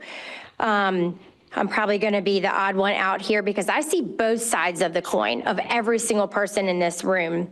So, asking the question earlier about, well, isn't it about a relative risk, right? Cigarettes to a candidate product. Well, sure, but it's still under the statute says that it's the population as a whole, which is the consideration of users and non-users. I know that there likely will be a lot of talk about the non-user aspect, right? Because of the risk that was in existence with youth using flavored and other ENDS products. I think really the frustration then became when that starts to pan out and level out and reduce for whatever reason, when can kind of more policy and the regulatory authority adjust their quote threshold of establishing that risk and benefit? So if your risk is reducing and you at one time should have been, which I agree, conducting the most rigorous study because you have a high risk, but now if your risk is lowered, I think what you guys are suggesting here is that there are other considerations for measuring product use behaviors and switching, right? So more of the actual use, more descriptive based studies. But then kind of leading into even again, stating that CTP, again, has the authority and focus on making that APPH determination of the population as a whole, users and non-users, talking about users with a well-controlled investigational study. And so I think where I'm at is, and our team of researchers is, look, in the social and behavioral sciences, there are so many different ways to conduct these studies. I'm an experimental psychologist with a PhD minor in statistics, and it's endless. I like to say that it'd be much easier to be a toxicologist, honestly, because it's those hard sciences. So with the many designs, at what point can we advise folks to say, okay, CTP is likely seeing perhaps the increased risk coming with your product, whether it's a heat not burn, ENDS product, we're talking about flavored ENDS here. Where do y'all stand now, right? And so if an applicant comes and says, we have to demonstrate the benefit to the population, yes, you do. But there are so many different ways to do that. And you guys spoke to some of those here today. But is the risk still as high as it was a few years ago, which I know when Ryan conducted and just with the randomized control trial, the most reliable study design, glass, most reliable study design, and they have an age-gated device. But how do we, as advisors and scientists, know what you all are thinking in the sense of the risk side to then help us design the benefit side? Yeah, I mean, I will say, and then I'll kick it over to you all. I mean, this is part of what we're doing in this conversation, right? Is to kind of level set, to talk about how we've been approaching things, and obviously the goal of this is to hear from small businesses, to hear about your experiences, to understand them, and to figure out how we can continue to communicate and or articulate further. But I think what you're asking for is what we're what's happening here is to really have a conversation about this and be able to communicate the what our experience has been to date. Yeah. David. Okay, I'll take a stab at this. So to pull it out a little bigger picture, so we've heard a lot about how do small businesses know exactly what the standard is? How do we choose our resources? How do we spend our money? And in this area, FDA has been very consistent in what we've talked about in terms of what we see as the factors we're considering, especially for flavored ends. That being said, we also try to provide some flexibility. I think another one of the themes has been, give us standards, tell us exactly what study to do. And as Lynn pointed out in the last panel, doing so would actually limit your own flexibility because it's not just about any one study. It is really about the multifactorial and multidisciplinary evaluation. So in terms of studies of adult benefit, I think the best guidance we're able to give is the stronger your data, even if it overshoots the minimum of what is needed, is going to provide us the best evidence to go on in terms of this really complicated balancing act. Certainly, we continue to look at the scientific literature over time, and from my own experience, right, that's something we've sometimes been criticized about. You made this decision in 2021, and now you're making a different one. Well, we have to be able to innovate as well and to update. But we certainly do recognize that poses a challenge, especially for small businesses. Sarah, do you want to? Yeah, I'll just add to that, and echoing again what's been mentioned earlier, but pre-submission meetings, especially in this area, can be very effective when you're weighing, decisions about what type of study or design, how to design the study, what kind of study arms are you going to have? As you said, with social and behavioral sciences, it's sort of, there's a lot more choices and decisions to make. And so this has been an area where we have had many meeting requests, and we think it's a really, fruitful decision to take before you make an investment that we understand is, a significant investment. So does the FDA have like a 2-week TDY program? Because I would love to invite the FDA down to any of the age-restricted shops where the rubber meets the road, where you can actually see the adult benefits firsthand, and then we can talk to you about how exactly do you want us to extrapolate that data so you can see with your own eyes and service those customers as to how we can take that data from those customers and then turn around and say, okay, FDA, this is what we've got. Because as he pointed out, these studies are incredibly expensive. So if you were able to get down and be where the rubber meets the road and get down there and see those customers and see the kind of reaction, because when you look at the youth prevention is a very big thing. And I've made it a point since 2016 to work on that stuff. But at the same time, I think that's more of a local and state law enforcement issue as far as it comes to, because there's bad actors who sell to the kids. That doesn't necessarily mean that the appeal is to the youth. The appeal is to convert smokers. And what we're looking at here, and when you cited the Cochrane study, when you'll see that that's a very high quality study, and you can see from that study where that there's high certainty evidence for nicotine cigarettes increases the quit rates at 6 months or longer. And that's why I'm inviting the FDA. It doesn't have to be my particular shop or shops. It could be anybody here in the entire United States.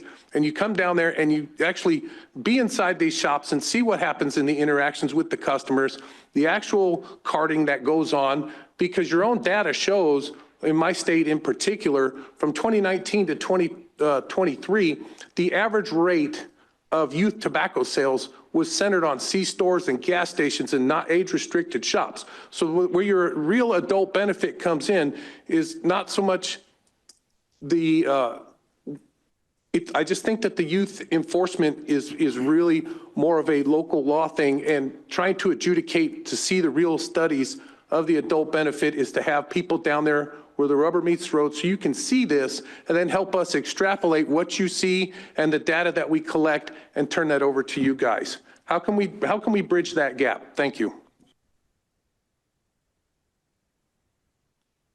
I'll just say that I appreciate you sharing your perspective, and that's, I think, the value of us all being here is hearing directly from you about your experiences, because you do have a different vantage point, and so we appreciate hearing about it today. Can I go next? Yep. I've got a lot of questions, so as those that know me may imagine, but let me kind of run through the laundry list and then you can choose to respond to the ones that you want to or not. First of all, someone just said, you know, in running I call these longitudinal comparative efficacy studies. That's my nomenclature. In running these, someone just referenced the minimum of what is needed. And that's a huge question mark for the industry is, let's say a strawberry flavor in an RCT outperforms a tobacco flavor in terms of reduction in cigarettes per day by an average of 1 cigarette per day more. Is that enough? Where do we draw the line? Is there some sort of an expectation or some guidance that can be provided around that? Secondly, and I'm getting to a second question with this little narrative here in a second. Just to kind of reiterate what Ryan said here, this is all premised on the state of the literature, the state of fact as existed in 2020 and 2021, right? And shortly after the height of sort of the jewel craze among youth and everything else. And obviously, if we look at the 2024 NYTS, youth usage rates are down 70%. The second question is, will FDA go back and reevaluate the assumptions that underlie the longitudinal comparative efficacy requirement based on the significant reductions that we've seen over the last few years in youth usage rates? Third, I want to highlight that from the perspective of small businesses, FDA is painted with far too broad of a brush. There is close to zero evidence, pick your brand, that open system bottled e-liquids have ever been used by youth in any significant numbers. And we can look at NYTS to demonstrate that. We can look at whatever study you want, yet they get lumped in with flavored disposables and everything else. And so is there any comment on that? That's been a major gripe of that segment of the industry, which is what a lot of small businesses are. Fourth, in terms of the study, if it is an RCT, one concern I have about the paradigm that's been set out is this head-to-head for an individual user comparison.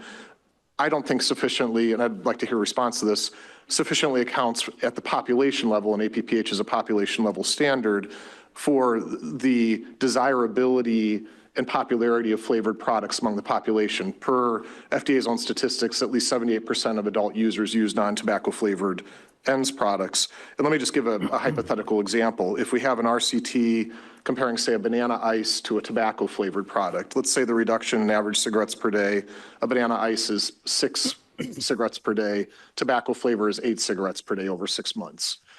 You would throw that application out. You would say it can't be APPH because the tobacco outperforms the banana ice.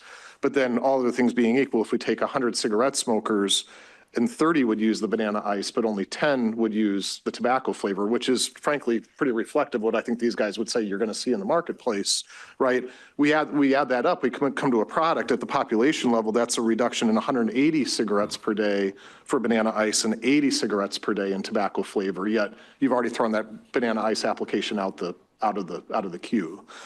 So I think that this is an approach that is blinkered and it doesn't appropriately account for the popularity of flavored products at the population level that tobacco flavored products just don't have. And then I guess the last point I just want to make is I think the importance of dialogue here is really, really important, not just pre-submission meetings, but, and it sounds like there's some, going back to the last panel, I mean, maybe some good developments in this respect, but if someone a small business goes and conducts one of these studies and wants to have a meeting to talk about the results or talk about, are there changes we should be making, or is it worth continuing to pursue this particular flavor versus the other one? A lot of these small businesses will have 10 or 15 different flavors. They have to make decisions. Which ones do we call out of our applications? Which ones do we spend several $1 million more pursuing? It would be great to have phone calls and meetings about those decisions, because that can make the difference about whether a business is able to be viable or not. So I think I just wanted to hammer that point. So anyway, those are my 5 questions / comments. Thank you. All right, so I'll start with the first one. So the minimum threshold question, I think that was the first one. And we do not have a set minimum threshold of demonstrating adult benefit, because a lot of what we talked about today is how the whole APPH decision is multifaceted. There's a toxicity that goes into it. Looking at benefit to adults goes into it. I can talk about some of the different characteristics of the data that we look at when making that determination, though. And I will use, for example, complete switching as the example here. And so when we're looking at data of complete switching, what we're looking at are generally two things to show added benefit. We're first going to look at the overall quality of the study.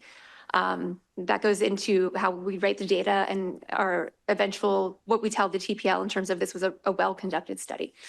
Then we look at the absolute switch rates. So we're looking at if you have a tobacco flavored ends and you have your example of a banana flavored ends, how many people switched from the tobacco flavored group? How many people switched from the banana flavored group? Absolute switch rate there. And then the next thing that we're going to look at is the relative switch rate. So we're going to compare those two switch rates and look to see, does the banana flavored ends increase switch rates compared to the tobacco flavored ends? Those are kind of the three main things that we're looking at. We don't have a threshold, but those are the three kind of main variables that we're looking at when we're looking at the switch data. Do you want to talk about one of the other ones? I can go into the choice or. I just, to address the comments about the youth perspective, which you mentioned, that this framework sort of predicated on the height of the vaping issue. ENDS use has declined. David mentioned, of course, we're, always following the literature and aware of the most recent data. And you also mentioned specifically differences in youth interest in different types of devices. And appreciate you sharing those perspectives and understand why it would be an area of interest for this group. Our focus today is on the adult side of it. And so we're not going to get into detail about the youth side of it, but those comments are heard.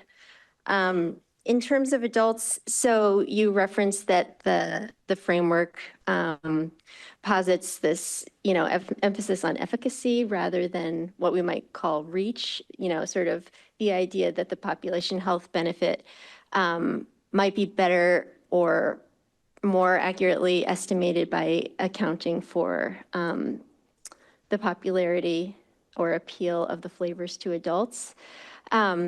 And so it is true that the specific studies we've talked about do focus on sort of that question of effectiveness. One reason for that is that, what we've communicated is that in this area, we feel like it's important to have the most robust and reliable demonstration of the behavioral benefit. And that is a question, we feel like the effectiveness question can be best studied sort of directly in an observable way.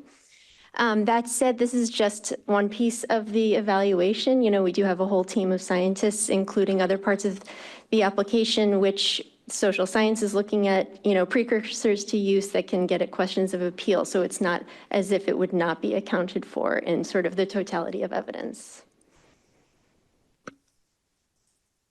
And just to add one thing there, so there was a discussion about, how do you account for sort of this aspect of choice, right? And that really plays into the decision about the study design, right? There are pros and cons of different kinds of study designs, and that's something that can be seen potentially more in either an actual use study or a cohort study, right? With more naturalistic environment and timeline. But that's going to get at some different kinds of questions and outcomes than a really well-controlled RCT. And so that's why whenever you hear us talking about it, we're always talking about, an RCT, a cohort study, or other sufficiently reliable and robust evidence, because we are trying to give the choice of what is best going to serve your goals for your products in order to demonstrate this adult benefit. It's yet another reason why we are very hesitant to set a single kind of study design or threshold, because, again, that is only one piece of the puzzle here. And if I can, real quick, if I can jump in here, because I think it's a great segue to something, a point I want to make. So in the PMTA rule and application gets established, and there are individuals like Ryan and others, small businesses, and at ARAC, we work with everybody, small, medium, large size businesses in the industry.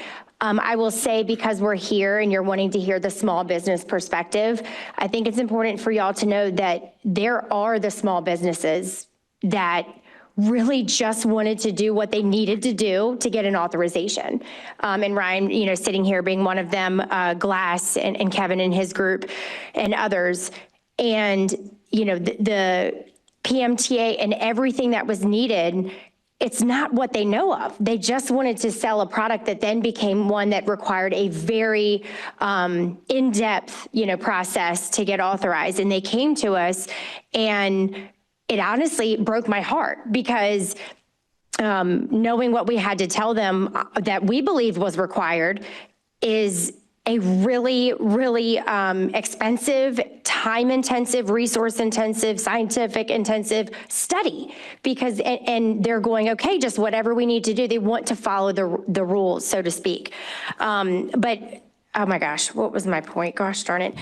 You were talking about, I'm so sorry, what your point, David, was about? Choice of study. Oh my gosh, thank you, got it, there we go.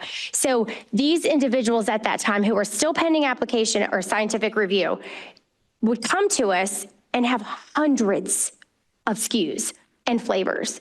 The only possible study design, right, because we are now retroactively almost doing a prospective study versus scenarios where a company comes and says, I have 6 flavors, help me in product development to narrow down to 3, and then take those 3 and let's put it into a PMTA. Very different. Certainly we can do those individual randomized arms, as you all mentioned, beautiful study. But when you have 200 SKUs of nicotine strengths and 30 different flavors, the only option is to do kind of a flavor choice, and then potentially not getting the individual SKU data, but trying our best, you know, to power it and ensure we have sample.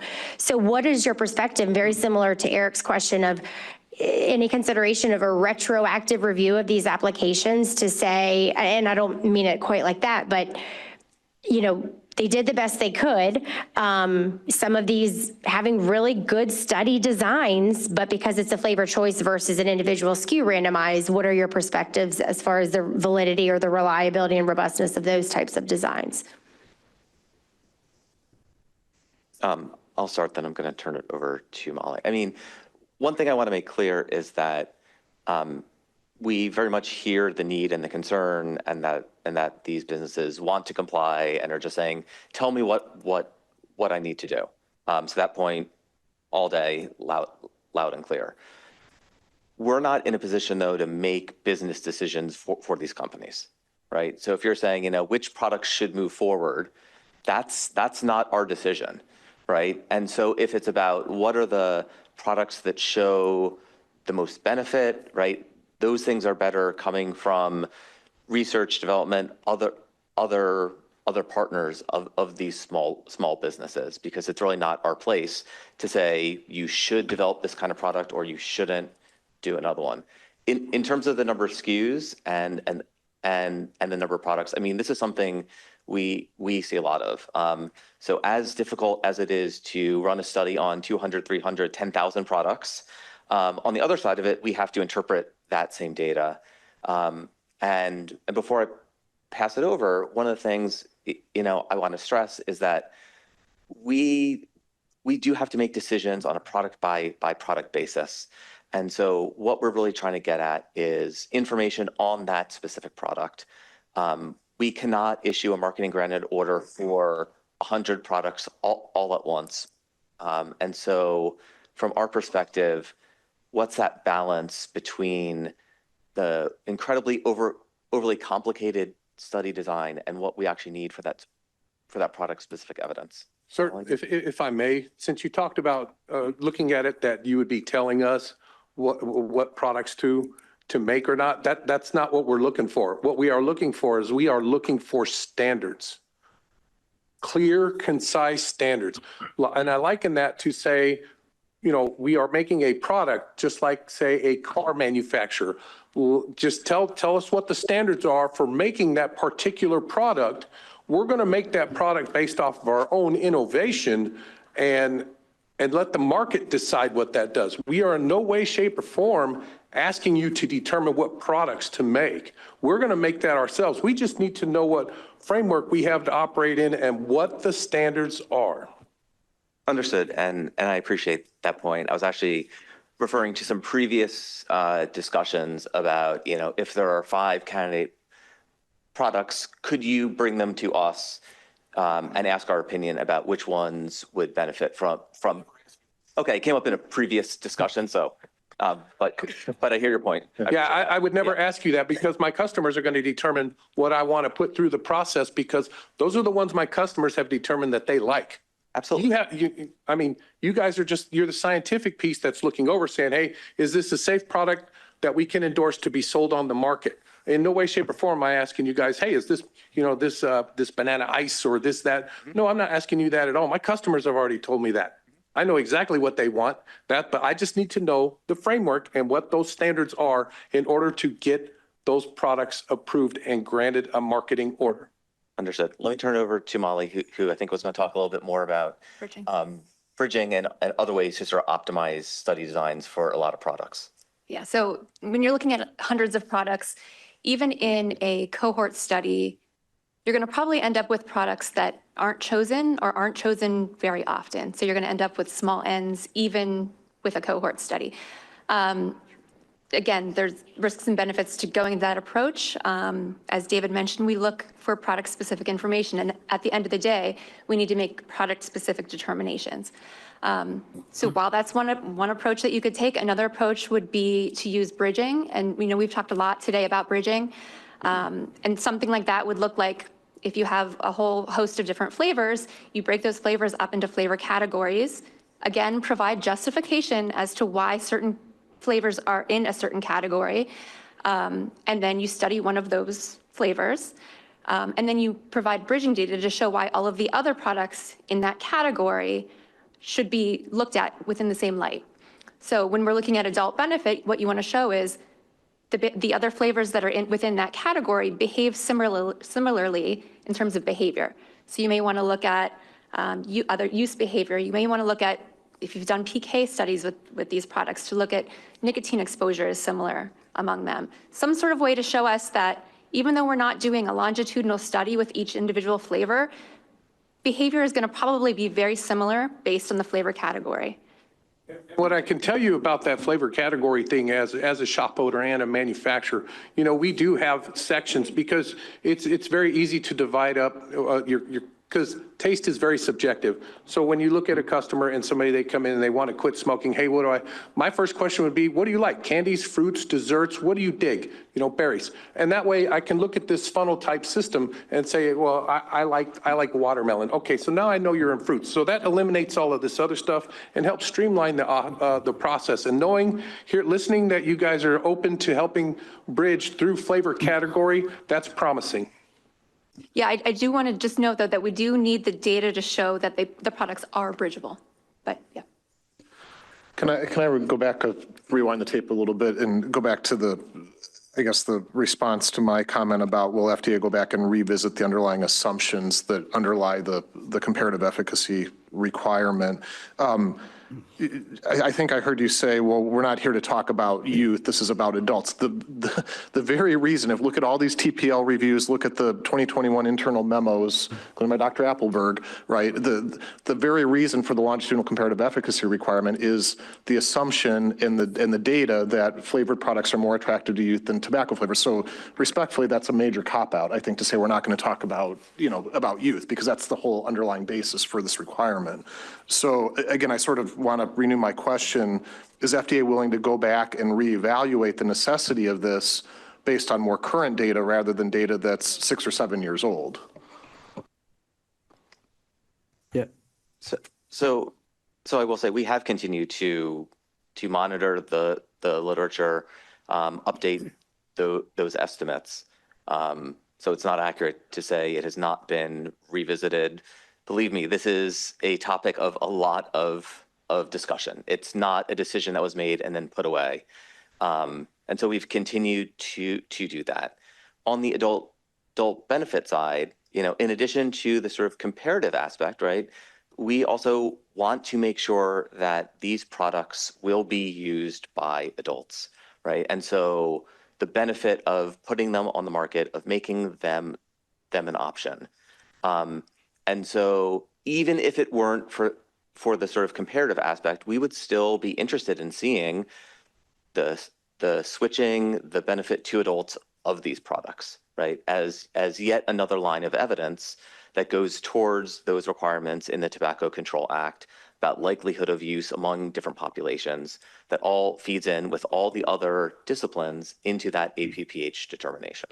Yeah, and the reason I raise this is what I think you see a lot with a lot of flavored products in these head-to-head RCT studies without accounting for popularity is both the flavors and the tobacco are both very effective. They lead to dramatic reductions in cigarette consumption and major physiological benefits. And so, but if we're gonna have a hard and fast rule that, boy, if they're head-to-head, that's not enough, you're out, or if theoretically, if the banana ice only, exceeds it by an average of 1 cigarette per day, you're out, right? We're not going to look at anything else, which is what we've seen historically. And as Dr. Miller explained, there are different elements to the evaluation, right? And one is the absolute switch, and one is the relative as well. So those are being taken into consideration. Sorry, I interrupted you, but I just wanted to get that out before we moved on. Can I jump in, Eric? Yeah, so just using glass as an example, and this has been presented to the public. So we had 13 to 21% cessation rates, age-gated device. So when we're thinking about the benefit to the population, we're thinking about the smoker. And these rates were above and beyond an already authorized ENDS product, and these were flavored. And so, it kind of the best of both worlds where it's actually getting 20% cessation from an adult smoker, and heavy smokers, by the way, heavy smokers blowing, sometimes 40 and 50 in their ECO. And then we were seeing 50% with a significant CPD reduction of 50% or more. And so I guess my question here is that to me demonstrates not only the population health benefit to those that are currently using combustible cigarettes, but because it's then age gated, you're also then accounting for the risk side. And I know we don't want to talk about the youth here. And look, again, I'm the kind of odd apple out up here, but it's been almost 5 years, right? And they're a product of merit. And so with a very rigorous study design, and so just didn't know your thoughts. And I'm sure there are things way above everyone that is sitting at this table today that can be considered in an authorization. But just kind of wondering when you do have that highest standard to assess the benefit for you all and to make your jobs hopefully easier and still not getting that reinforcement through an authorization is challenging.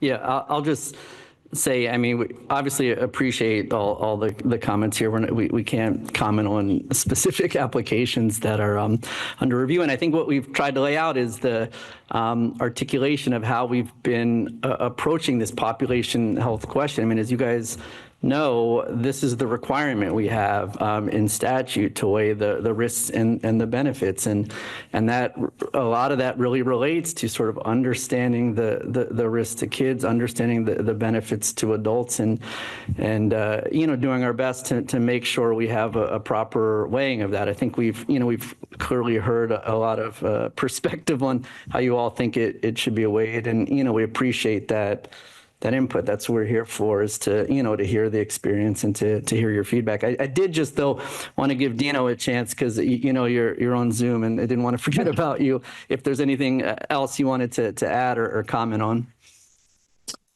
Oh, you hear me okay? Yes. Yep. All right.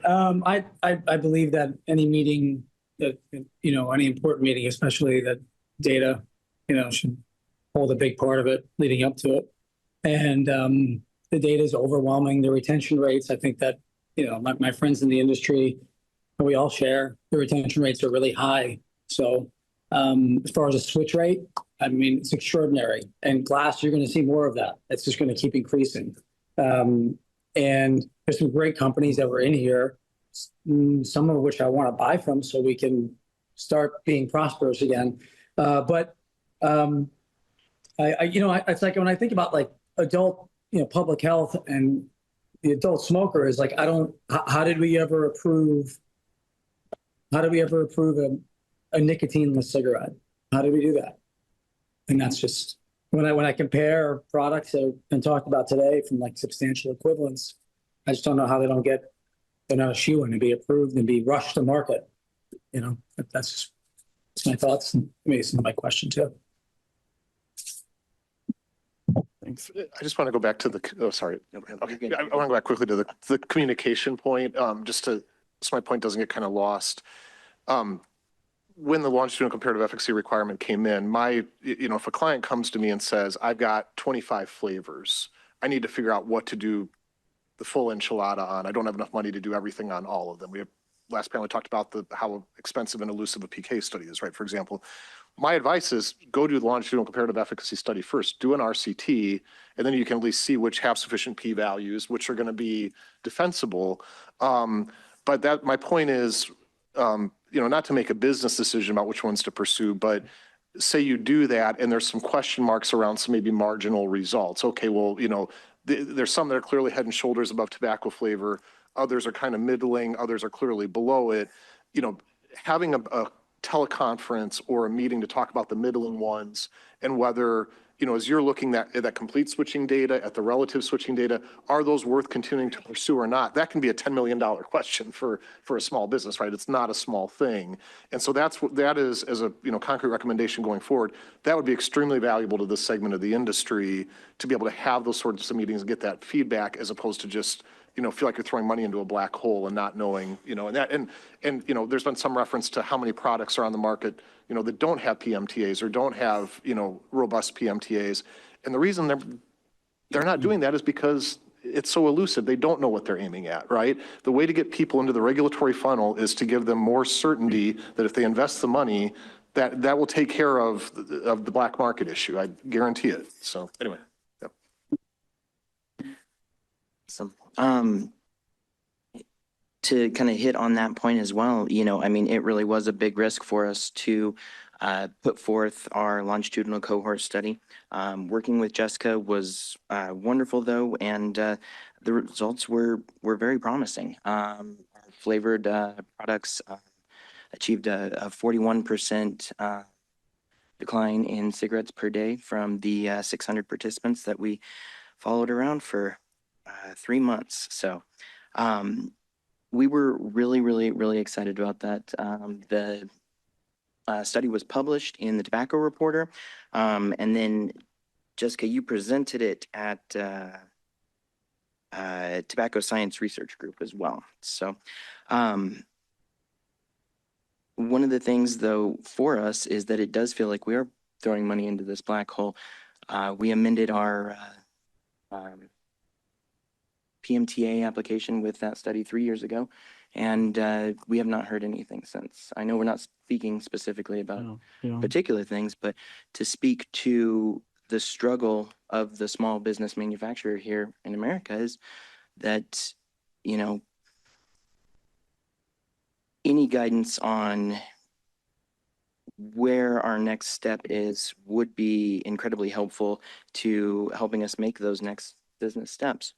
In case this is the last time I get to talk, though, I do want to just bring one thing up.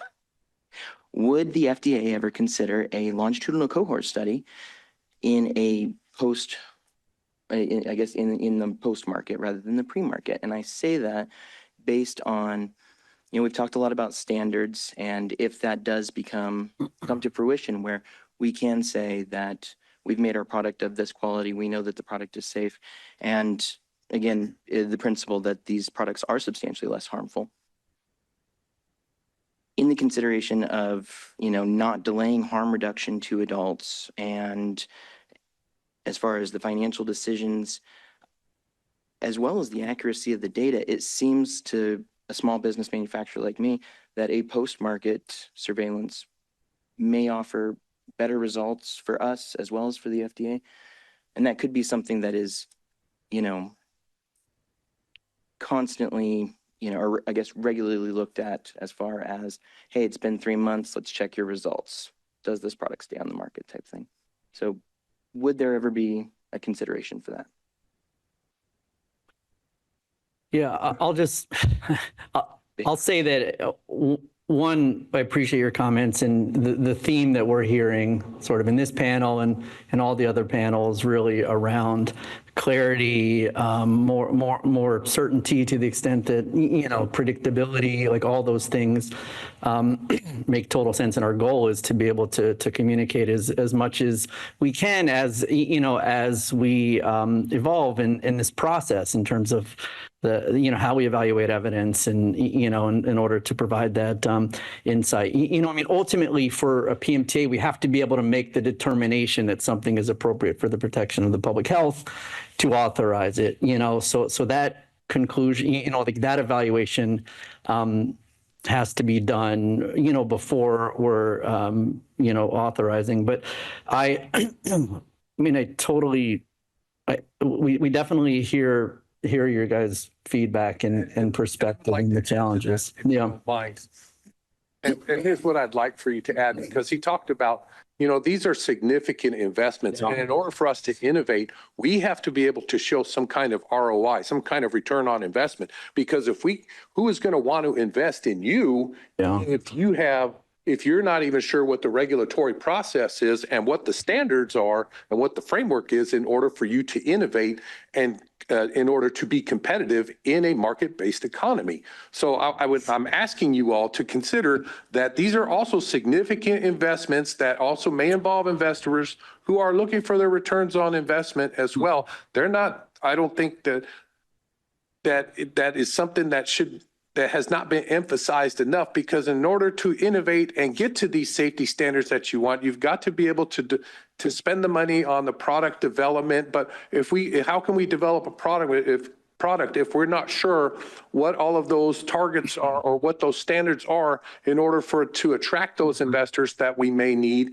Because who wants to throw $10 million for a study that may get kicked out? So please keep that in mind. You're talking about significant investments, and we only have so much capital to work with. And that's one of the reasons why we have to kind of look towards investors in order to innovate and keep going. If you look at the amount of flooding that was done over the previous 4 years with all of those foreign disposables, you'll notice they kept continuing to innovate and innovate and innovate, while those of us as American manufacturers were stuck in a regulatory nightmare.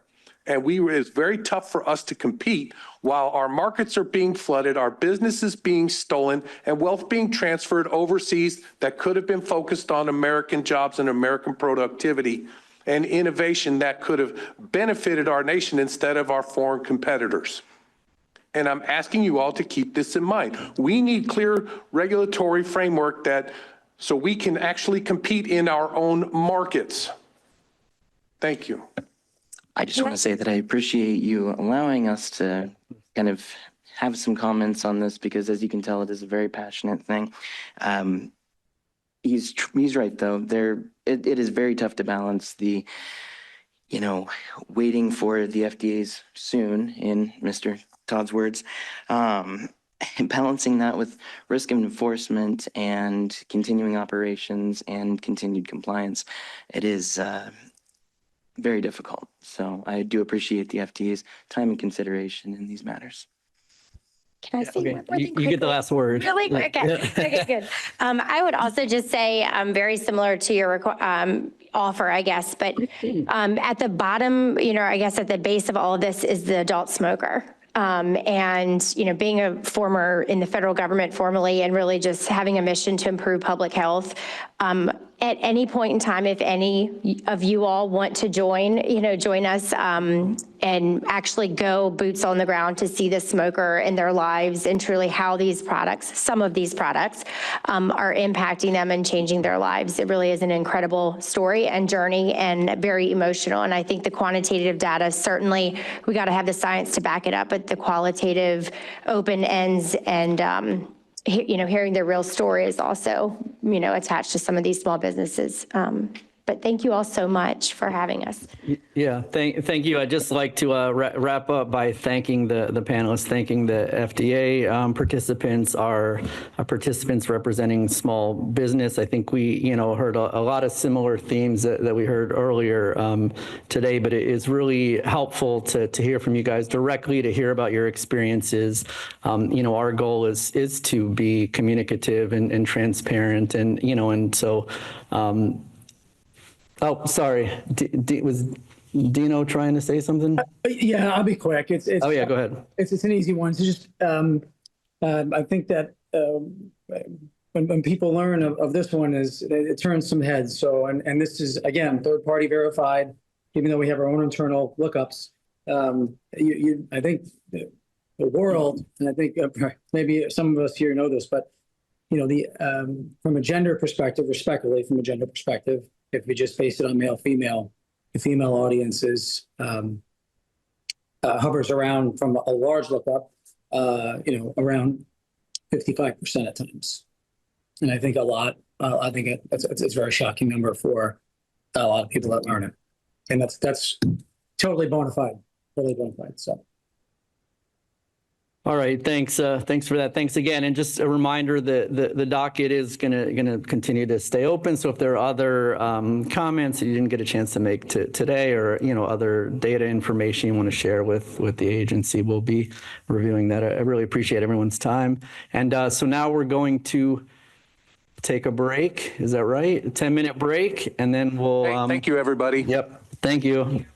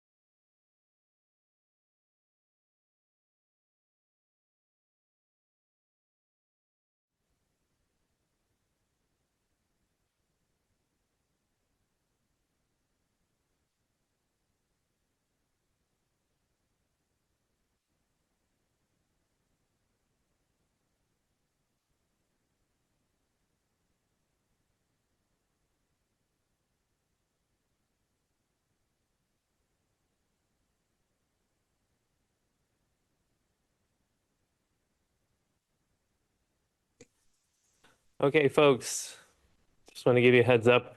We're going to get started. But before we go into toxicological profile, we have a surprise guest who wants to say a few words to just show his support for what we're doing here today and emphasize the importance of this kind of communication, two-way communication between FDA and applicants. So I'm happy to introduce Dr. McCary, Commissioner of FDA. Great, thank you. Thank you, Matthew. It's good to be here. Thanks for letting me pop in for a minute. I just want to say thank you for all the feedback. And I know there's been good, healthy feedback. We like that. We like hearing exactly what you think we need to be doing. This is not an agency that belongs to a few of us. This is an agency that belongs to the American people. So we are here to serve you, and we want to do it in a way that makes sense, that is scientifically sound, and that helps safeguard the public, particularly our youth. So keep the good feedback coming. Thank you. All of you have agreed to serve on this panel and come from some far distances. We want to see products on the market that are meeting our standards for safeguarding the public, that are manufactured in a way that we believe is in line with our manufacturing standards for safety, and products that create more competition so that we can see more innovation in this space. So those are our basic goals. I think we're all aligned. If we turn off the noise of social media and affirming news, we realize we all want the same things. And so that's the purpose of this, and we want to have more of this kind of interface. So anything we can do to be available, to give you predictability, markets like predictability, innovators like predictability, manufacturers like predictability, investors like predictability, we owe it to all of those stakeholders to provide predictability. So thank you for your input, and we do take it very seriously and use it to shape our guidance, and also to continue to change the culture in terms of how we view a very dynamic space. 50 years ago, it was just a dichotomous approach to tobacco products. Now it is a very wide spectrum of products out there that we have to think about in terms of how do we reduce the burden of injury from traditional tobacco smoking, and how at the same time do we safeguard our nation's children. So with that, I'll say thank you, Brett. Thank you, Matthew, for your work here today, and the team. Thanks for letting me jump in, and I'll be watching the video from my office. We have another meeting now, and if I miss any of it, I'll watch all of it on the recording. So thank you so much.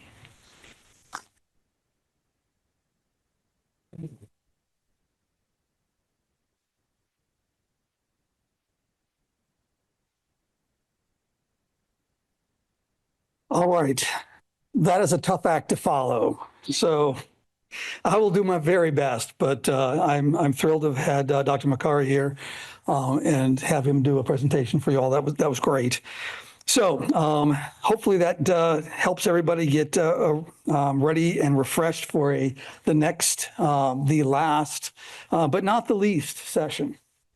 So the ground rules have not changed from our prior sessions. However, what comes next has changed. After this roundtable, I'm not sure if Matthew is going to be able to give us an outline of what we've seen. Things have changed slightly.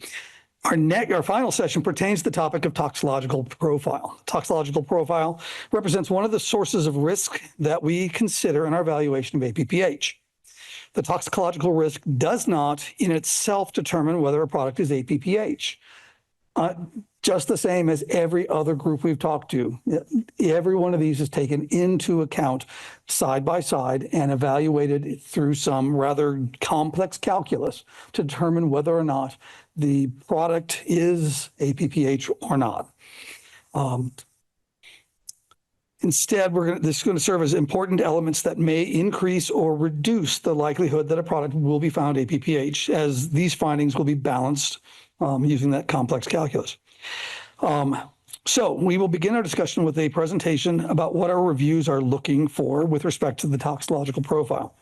We have two presenters for the session. The first is Dr. Hans Rosenfeld. He's the director of the Division of Non-Clinical Science, and we'll share the podium with Dr. Mary Irwin, a supervisory toxicologist in the Division of Non-Clinical Science. Both Hans and Mary bring exceptional experience in the field of cancer and non-cancer risk in the tobacco products and have been involved in the evaluation of many ENDS PMTAs over the past 6 years. At this point, let me turn the floor over to Hans.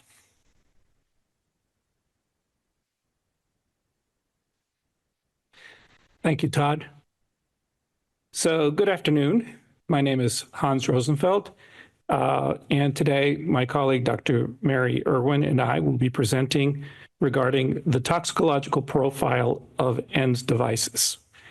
Specifically, that toxicological risk is something that ENDS manufacturers can control. The main point of this presentation is that ENDS, let's see, I need to move the slide.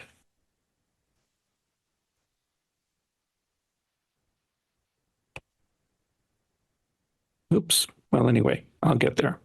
The main point of this presentation is that ENDS, unlike traditional tobacco products, are wholly formulated consumer devices.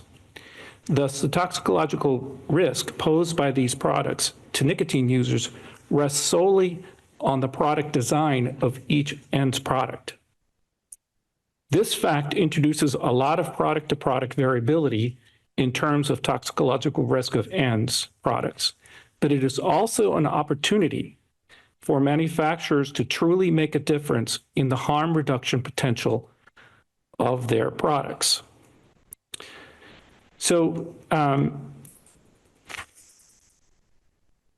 in terms of the agenda, sorry, I gotta take my glasses. Forgive me. We're gonna talk about how risk assessment fits into PMTA. We're going to discuss the components of a toxicological profile on cancer and non-cancer, but we're going to focus in this talk more on cancer. We'll be discussing, Dr. Irwin will be discussing some of the new regulatory science policy memos we've worked on in the past couple of years. We're going to discuss how product design is key, and we'll give some generic examples of how excess lifetime cancer risk can be calculated, and we'll make some final conclusions. All right, so then.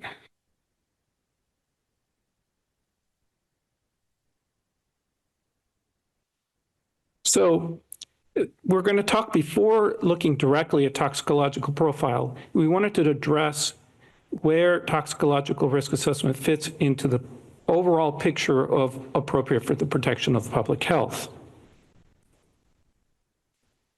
The PMTA pathway is designed to shape a regulated marketplace by working to move tobacco products towards the lower end of the continuum of risk.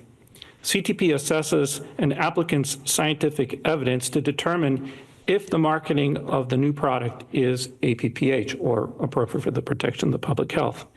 To do this, CTP must assess both the risks and benefits to the population as a whole, including both users and non-users of the tobacco product. To do this, many different risks have to be taken into account. Risks like abuse, liability, initiation, relapse, dual use, and toxicological risk are taken into account along with market conditions and benefits, such as cessation or switching to lower risk products, to determine if a new product is APPH. Toxicological risk is only a subset of a tobacco product's overall risk and can be further divided into cancer and non-cancer risk. Toxicological risk involves a number of different endpoints. These include genetic toxicity and carcinogenicity for cancer risk, and health outcome domains described in the PMTA rule and listed on this slide. These outcome domains are respiratory toxicity, developmental and reproductive toxicity, cardiotoxicity, immunotoxicity, acute toxicity, and chronic toxicity. Together, the assessment of these toxicological risks create the toxicological profile of a tobacco product.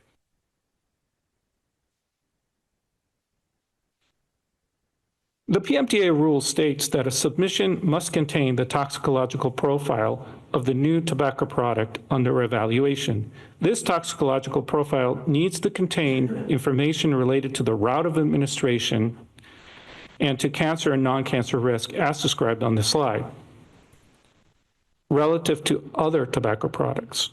As mentioned before, these include but are not limited to genetic toxicity, carcinogenicity, and the health outcomes that are listed here. As part of PMTA submissions, applicants have included a range of data and justifications for hazard identification, hazard assessment, exposure assessments, and ultimately risk assessments for their new products.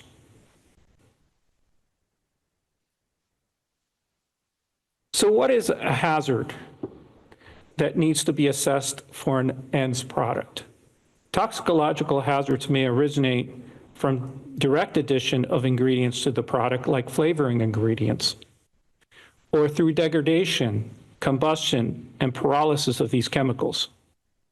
Many harmful and potentially harmful constituents, or HPACs, are both cancer and non-cancer hazards. During user exposure from an ENDS, all of these toxicological hazards are present in a mixture. Thus, minimizing added ingredients and unintended leachables that are toxicological hazards may lower the overall risks of the products. Although ENDS in general pose a lower carcinogenic risk than combusted tobacco products, such as conventional cigarettes, use of ENDS is not without risk to the user. To give you a picture of what this may look like in an ENDS product, here's a short and non-exhaustive sample of the kinds of toxicants that can be found in ENDS. These are just examples. While some constituents like formaldehyde and acetaldehyde are present in most ENDS, the overall mixture of toxicants that users of ENDS are exposed to varies from product to product.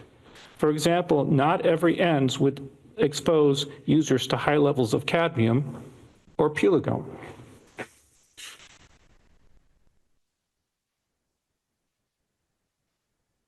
Hazard identification is one of the first steps in risk assessment and is critical to the development of tobacco product toxicity profiles because there are so many more toxicants in tobacco products than other consumer products. Toxic constituents present in tobacco products can be very well documented, or they may be less well documented, but nonetheless have indications of toxicity by varying levels of empirical data.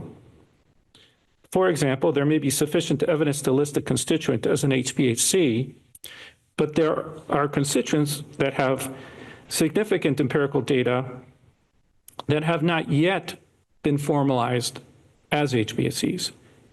These also have to be accounted for in order to create an accurate toxicity profile for a tobacco product. For example, a carcinogen may have only been recently designated as a carcinogen by IARC. Acrolein is such a constituent. It is on the HPHC list, but as a respiratory toxicant.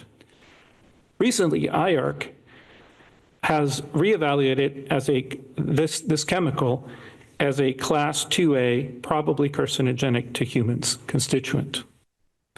Another example are constituents that are positive in the Ames assay, which is a highly predictive genotoxic, is highly predictive for genotoxic carcinogenicity. Interestingly, the computational Ames assay model is so good that it has been successfully used in predicting Ames positivity for years in drug regulation, particularly in predicting the genotoxicity of leachables. So constituents that are positive in the Ames assay, whether the in vitro test or the in silico computational model, need to be included in the hazard identification portion of risk assessments in order to create an accurate toxicology profile of tobacco products.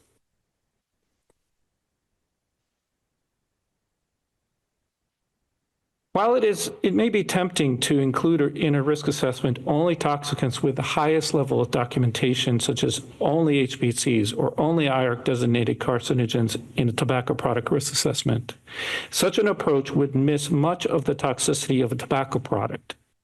This is because only a very few constituents have this highest level of documentation, such as an epidemiological study or a well-controlled rodent carcinogenicity study.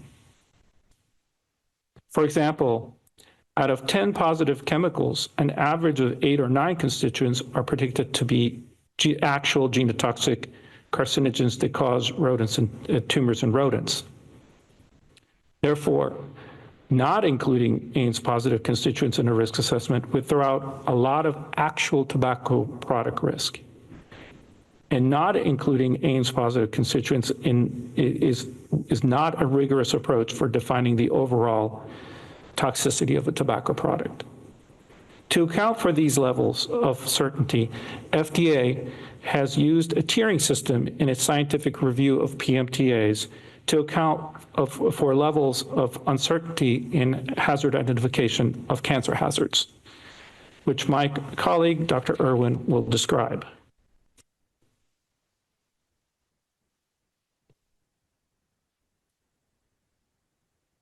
While the toxicological profile of a tobacco product entails both cancer and non-cancer hazards, today we can provide more detail on managing estimated lifetime cancer risk, or ELCR. We are now going to transition to a short presentation on how cancer hazard tiering can help manufacturers manage the cancer risk posed by their tobacco products. Dr. Mary Irwin will discuss an approach to such tiering, which are described in detail in the FDA science policy memos that were recently completed.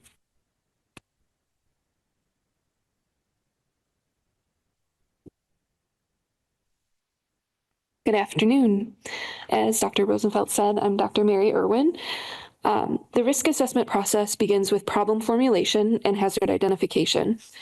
First, all of the constituents that make up the HPHCs, ingredients, and leachables of an ENDS must be identified, and then we can move forward to hazard identification process. There, we will look to determine if any constituents present are associated with adverse health outcomes. After that, we will look at the specific weight of evidence for each constituent to determine our cancer and non-cancer hazards. From there, we move forward to determine how much of each hazardous constituent a user of the new product may be exposed to, and we determine the cancer and non-cancer risks associated.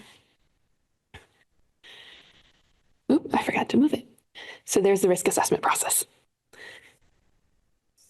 To identify the constituents that should be moved forward for hazard identification, there are specific types of information that a toxicology reviewer looks for when seeking to determine the risk of the new product. First, we may ask how much of the new product does a user use per day. We are looking for here heavy use assumptions or data provided in the application. In the absence of a 90th percentile of use, toxicology reviewers assume a 40 milligram of nicotine per day equivalent, and this is based on the heavy use of cigarettes. Additional information toxicologists would be looking for is information about HPHCs, including the measured levels of HPHCs from a new product, and all the available hazard information regarding any HPHCs that are above the limit of quantification or limit of detection. Then we will look for ingredients. How much of ingredients are added to the formulation? Is there any aerosol data regarding those constituents? And all of the available hazard information regarding those constituents. Lastly, a reviewer will look for leachable studies to determine if there are leachates from the device components or container systems, for example, the coil, wick, or e-liquid cartridge, as well as known hazard information regarding the measurable leachates. To begin our cancer risk example here, toxicology looks at the body of evidence for a given constituent and determines the overall weight of evidence to place a constituent into one of 5 tiers. Tiers 1 through 3 are defined by EPA and IARC evaluation of known, probable, and possible carcinogens. But as we mentioned previously, if we stop there, we would miss a lot of risk. Therefore, Tier 4 is subdivided based on the strength of available in vivo and in vitro data regarding the genotoxicity and carcinogenicity of a constituent. For example, a positive in vivo assay would be Tier 4A, while positive in vitro assay would be either Tier 4B for Ames positive or Tier 4C for other non-Ames assays. This allows toxicology reviewers to reflect the strength of the data. For example, Tier 4A typically has stronger evidence than Tier 4C and still account for the hazard that's present. The Tier 5 classification denotes that a constituent is unlikely to contribute to the carcinogenic risk of ENDS. Tier 5 constituents are ultimately not added to the cancer risk evaluation. However, there's a minimum threshold for acceptance of a tobacco constituent as a Tier 5 constituent. Namely, if the weight of evidence shows that there's one negative finding for mutagenicity from an in vitro, in vivo, or in silico test, and one negative finding for chromosomal damage from an in vitro or in vivo test, and no positive or equivocal predicted outcomes from in silico evaluations, then a constituent could be classified as Tier 5. That doesn't mean that a single negative test in any of these groups can push something to a Tier 5, ignoring positive evidence. This simply is the minimal data that a toxicology reviewer would need to consider a Tier 5 classification. Some examples of flavors we have classified as Tier 5 at this time are on the table here. Note that for D-limonene, there is a negative Ames, negative chromosomal damage, and negative computational predictions for carcinogenicity. For ethyl vanillin, we similarly have all three elements for Tier 5, but there was also a negative in vivo micronucleus assay that was not used for the weight of evidence because of the lack of target tissue exposure data. For isobutyraldehyde, while there are positive in vitro studies, specifically the MLA and chromosomal aberration studies, there is negative inhalation carcinogenicity study in both rats and mice that are of sufficient quality to push our determination to Tier 5 at this time. I think it's very important here to note that this is an inhalation carcinogenicity study. Why is that important? Well, as we mentioned earlier, the regulatory provision for toxicological assessments of PMTAs mentions that the toxicological profile of the new tobacco product should be related to the route of administration. One of the largest issues we have seen regarding misconceptions in the weight of evidence is the use of oral data without proper extrapolation to the inhalation route. As a reminder, ENDS are inhaled products, and inhalation bypasses first-pass metabolism in the liver prior to systemic circulation. So evidence based on oral administration may not be directly applicable to the inhalation route.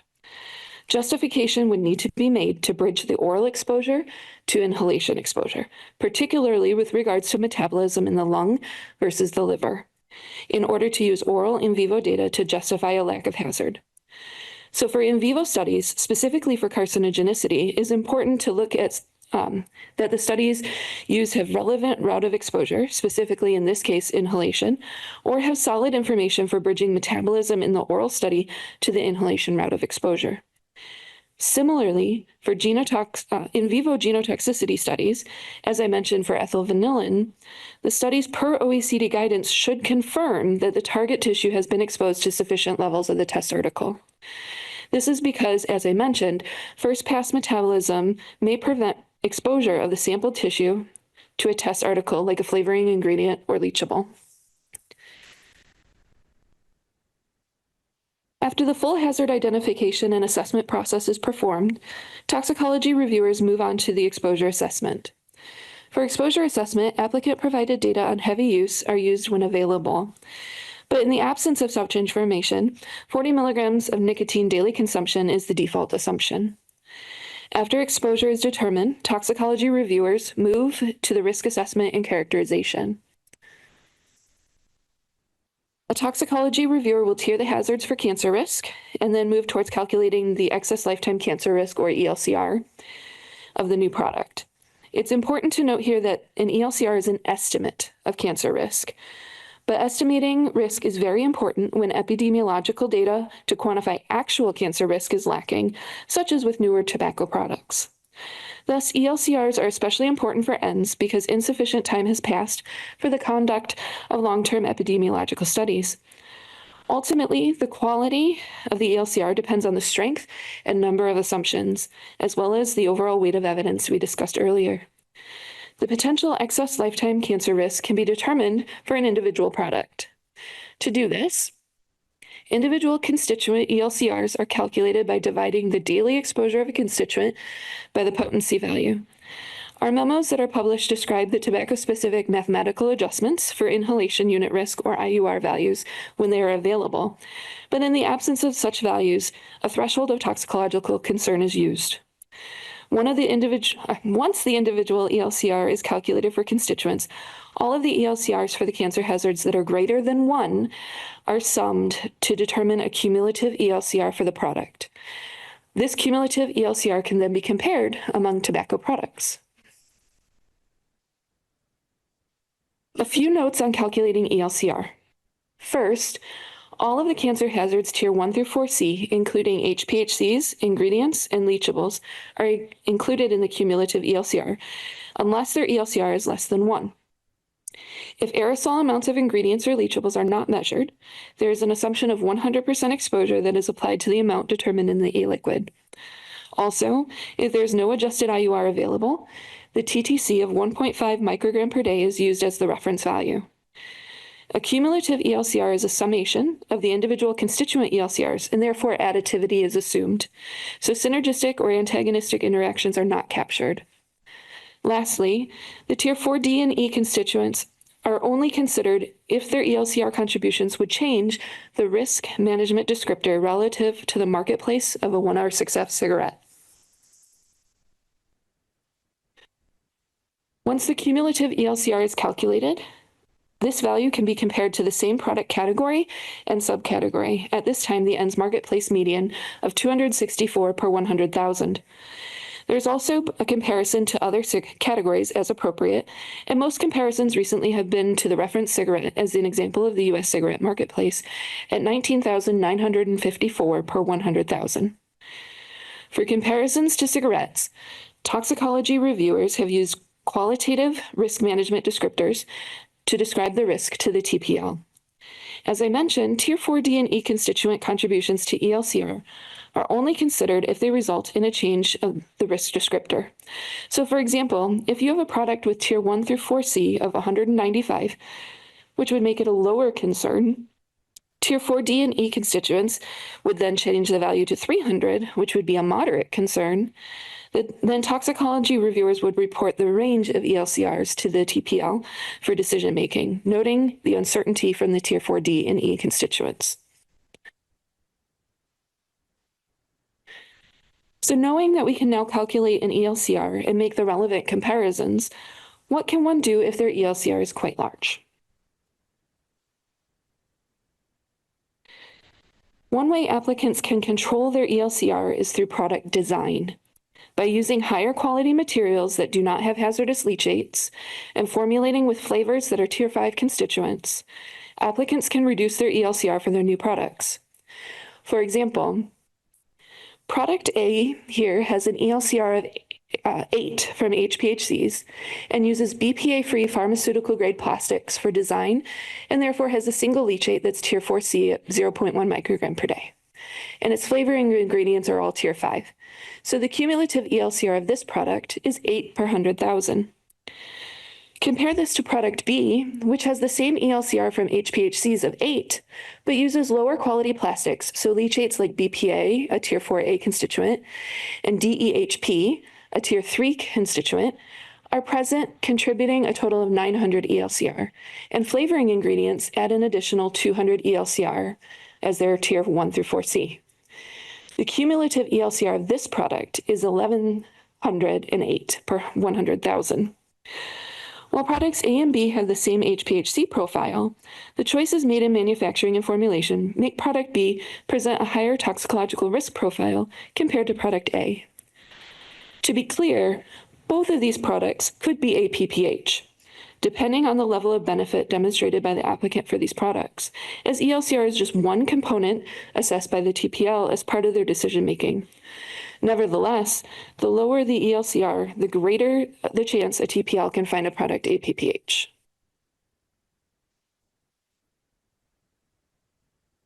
So to provide some conclusions, toxicity of ENDS products does vary from product to product, and the toxicity is largely from manufacturing and formulation design elements that an applicant can control.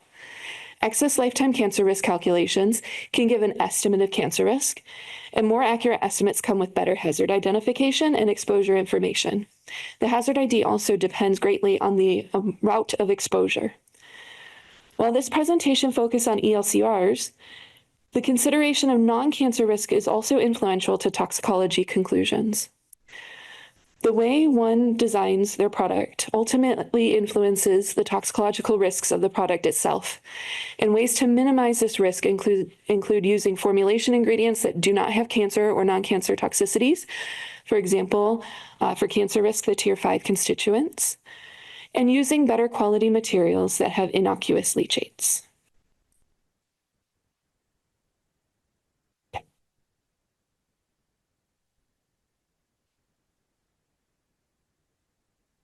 All right, thank you, Hans and Mary. That was great. I really do appreciate it. I think that this is one of those cases where we have done an awful lot to present a standard that folks have talked about. Now, I want to be clear that when we talk about a standard, these are standards for our reviewers. All we can do is tell our folks how to evaluate so we're consistent. So I think there was a question earlier today about getting that one reviewer that is out of normal. This is one of the ways we try to ensure that that does not happen here. Everyone understands what it is, how to do it, and are able to do these sorts of calculations. These have been made available on the website so that you understand what we're doing when we look at your products. We are obviously working on additional ones that we can make available, but they're in process. They're not ready for public consumption yet, or in this case, it needs to get ready for our own internal consumption first, and it is not yet ready for internal consumption. So, but we are working on it, and we really would like to help with more of these sorts of documents as we are able to. So with that, let me turn to the panel. I think everyone but one of us have been on previous panels, but I think it makes sense to go ahead and do brief introductions again. So let me turn to Stephen first. Stephen Haddad, managing member of Bree Smoke based in Michigan, 20 years experience in the tobacco vapor convenience distribution space. Hey, Willie McKinney, CEO of McKinney Regulatory Science Advisors and McKinney Specialty Labs. I'm here representing Custom Technologies. They develop and sell specialized e-vapor products to correctional facilities, jails, prisons, et cetera. Manoj Mishra from Kevlar Consulting. I am representing ECS Global, which sells fixed ends. I've been working in tobacco industry from last about 30 years, big tobacco companies, small companies, and now consulting with Kevlar, all different type of products, starting from tobacco cigarettes, e-cigarettes, and now pouches. Shar Owen, I'm the CEO of a small e-liquid manufacturing matrix mines with an engineering background, and I also consult for PMTA submissions. Great, thank you so much. Let me go ahead and open the floor for any questions or comments you'd like to make. I have one. Yeah, sure, go ahead. Briefly, there was a example list of bad, yeah, right? Does this database exist anywhere where it's available for us? Because I know you don't have, this is a really great thing for manufacturers to have to make those to do those calculations and say, all right, we want to leave this chemical alone. So if you have a way for us to, that would be amazing. just. I think that I will leave that question to Dr. Cecil. Because a lot of this is proprietary information clearly, and I don't know exactly if there's a mechanism for such information. That slide had to be cleared many times in order to be able to put it up here. But I don't know if Todd has any additional information on that. Yeah, the nice part is that that slide, it's in your deck, was IURs, which are available on the internet. Those are publicly available sources. The calculation was, all they did is use the calculation that Mary just walked everyone through and just put those up there side by side. So I think that's just what that slide was. So there's nothing new or different in it. It's the exact same thing that everybody could do. The question I think that you're asking is it possible to make that available? We will look into how that could happen. I think that is something that has potential to be useful. Again, we need to make sure that we are not running afoul of any sort of good guidance practice violations. So we don't want to put ourselves at risk by making this available. I make those calculations just by what I do. But, you know, if a manufacturer is designing a product, it would be wonderful if the product never has those types of things. If there's an easy way for the public, for the general small manufacturer to hit that before he even gets to the product design phase. Great. Thank you very much. We will take that with us. I appreciate that the invitation to us. We barely get a chance to talk to face. So apart what I gathered is this, apart from the education and face-to-face meeting with us, as thank you, it's also opened a direct dialogue and opportunity what small manufacturer can ask and what FDA can provide as a tool to make our life a little bit easier. So we're not asking, for example, any different criteria for science for big manufacturer versus small. No, science is science for same for everyone. So to chart point, 2 points for ingredients tox profiles. So I'm sure you guys are working for long years and day and night to have that and probably available in public databases. But for a small manufacturer to create, so 30 SKUs, 30 e-cigarette formulation, 30 to 40 ingredients each, just multiply that number and comes to $500,000 to $1 million just for the tox profile. If that can be available to us as a tool for us to assess our ingredient and selection of it, and then the label would be great. Letting someone else answer first. I would say you saw we did have some of the tier 5 constituents up there. So clearly we are looking at these things. But as Dr. Cecil mentioned, personally, I'd love to shout them from the rooftops. I want everybody to use tier 5 things that are not toxic for non-cancer either. But we'll have to see what we can do through the legal limitations and things like that. But I don't know if. I was going to add that I think that, there are, I think thousands might be an understatement of the types and numbers of ingredients that are being added to ENDS products. I've seen individual products that have 15, 20, 30 ingredients. If you multiply that times the 27 million products, obviously there's some overlap, but it's still a lot that we would end up having to take on that in creating these. So I think there might be an opportunity to build a partnership with a standard setting group to start to do some of these calculations, a Coresta or an ISO, or another group that may crop up to say we'd like to help out. SOT has got all sorts of resources.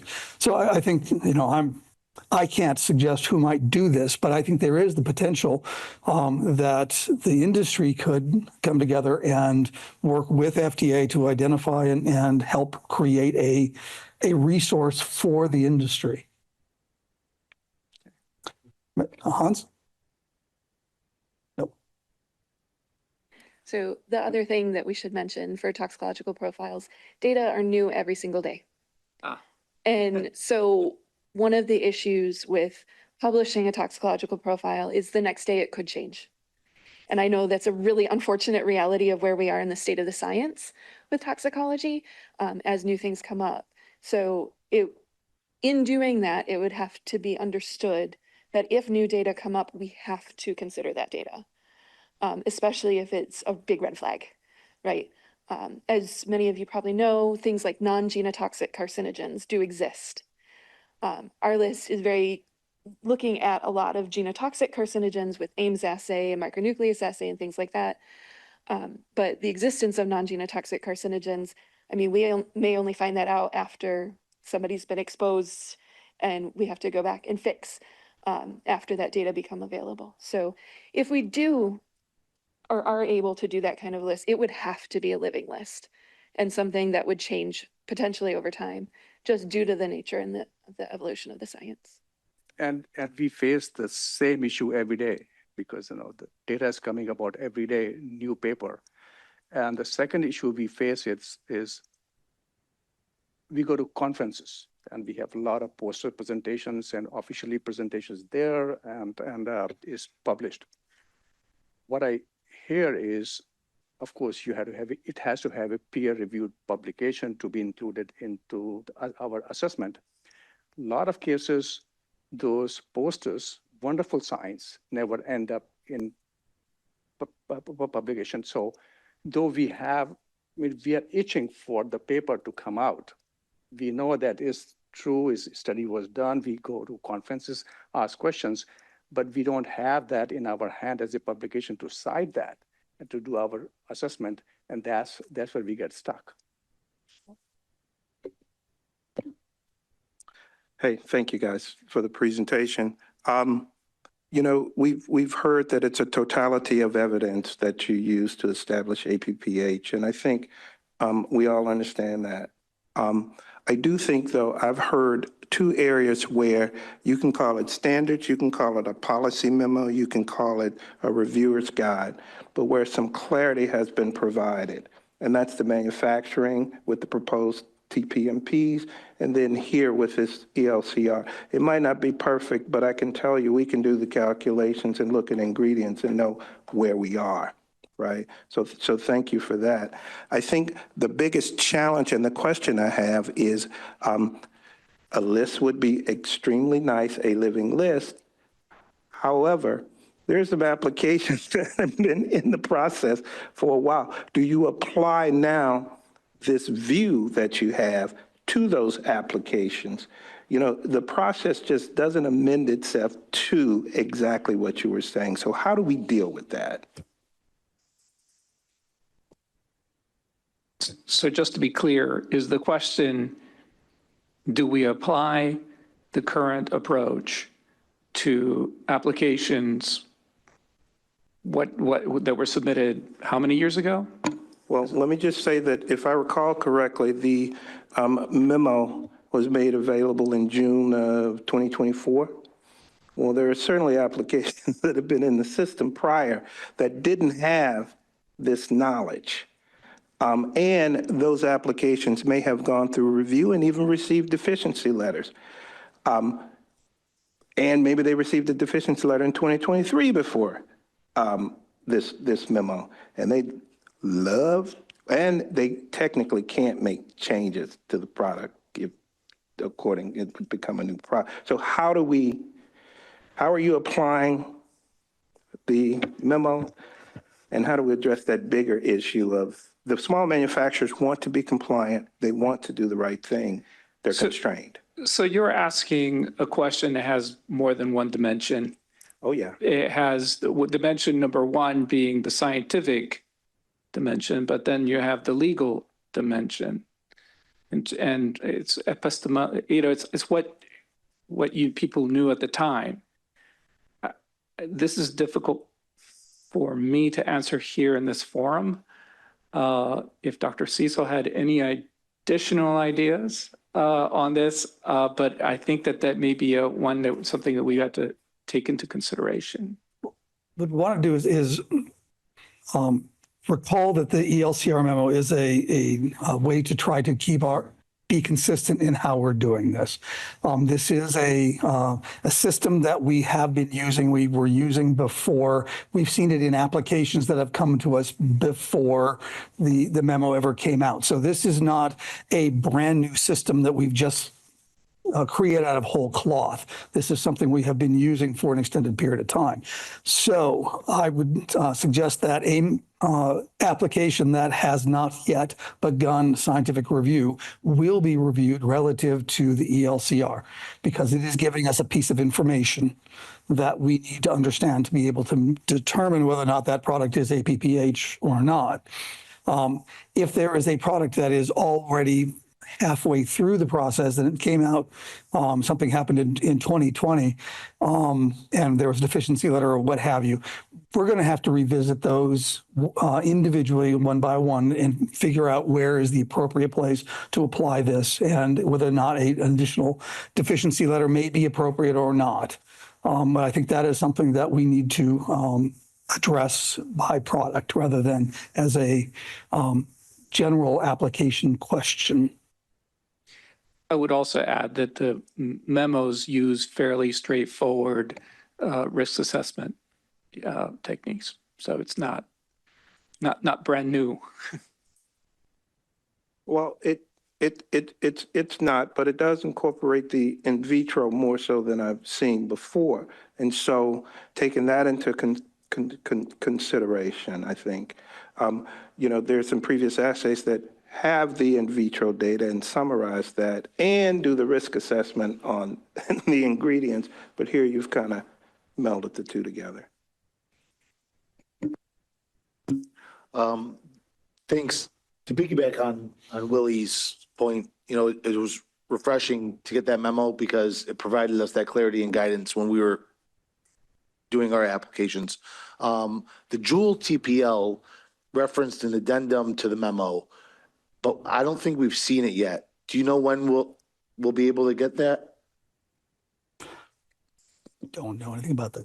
So there was an addendum. It was listed in our slides. It was listed. We mentioned it here. This is, I believe, what you're talking about, because you said it was in the TPL. The TPL, correct. And it was an addendum that we did create, and it was signed, I believe it was last July, because that's the date that's on the slides. I know we do have a process through which we have to go through with FOIA and then release. And so I believe right now we're waiting on that process to go out, but I don't know if Dr. Cecil might know more about it than I do. I do not. I don't know where we are on that. I know that there needs to be requests by a number of people before we can just put it on the website. Again, it has to do with the good guidance practices, and we cannot, if we were just to come up with a new list and post it up there, there may be a conflict with GGP, which we cannot do. So we have to be clear about it. If there are multiple requests to FOIA for that information, then we can go ahead and make that available. But we've been made aware that the FOIA office, there are very limited resources within that office, because I probably FOIA'd 3 times myself. So just we understand. Yep. I have a question. In one of the first panels, there was a gentleman, and I believe it was Yang, or I'm not sure what his name was, but he had brought up a study where he'd referenced 36 HPHCs, but I believe it's 33. I don't know if it's what's in that study, but, and his question, which was misunderstood, was much like your tiering system, is he wanted to know if there was a standard or a limit for those 33. So if that wasn't the question, so I just wanted to bring back his question so that it could be answered, because I knew it was important to him at the time. And it fits within this realm, so. Thank you so much for that question. I think, as you can see from our ELCR process that we just talked about, we don't really have any limits on anything. We don't set a limit, but we will calculate the risk of that constituent that's present. Well, these are like formaldehyde. Yeah, so they're considered in the risk assessment. So I know in your slides, we didn't show it on the screen, but it is in the slides, are the adjusted IURs for all of them that are available on the HPHC list. So that can be helpful.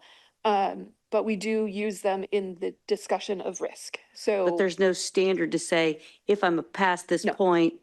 So that's a little hard for, like, if I'm for small business, especially, because we know that those things are bad, but we also know that they're going to come up, right? Because they're in almost every product, not even just ENDS. Right. So, is there any possibility of getting any guidelines on that at any point? I mean, because that's a very difficult thing for small business. If they run an HPHC and they come up with, formaldehyde at a certain level, they're never going to hit a cigarette, right? So, because it's going to be astronomical, but we don't really know where that limit is. I mean, it does get to the point about risk versus benefit. Right. And there is no set risk.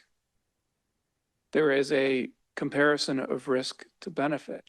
Okay, so my benefit is that I'm not quite at the level of the cigarette. Is that where is there some benefit would be described by, as previously discussed, switching, okay, and cessation, those kinds of endpoints. Okay, thank you. I'll just add, for product A and product B that I showed you, one was 1108, right? We did that as, it was made up, right? Made up product A, made up product B. But you can see something I very specifically mentioned, that both of those could be APPH.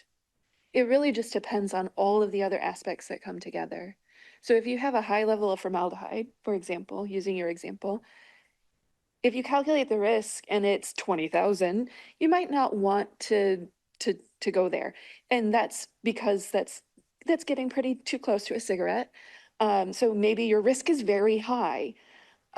Whereas if you have HPHCs of 8, you might be able to have 1 or 2 flavoring chemicals that might have a little risk, but it really depends on your benefit, right? So the overall picture of APPH requires all of these disciplines that talk to you today. And so we're just this one little piece, but it's definitely a controllable piece. So if you see that formaldehyde at 20,000, I would probably feel pretty confident in saying you probably should reconsider. But change something.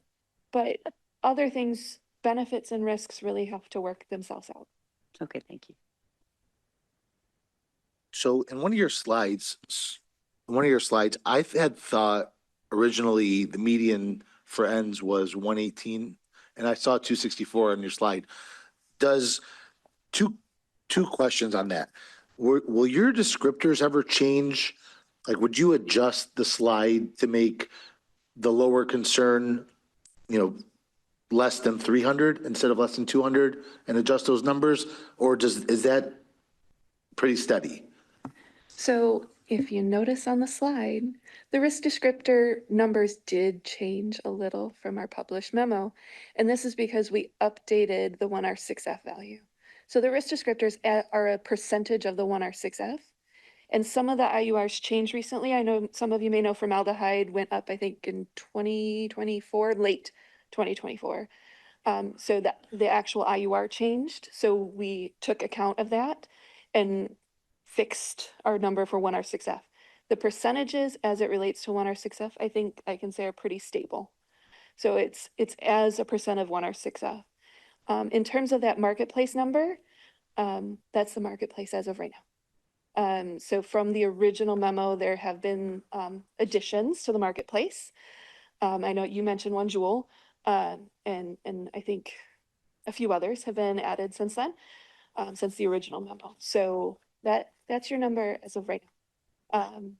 Thank you. And then as part of the overall process, do you guys assign inside, does FDA internally assign weights to particular sections of the application, where ELCR would be weighted more heavily than, manufacturing control or vice versa? Do you have anything like that internally? No. Okay. No, it really is going to depend. We do give our technical project leads as much information as we can. Our toxicologists will say, here's where we are, here's where it is relative to the median value, here's the risk associated, it's 1 in 500.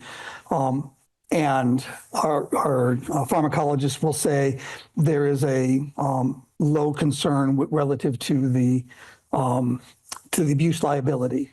And we're going to go, okay, well, those two may balance. What is the adult benefit? What is the potential battery explosion? Because if their batteries are exploding or there's no certification of the battery at all, we're going to say there's risk here that we need to assess. So every application has its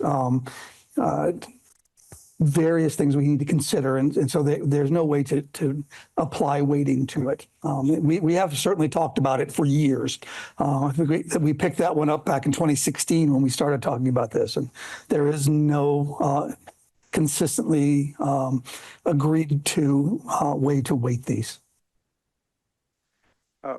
Quick question on risk assessment process. So I understand the steps. So it means once you identify and characterize the hazard, then it goes to the next phase, multiply by time and exposure, and you get the risk, and things great. And we had a brief discussion on that before. For the in vitro tox, you talk about NRU, AIMS, and micronuclei. So it is nothing but a short-term hazard identification and nothing else. It doesn't tell us anything else except in the whole product. We made the extraction, we exposed it for 24 hours or 48 hours, and we got something at the end. It's a positive or negative. But it doesn't go anywhere else. There is no value to it if we don't multiply by exposure and time to do the risk. So in risk assessment side, I want to know where the risk, this in vitro tox exists. And the reason for that is because about each SKU, correct me if I'm wrong, Billy, each SKU costs about 35 to 40 grand for in vitro tox and time. It takes about 12 to 15 weeks and about 40 grand for each testing. So if that component doesn't go to the risk analysis, what it does sitting there as a hazard analysis? I want to make 2 points. The first point is, yes, AIMS and other gene tox assays are hazard ID only. That's a very important point. At this time, relative comparisons in these assays are not a thing. However, there is a need. There is a need to assess the overall carcinogenicity of a product. We have assays like the AIMS assay that are really very robust. A chemical that is positive in the AIMS assay is likely 80 to 90% a genotoxic carcinogen. If we were to ignore those chemicals in our risk assessment, we would be throwing out huge amounts of actual risk. More than that, most carcinogens are not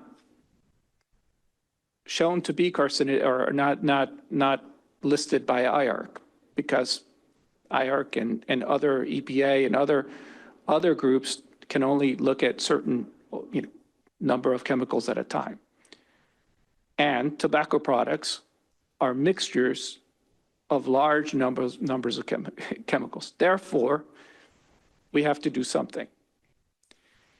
In the memos, we have used the dose response curve based on something like 600 chemicals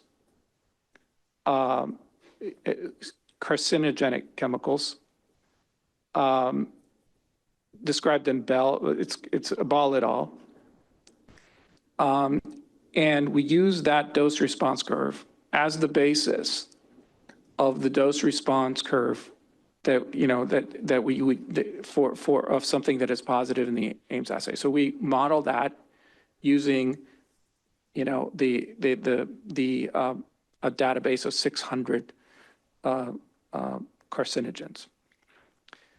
So that's how we handle that. It is an approach. It's not ideal in terms of like, it's not you know, the ideal would be to have actual dose response data, you know, empirical in dose response data.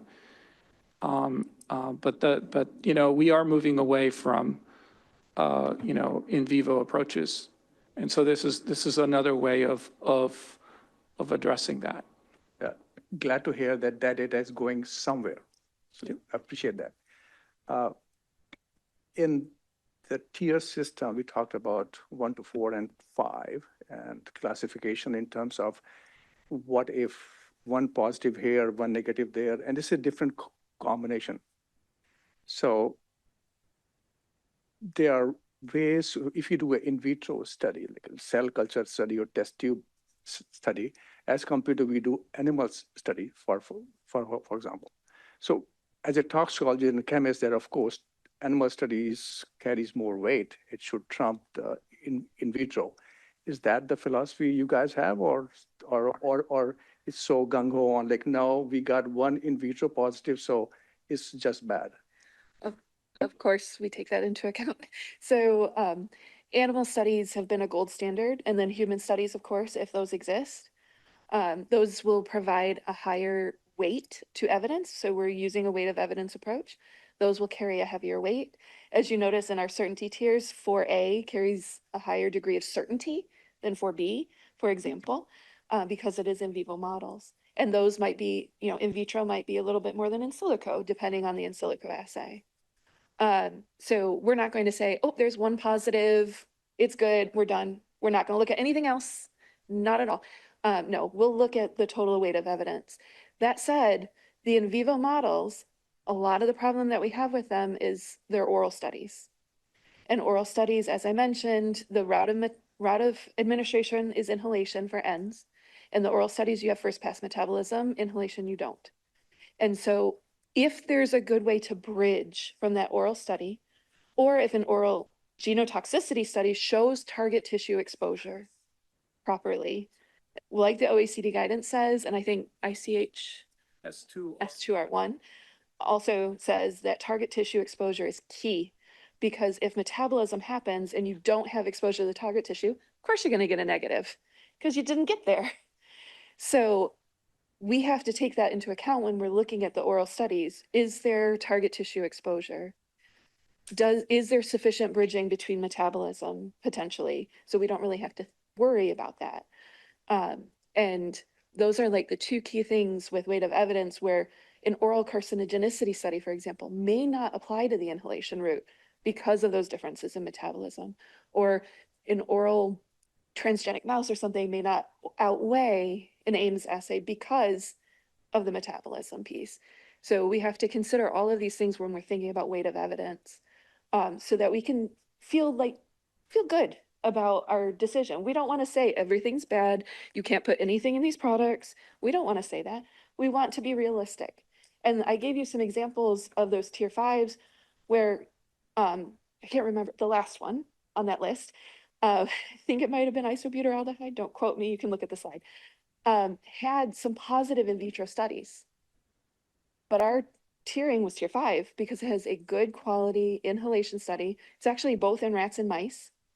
So the inhalation CARC's negative, that outweighs all of those in vitro studies because the inhalation CARC was negative.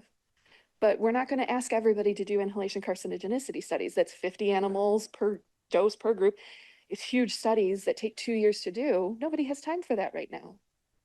So we'll look at the weight of evidence and we'll try to determine, okay, what can we decide based on what's out there? And is this going to have potential harm or not? And if it does, then we need to move it forward and take appropriate account of that. So you had asked for a small business difficulty, right? And I do have one for you. A lot of times when small business goes, they're using flavor houses or things that where they may get the component levels, but they can't get the amount of those components inside. They may get a range, right? So less than 1% of that. And then you can basically do your calculations as to if it's 1% of 20% of 100% of the bottle. So that's where, for us, things like those standards lists or daily exposure rates or something would come in incredibly handy because we don't have access to the master files. We can't get those rates. The flavor houses don't want to give them to us, but we can sometimes get ranges so that would be appropriate for us. And I know we've done a lot of research as to how many chemicals are generally used in those flavor houses. And I think we came up with like 630 different unique ones. So it's not as big of a list as you'd think it was. We have a lot of access to that data. So I just wanted to reiterate that sometimes we don't have the data that you need, but we could possibly get ranges that would help us make those determinations. So Do you guys plan to publish or make public the model? The 600, the dose response? It's published. It's published. It's not a model. It's a publication that establishes the threshold for toxicological dose response curve that was used to identify the amount of micrograms, that are equivalent to 1 in 100,000 risk. Which is That's the 1.5. curve. Yeah, okay. So you were referring to the TTC. Yeah. Let me ask another question. So quite a few flavors, HPHCs, and this is most important for leachables, do not have an IUR and have very little data.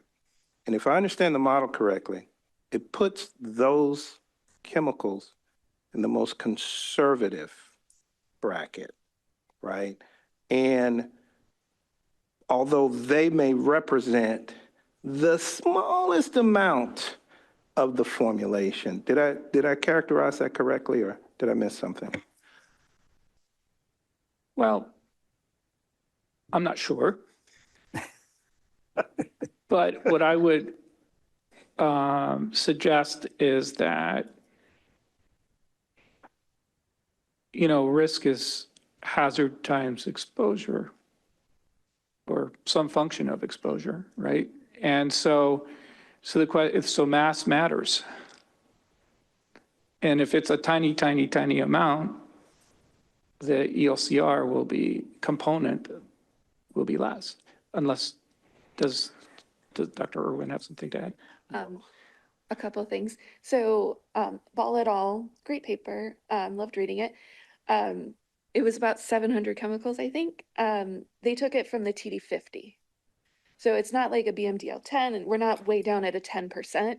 We're at 50% of these 700 chemicals. So right around the middle in looking at that value based on 700 carcinogenic chemicals. And I will agree with you that if it's a very small component, the ELCR is going to be low. 1.5 microgram is not necessarily making things go crazy unless they're like 27 milligrams, very, very high levels within the mixture. Now, the only way to really get around that, to be able to actually assess the risk in a quantifiable way, would be a 2-year CAR-C study on each chemical. And with thousands of chemicals, I don't want to see that done. That's too many animals for me, personally. I would never want to see that done. And I don't think FDA, with the reduction of animal use, would ever want to see that done. So really the easiest way to assess the risk is that screening level approach using a TTC as the slope factor. So it's not that if you have 1.5 microgram, you can't have it in there. If it's above 1.5 microgram, if it's 3 micrograms, you're going to have an ELCR of 2 for that chemical, right? Because 3 microgram divided by 1.5 is 2. So it's really the way that we can do a screening level approach to be able to figure out an estimate of cancer risk in the absence of things like these very large carcinogenicity studies or in the absence of epidemiological data. The challenge is perhaps the number of chemicals that are found. However, if I have tested my aerosol in the Ames, can't I say that this chemical is not contributing to the genotoxicity in this particular formulation? I was actually going to point that out as a pitfall, potential pitfall in this area. So one can take a EMS, which is usually used as a positive control in the Ames assay, and dilute it to the point that it's no longer positive in the Ames assay, because you've reduced the concentration of the carcinogen or the genotoxicant below the limit of quantitation. That doesn't mean that that EMS solution that is testing negative in the Ames assay is not carcinogenic and is not genotoxic. It means that the concentration is so low that that it's not being detected in the assay. Understood. There's a publication by Hausman that looked at the key drivers of these particular assays. Acrolein is a key driver of the NutraRed assay. In addition to that, you guys have been clear in terms of how these assays should be conducted, meeting OECD guidelines and hitting the concentrations where you push the assay to see an effect. So it's a dose response. And so if the formula was developed so that it is not causing genotoxicity, why can't I leverage? Can I ask, do you mean the formulation as a whole? Yes. When put into the assay? Yes. Okay. The aerosol. Actually. The aerosol. Yes. So if we look at that, pretty much every ENDS we've seen has formaldehyde or acrolein or acetaldehyde, all genotoxicants. So if you have any of those in your aerosol, it's a genotoxic aerosol. If you're getting a negative in that aerosol study, I would go back to Dr. Rosenfeld's point that it's probably everything's diluted, right? That's right. So you're not taking the most minor constituent that could cause cancer over a lifetime. And then in this assay that's very short term, as you mentioned earlier, now you have to push the dose to be able to see the genotoxicity in this specific short-term single dose often assay. So having a negative finding on this whole aerosol in that assay, I'm probably going to say that's probably diluted because you probably have formaldehyde in there or acrolein. I can look at the HPHCs and see that for many of them. And those things should be positive. So that was one of the things that we discussed in the hazard ID memo as to why we went towards a component-based approach and looking at the individual components and putting things together rather than looking at this whole mixture approach. Because in a whole mixture, you're going to get dilution of things that over a lifetime could cause cancer. And you're not going to be able to see that effect in this short duration assay, like an Ames assay or a marker nucleus. Before we jump in too much further, we are at the end of the session. I would, if you'd like to talk to Mary afterwards, it's great to have her in town. So take advantage of having her and in your being present, and you can ask more questions. But with that, I would like to say thank you to everyone in the room. And I'd like to say thank you to all my colleagues at FDA and the panelists. That, once again, I appreciate your time and your input. It was wonderful. And let me turn over the podium to Matthew, who will bring it all to a close for us. Thank you, Todd. Thanks, everyone. I know I'm standing between you, dinner, traffic, airplanes, whatever, so I will be brief. and probably not comprehensive. I was taking notes. I went through my notes. We had a little bit of a distraction, a positive distraction with the commissioner showing up. So that took me away from my assignment of trying to summarize all the main points. But let me hit the highlights at least. So first, let me just express my sincere gratitude to all of you for making the time, making the trips. Also to all of my colleagues in the Office of Science for making this happen. I think it was a successful meeting. It went pretty smoothly. We had some, like I said, some unexpected visitors, which was fun.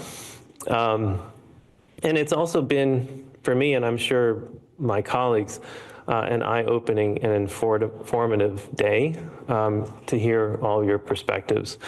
You've given us a lot of constructive feedback and a lot of things to consider. While we may not have been able to address all your questions and concerns, trust me, we are taking this all to heart. It's really important for us to hear all this. I'm coming up on my 3rd anniversary as the director of the Office of Science here at FDA, and I can assure you that the staff in the Office of Science are dedicated and talented and committed to improving public health. And how we do that is by improving the process. And so we share the goal with you in that regard. We're dedicated to helping you develop the highest quality applications possible. And today is one of those steps in that direction. And many of you have highlighted that you got into this business to help smokers move to less harmful products. And I also heard that you want to be compliant to the process to improve public health. You expressed a strong desire to have greater predictability in the process, concerns not only about the costs of conducting all of these studies, but the fear of missing the mark such that you'd have to start all over again in a complicated and expensive process.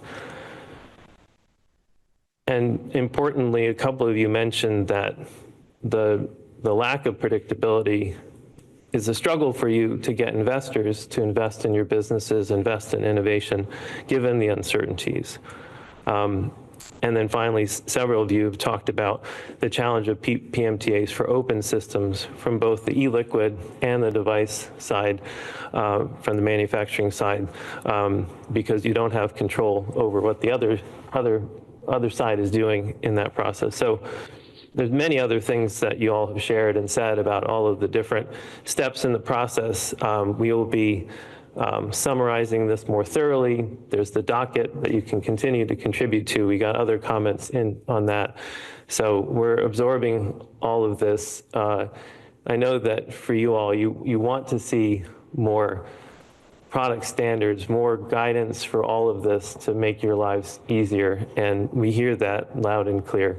And so we're doing our level best. I know that it's tricky because there's a lot of stuff that's going on every day at FDA that we can't talk about. It's just part of the process. And so that makes it a bit of a mystery. But I can just say that we are very committed to improving public health. We're committed to this process, and you're all helping us make it better. And just once again, I hear you, and I really appreciate you. And safe travels back to whence you came. So.